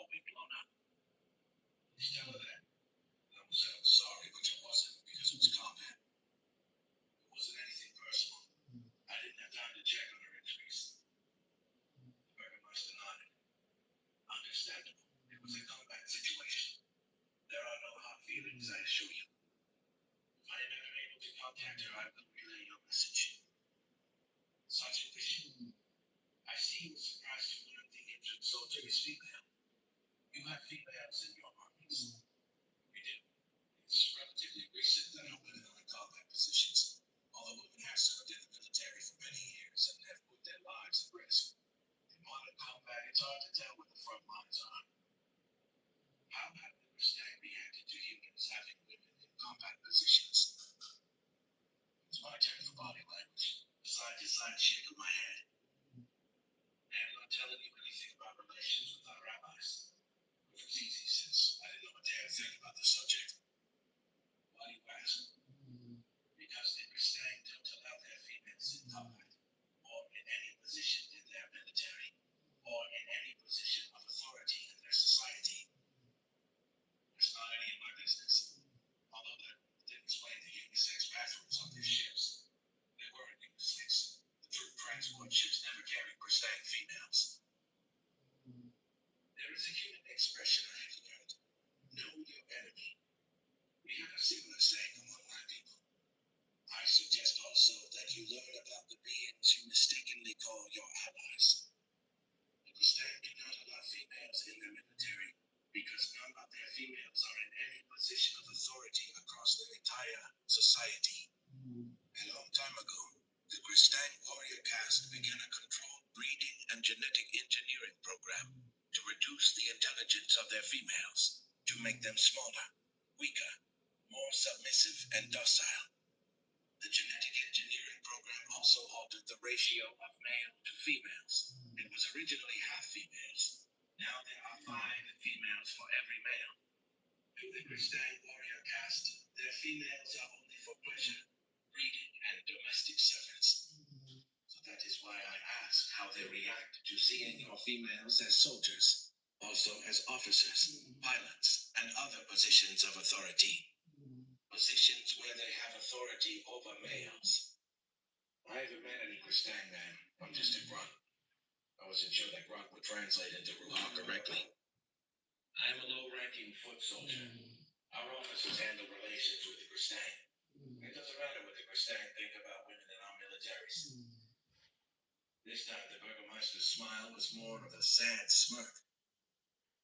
You still think that, just as you still consider the Mustang to be allies. Perhaps the idea of selective breeding and genetic manipulation does not bother you. I understand your species' history includes a eugenics program by the government of a country called Germany. I knew she was baiting me, but I couldn't let it go. My country fought a war against the Nazis, against Germany, the country we call Germany, I added, unsure of how much human history she understood. That was a long time ago. What you said sounds horrible if it's true. I thought about how pissed I'd been in Nigeria when a group of fanatical, loser, ignorant savages attacked a girls' school because they thought it was a sin for girls to get an education. Seeing the burned bodies of those little girls had filled me with rage. I wanted to storm out into the jungle and kill every one of the cowards who had used guns and bombs against defenseless children and their teachers. If I could find them, which had been the whole problem while we were there. Damn, I hated being in Nigeria. Over the next 4 weeks, the Burgermeister gave me a wealth of intel. Very little of it good news for humans, if it was true. It would take too long to repeat what she said or what I told Major Perkins, so I'll summarize. Some of it left me with a queasy feeling, but I wasn't the only one. I could see Major Perkins' face turn white when I told her some of this stuff. Opening Earth to invasion by the Mustang wasn't the only effect, or even an important effect, of the wormhole shift. An entire quadrant of the galaxy had been affected, and it had thrown Mustang society into disarray. Disarray and civil war. The Mustang warrior caste wasn't a single entity. It was made up of clans who competed for power and fought amongst themselves. When the wormhole near Earth suddenly came to life, it took the Thoranin a while to get around to exploring it, them having more important things to do. They first sent a robot probe through from their side to make sure the other side of the wormhole wasn't far outside the Milky Way galaxy or inside a star, which had been known to happen. After After it was determined the wormhole was safe to use, the Theranin sent a couple ships through and basically shrugged and decided there was not much worth exploiting on our end. Sure, Earth was within 1 week travel time, but Earth was far from any Ruha planets, and the wormhole ship had presented more tempting opportunities elsewhere. That would have been the end of it for possibly centuries, with Earth continuing to drift along through the cosmos, blissfully ignorant and alone. Except that the wormhole ship had also seriously hurt the already fading fortunes of the White Wind clan of the Kristang. Before the wormhole ship, the White Wind clan had already been in decline, with them controlling only 2 planets in the Kristang Dominion. After the wormhole ship, the White Winds no longer had practical access to one of those planets, and they became desperate. Some numbskulls in the White Wind leadership decided that Earth was the answer to their problems. If they could seize control of Earth and make it a useful staging base to invade Ruha territory, they could then ally with the stronger clan. It didn't work. No other clans were interested in Earth as a staging base, and the Ruha's spoiling attack had hurt our infrastructure enough that the White Wind had to expend too much time and resources to rebuild our infrastructure to the point we could begin to be useful to them. So, the White Wind leadership decided their best bet was to rent out human soldiers to other clans, which was why we were on Paradise. That is, if you believe the Burgermeister. The Burgermeister warned that if the Kristang followed their usual pattern, they would soon begin requiring Earth governments to enforce measures that favored the Kristang at the expense of humans, if they hadn't done that already. All in the name of serving the war effort. Shit, that sounded familiar. It had begun even before I left Earth, and I thought people who protested against the Kristang's orders had been soft on the war effort. Eventually, the Kristang would determine who was the most oppressive, thuggish government on the planet and make them the Kristang's local enforcers, backed up by untouchable Kristang warships in orbit. It was, the Burgermeister told me, an old formula. You find the worst psychopathic antisocial losers in a society, give them power, and they would give you their complete, unquestioning loyalty. That was how Hitler and Stalin had come to power. That was standard operating procedure for the Kristang. Then she told me about the Kristang's patrons, the Theranin. Theranin were sort of little green men, she said, confirming what I'd heard at Camp Alpha. What I hadn't heard at X-Ray was that Theranin were cyborgs with computers implanted in their skulls, and their society was highly networked. They controlled their ships through their implanted computers and rarely spoke aloud because they mostly communicated with each other via direct computer link. Their skin was a greenish beige, not pure green, and all Theranin had the same skin tone. The species used to have multiple shades of skin color, but the dominant race committed genocide against all the other Theranin races, wiping them out a long time ago. Now all Theranin were clones of the master race, with little genetic variation from what the master race considered ideal. The Theranin were openly contemptuous of any species with lesser technology, and also disdained their own patrons, the Maxolts. Mutually warm, fuzzy feelings were not the basis of the coalition headed by the Maxolts. As arrogant as the Theranin were about their superior technology, they hadn't developed most of it by themselves. They'd stolen it, which was how all species climbed the ladder of technology. The jump drive units the Kristang used aboard their starships were copied from a captured Giraffodrone. It wasn't designed to be used by a full-size ship, and the Kristang copies were of poor quality, which is why their starships could only jump short distances. The Theranin themselves had stolen, found, or bought a much better design for their starships, so their ships could travel between stars. Every species stole or copied technology from every other species, even the 2 species at the top of both sides, the Maxolts and the Rindaloo. Sometimes the Maxolts and the Rindaloo copied technology from each other, but at their level, by far the main source of advanced technology was finding machines left behind by the ancient species called the Elders. The Elders were the first intelligent species in the Milky Way galaxy, and had apparently lived alone in the galaxy for millions of years before rather suddenly disappearing. No one knew what the Elders looked like, or why they were gone, or where. Speculation was their technology was so advanced they no longer needed a physical existence. Regardless of why and where they had gone, they left behind incredible devices such as the wormhole network and weapons. Incredibly powerful devices that could be used as weapons in the wrong hands. The Kristang told us the Maxolts rebelled against Rindaloo attempts to suppress development of younger species. But the Burgermeister told me what really happened is the Maxolts enjoyed the nurturing of the older Rindaloo until the Maxolts found some elder weapons and attacked the Rindaloo. All sides deployed elder weapons, but the war was short-lived. Use of the elder devices awakened the Sentinels, intelligent machines the elders had left behind to make sure no one abused their leftover technology or polluted the galaxy, or for some other reason. The Sentinels devastated both sides, then went back to sleep, or wherever they had come from. Even though the elders had abandoned the galaxy, they didn't want lesser species screwing with their stuff. The idea of the Sentinels lurking in the shadows explained why the current interstellar war wasn't being fought directly between the Maxolts and the Rindaloo. Those two species couldn't afford to fight each other. It was the same reason the United States and the old Soviet Union had never clashed directly in the Cold War. Mutual assured destruction. Any such fight between the USA and the USSR, each with thousands of nukes, would escalate quickly out of control and destroy both sides. Any fight using elder weapons would awaken the Sentinels, so the Maxolts and the Rindaloo used their client species to fight for territory and resources across the galaxy, hoping to squeeze the other side into a corner and irrelevance. The war was fought by us grunt species, and every species wanted to climb the technology ladder and have some lower client species doing the fighting and the dying. Right now, humans were on the bottom of the ladder. Until we developed or stole some advanced technology, we were going to stay on the bottom and be at the mercy of the Kristang. Overall, if the Burgermeister was telling me the truth, humanity was screwed. The White Winged clan needed to extract some gain from the resources they'd invested in the expedition to Earth, and Earth didn't have much to offer. Sure, technically Earth was in Ruhar territory, but it was so far from any planets the Ruhar occupied that the Ruhar could afford to ignore the Kristang presence until the Ruhar were ready to deal with it. What could Earth offer the Kristang, particularly the White Winged clan? Land that was already being used by humans could be taken to support the Kristang presence. Raw materials could be extracted by the most efficient means possible, which meant not caring about terrible environmental damage or the effect on humans.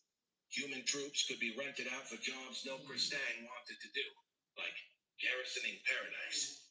The White Wind needed to hang on and make Earth a useful staging base until the day some stronger clan decided our crappy little planet on the far edge of Ruhar space was worth something.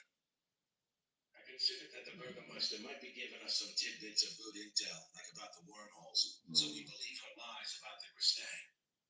It wasn't my call what to believe. That was up to UNEF HQ. My job was to sit and drink tea and listen to her, and pass the info on to Major Perkins. Did I believe her then? I was reluctant to buy her story. She said the Rindaloo Coalition did not interfere with technologically inferior species, which is why Earth was left alone until the Kristang forced the Ruhar to act. The Maxolts and their clients were all evil oppressors who exploited lesser species and stripped planets of resources with no concern for the effect on the native populations. It was a nice story that made the Ruhar look good and the Kristang sound bad, which is what I expected our enemy to say. Unless she was telling the truth. Friend.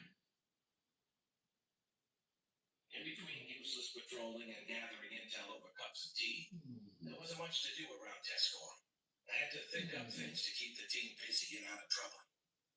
There was a concrete pad beside the house, or something like concrete, so we put up a basketball hoop and played 2-on-2 games. Patrols from the company drove through often enough that we measured out a full basketball court, although it was 4 feet too short, and painted lines and set up a second basket.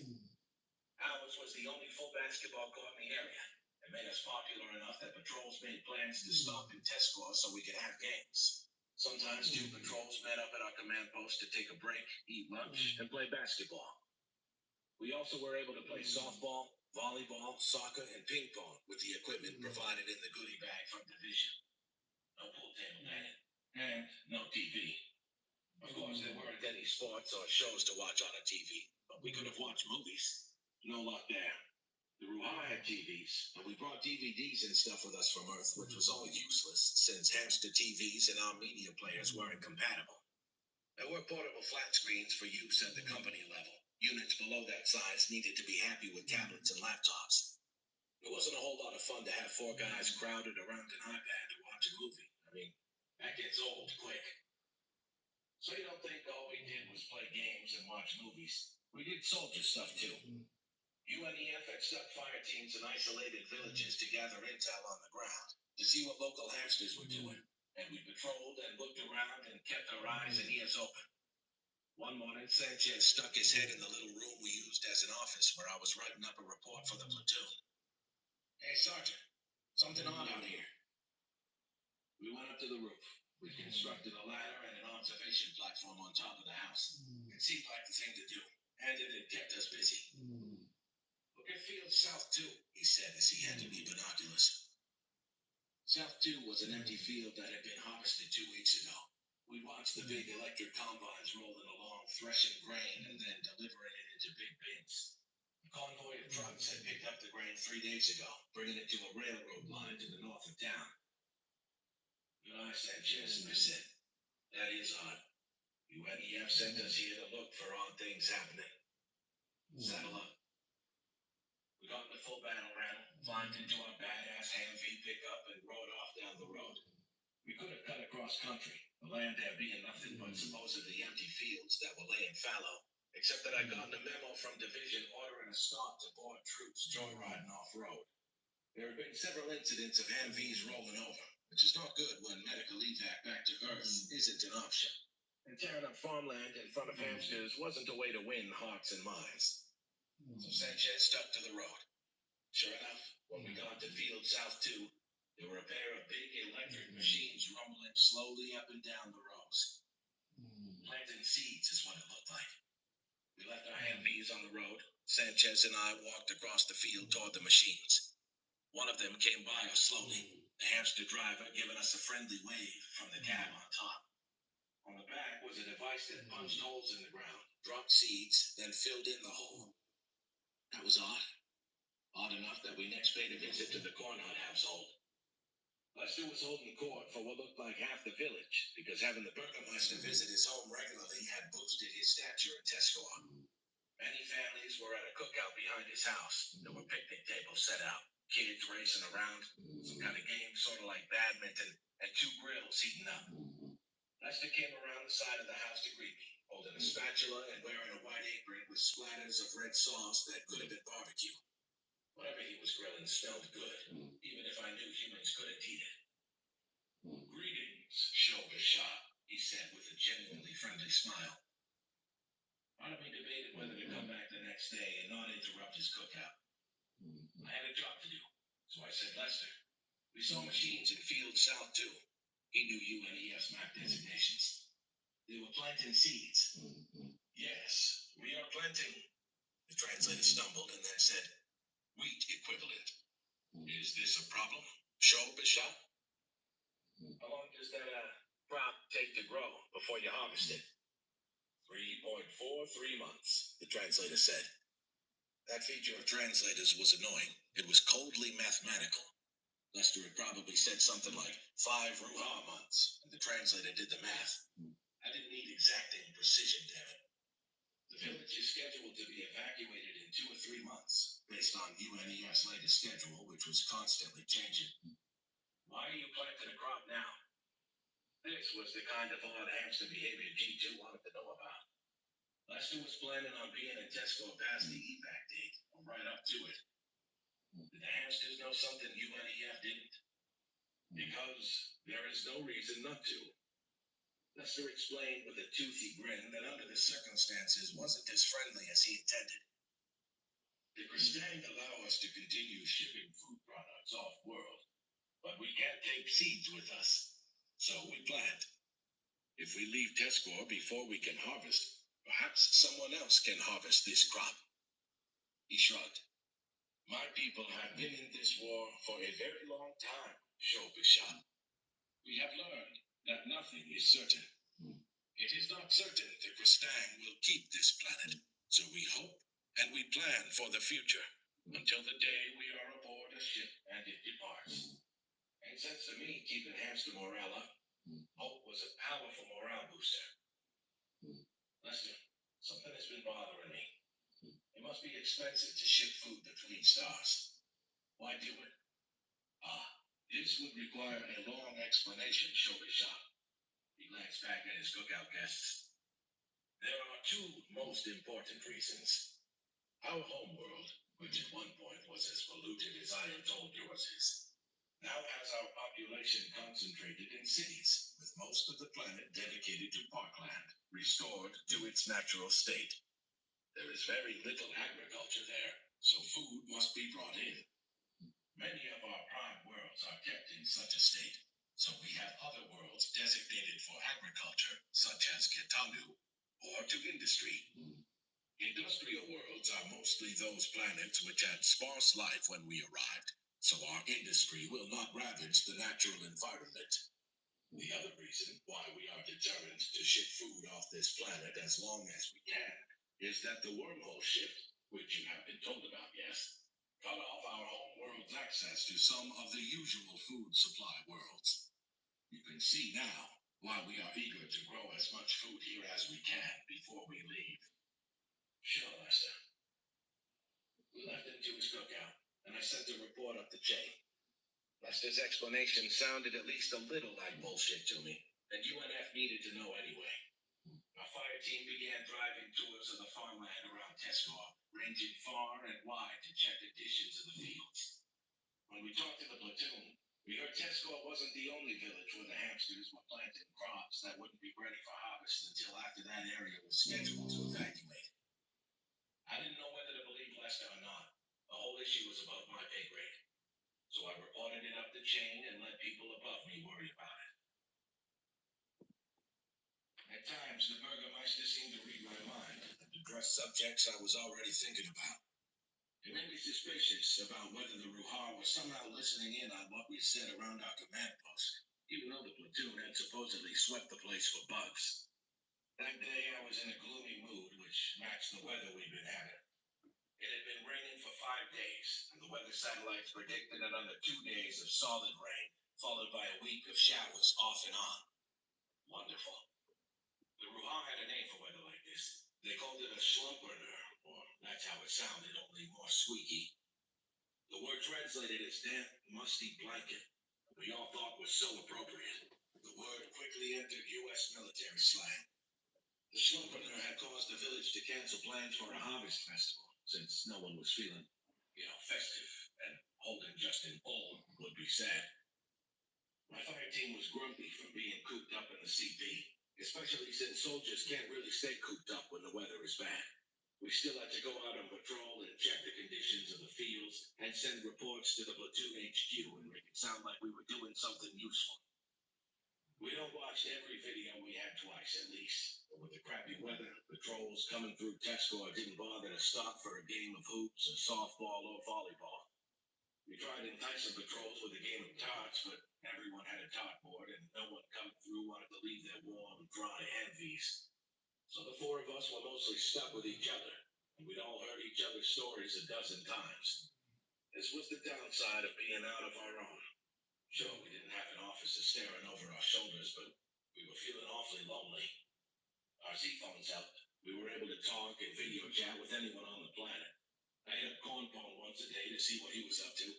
He got assigned to one of the quick reaction platoons, which sounded exciting, except he told me all they did was drill, and drill some more.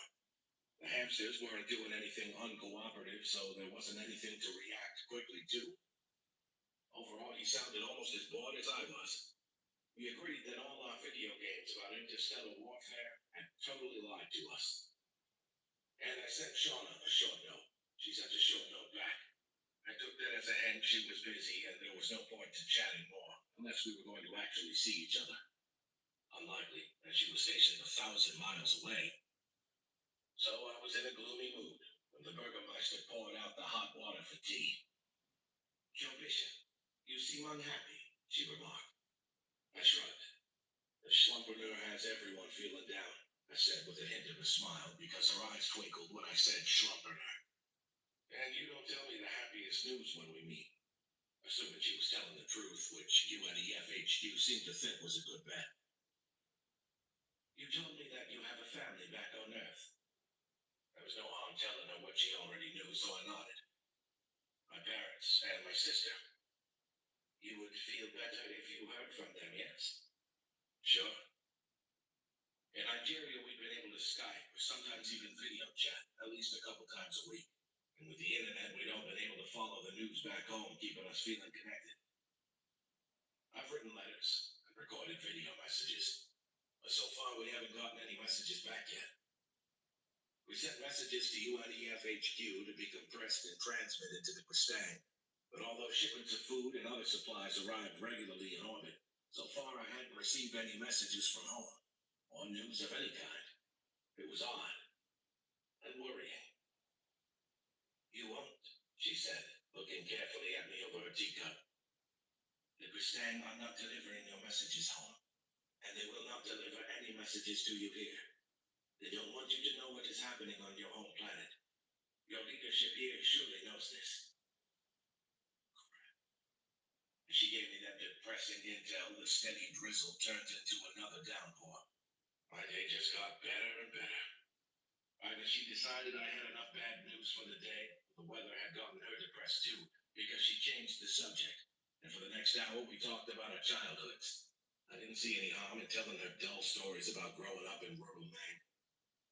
Ruha society didn't sound all that different from life on Earth, except they had amazing technology.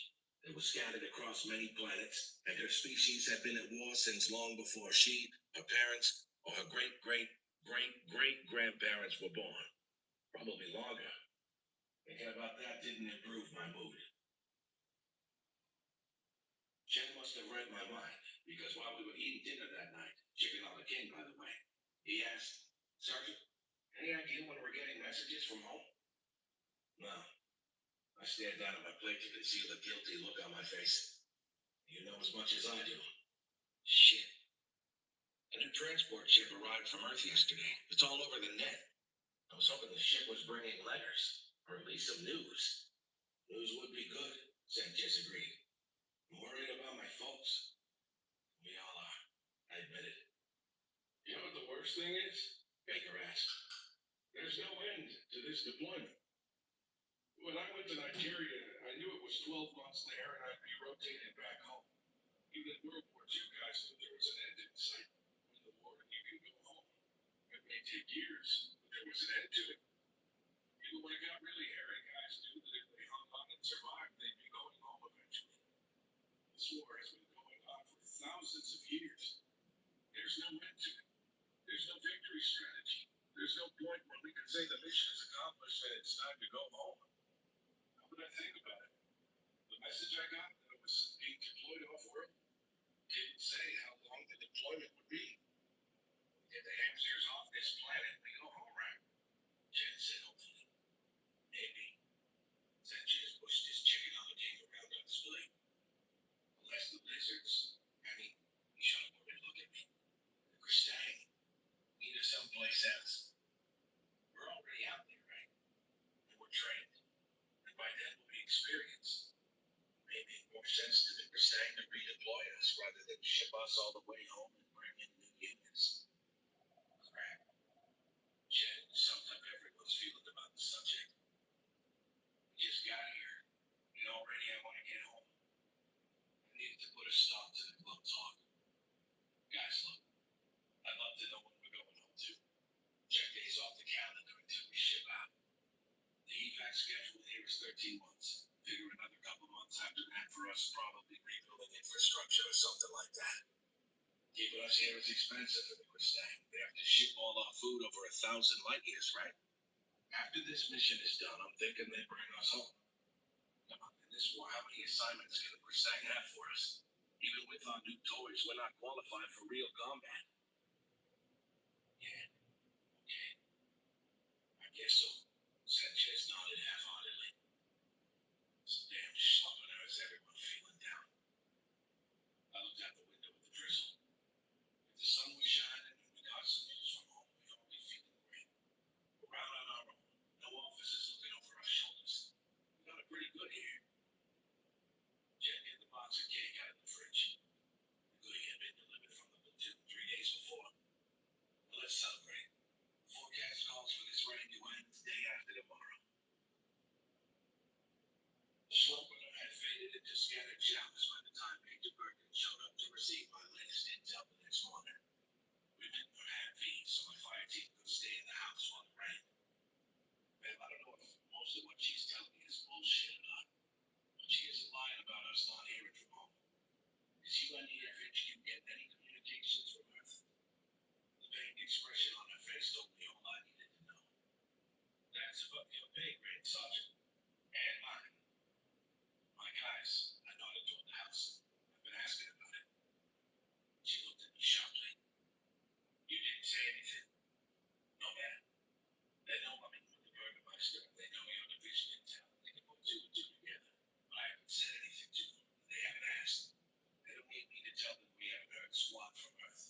It's all over Z-phone traffic.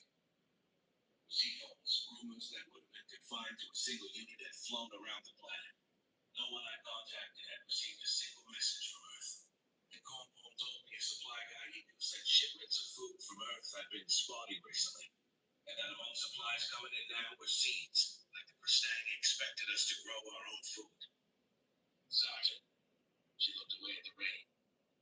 I know as much as you do. UNEFHQ doesn't tell me any more than I need to know. Be careful what you say on the net. She pointed to the roof of the Heavy. Our friends are listening. At 0400, a couple days later, my Z-phone rang. I mean, the Z-phone was great in many ways. In one way, it was not so great. The man could reach you anytime, anywhere. Reach you personally. Or call a radio operator who then had to go find you. I swung my legs onto the floor and sat up straight. Someone told me that makes you sound more alert to the upright when you get startled out of sound sleep. Sergeant Bishop here. Bishop, this is Lieutenant Charles. Your fire team is bugging out today to come back here. We need you backed up and on the move by L900. Back up, be fully awake. What's going on, Sam? Get a briefing when you get here. Yes, sir, I replied, but he'd already hung up. My fire team had the same WTF reaction I did. They also knew as much as I did, which was nothing. There wasn't any chatter of trouble on the net.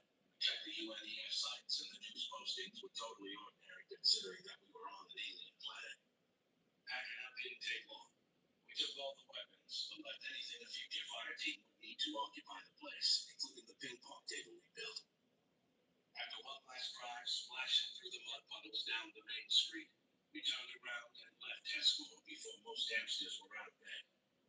I regretted that we didn't get a chance to say goodbye to the Cornhunt family. I smelled a rat as we drove up to the platoon base. As soon as I saw Major Perkins. Major Perkins, we just got pulled out of Tesco, ma'am, I said, although I figured she already knew that. Probably arranged it. I never trusted intel types. Bishop, let's talk. She waved me over toward the airfield. Once we were out of earshot, she explained. I ordered you pulled out of Tesco. Pristang knows someone has been passing intel to us and they're pissed about it and nosing around and they're getting closer to you. You need to lay low for a while, so you're being transferred. Just you, not your team. Where, ma'am? The cargo launcher. I'll tell you the truth, we don't have an assignment for you right now other than to disappear and keep your name off the contact. If it makes you feel any better, I've been told the same. They're reassigning me to a logistics base in the Indian sector as a liaison. She snorted. I don't speak a single word of Hindi. Damn it. All this because we've been listening to the hamsters. Did the Pristang think we wouldn't talk to them the entire time we're down here? They probably know the hamsters would take any opportunity to make the list. Pristang look bad. Drive a wedge between us. It's not just us talking to them. The Pristang expect rumors to fly around any army. The problem is the Pristang know UNEF command has been taking the hamsters seriously. You're not our only source of direct intel. But I can tell you that your Burgermeister is considered the gold source, and UNEF command is shitting their pants because they believe most of what she told is true. She shot me a direct look. You're still not to talk about any of this. It's top secret. Yes, ma'am. She let out a long breath, patted her shirt pocket, then flipped her hand away in disgust. Being out in the galaxy finally got me to quit smoking once my supply of smokes ran out. I went cold turkey. The Pristang consider tobacco to be a luxury item they're not willing to ship across light years. Sometimes I want to shoot something. Eisenhower quit cold turkey, man, after his first heart attack. That didn't come out quite the way I meant it. If I did it, that's good enough for me. And he had a choice, right? I don't. Maybe we should have had nicotine put on the essential medicines list, she said with a grimace. I wanted to sympathize with her, but I couldn't. I felt sympathetic, but since I'd never had to kick a habit of smoking or drinking or drugs, I couldn't truly understand what she was going through. You know what I mean? I'd taken the easy route of not getting hooked on anything in the first place. Not knowing what to say, I made a sympathetic sound and waited for her to talk. Medicine is what got us into real trouble anyway. You're right. The lizards don't give a shit about rumors going around. What got that pain August is when we accepted an offer from the Ruha to provide advanced medical care. You heard about the buzzard crash last month? 2 dead, 4 injured. One of the injured lost a leg, another has a broken spine. Stang won't medevac them back to Earth. The Ruha heard about the injured. They were surprised to hear that humans don't have the ability to regrow limbs or nerve tissue. They've had that technology so long they take it for granted. As an experiment, we sent some badly injured cases to a Ruha hospital, and they're being treated, including 2 from the buzzard crash. The Ruha docs took a while to adapt to our different biochemistry, but their biochemistry is based on DNA like us. Reports are all the injured are expected to make full recoveries eventually. Stang were furious when they heard about us accepting Ruha medical care. Called UNDF command on the cover, fraternizing with the enemy. I heard that conversation got heated. General Mears told the damn lizards we wouldn't have to send our people to Ruha hospitals if the lizards would share their own medical technology. She smiled. The old man won't back down to anyone, human or lizard. Mind trouble. I don't for a while until it blows up this month. Think of it as an opportunity to see more of the planet. I didn't believe that for a second. After saying goodbye to my fire team, I hopped a series of flights to the launcher. It was long and boring, and I was in a foul mood. I hadn't done anything wrong, but if UNEF needed a scapegoat for the Kristang, they'd expect me to fall on my sword. Demotion seemed likely. I hadn't been a sergeant long and had barely gotten used to it. I missed the feeling of being in charge of a team. We took good work at Tesco, stayed out of trouble, established good relations with the natives, gathered solid intel, and rounded it up the chain. And built a basketball court that made our command post a popular spot for patrols to start. It was good for morale. There hadn't been any serious friction among my fire team, not any more than you'd expect from 4 guys stuck together in the boonies without much to do. Looking back at our time at Tesco, it seemed almost idyllic, peaceful. We had landed on an alien enemy planet, established control, and we were doing our part in the war, showing the Kristang that we could pull our weight, little as that was. We felt we had a sense of purpose, of accomplishment. We all had been looking forward to the day the inhabitants of Tesco got loaded aboard transports and joined the evacuation. That would be mission accomplished for our EOT. Looking back now, my view of our time in Tesco became less idyllic for me after I began getting disturbing intel from the Burgermeister. Learning humanity had been conned into setting up an expeditionary force. The UNEF was nothing more than rented runs to the Kristang. That the lizards considered Earth to be a war prize to be exploited however they wanted. And it killed my buzz on any feeling of accomplishment. Not being able to share intel with my fire team had put a distance between us. They knew I was meeting with a high-ranking Ruha official, and so a UNEF intelligence officer visiting the day after I met with the Ruha, and they could put 2 and 2 together. And of course, there were rumors. Some of the rumors traced back to intel I'd received from the Burgermeister, and it made me nervous about UNEF HQ's information security. It pissed me off that I was supposed to treat intel as secret when it was flying around the rumor mills already.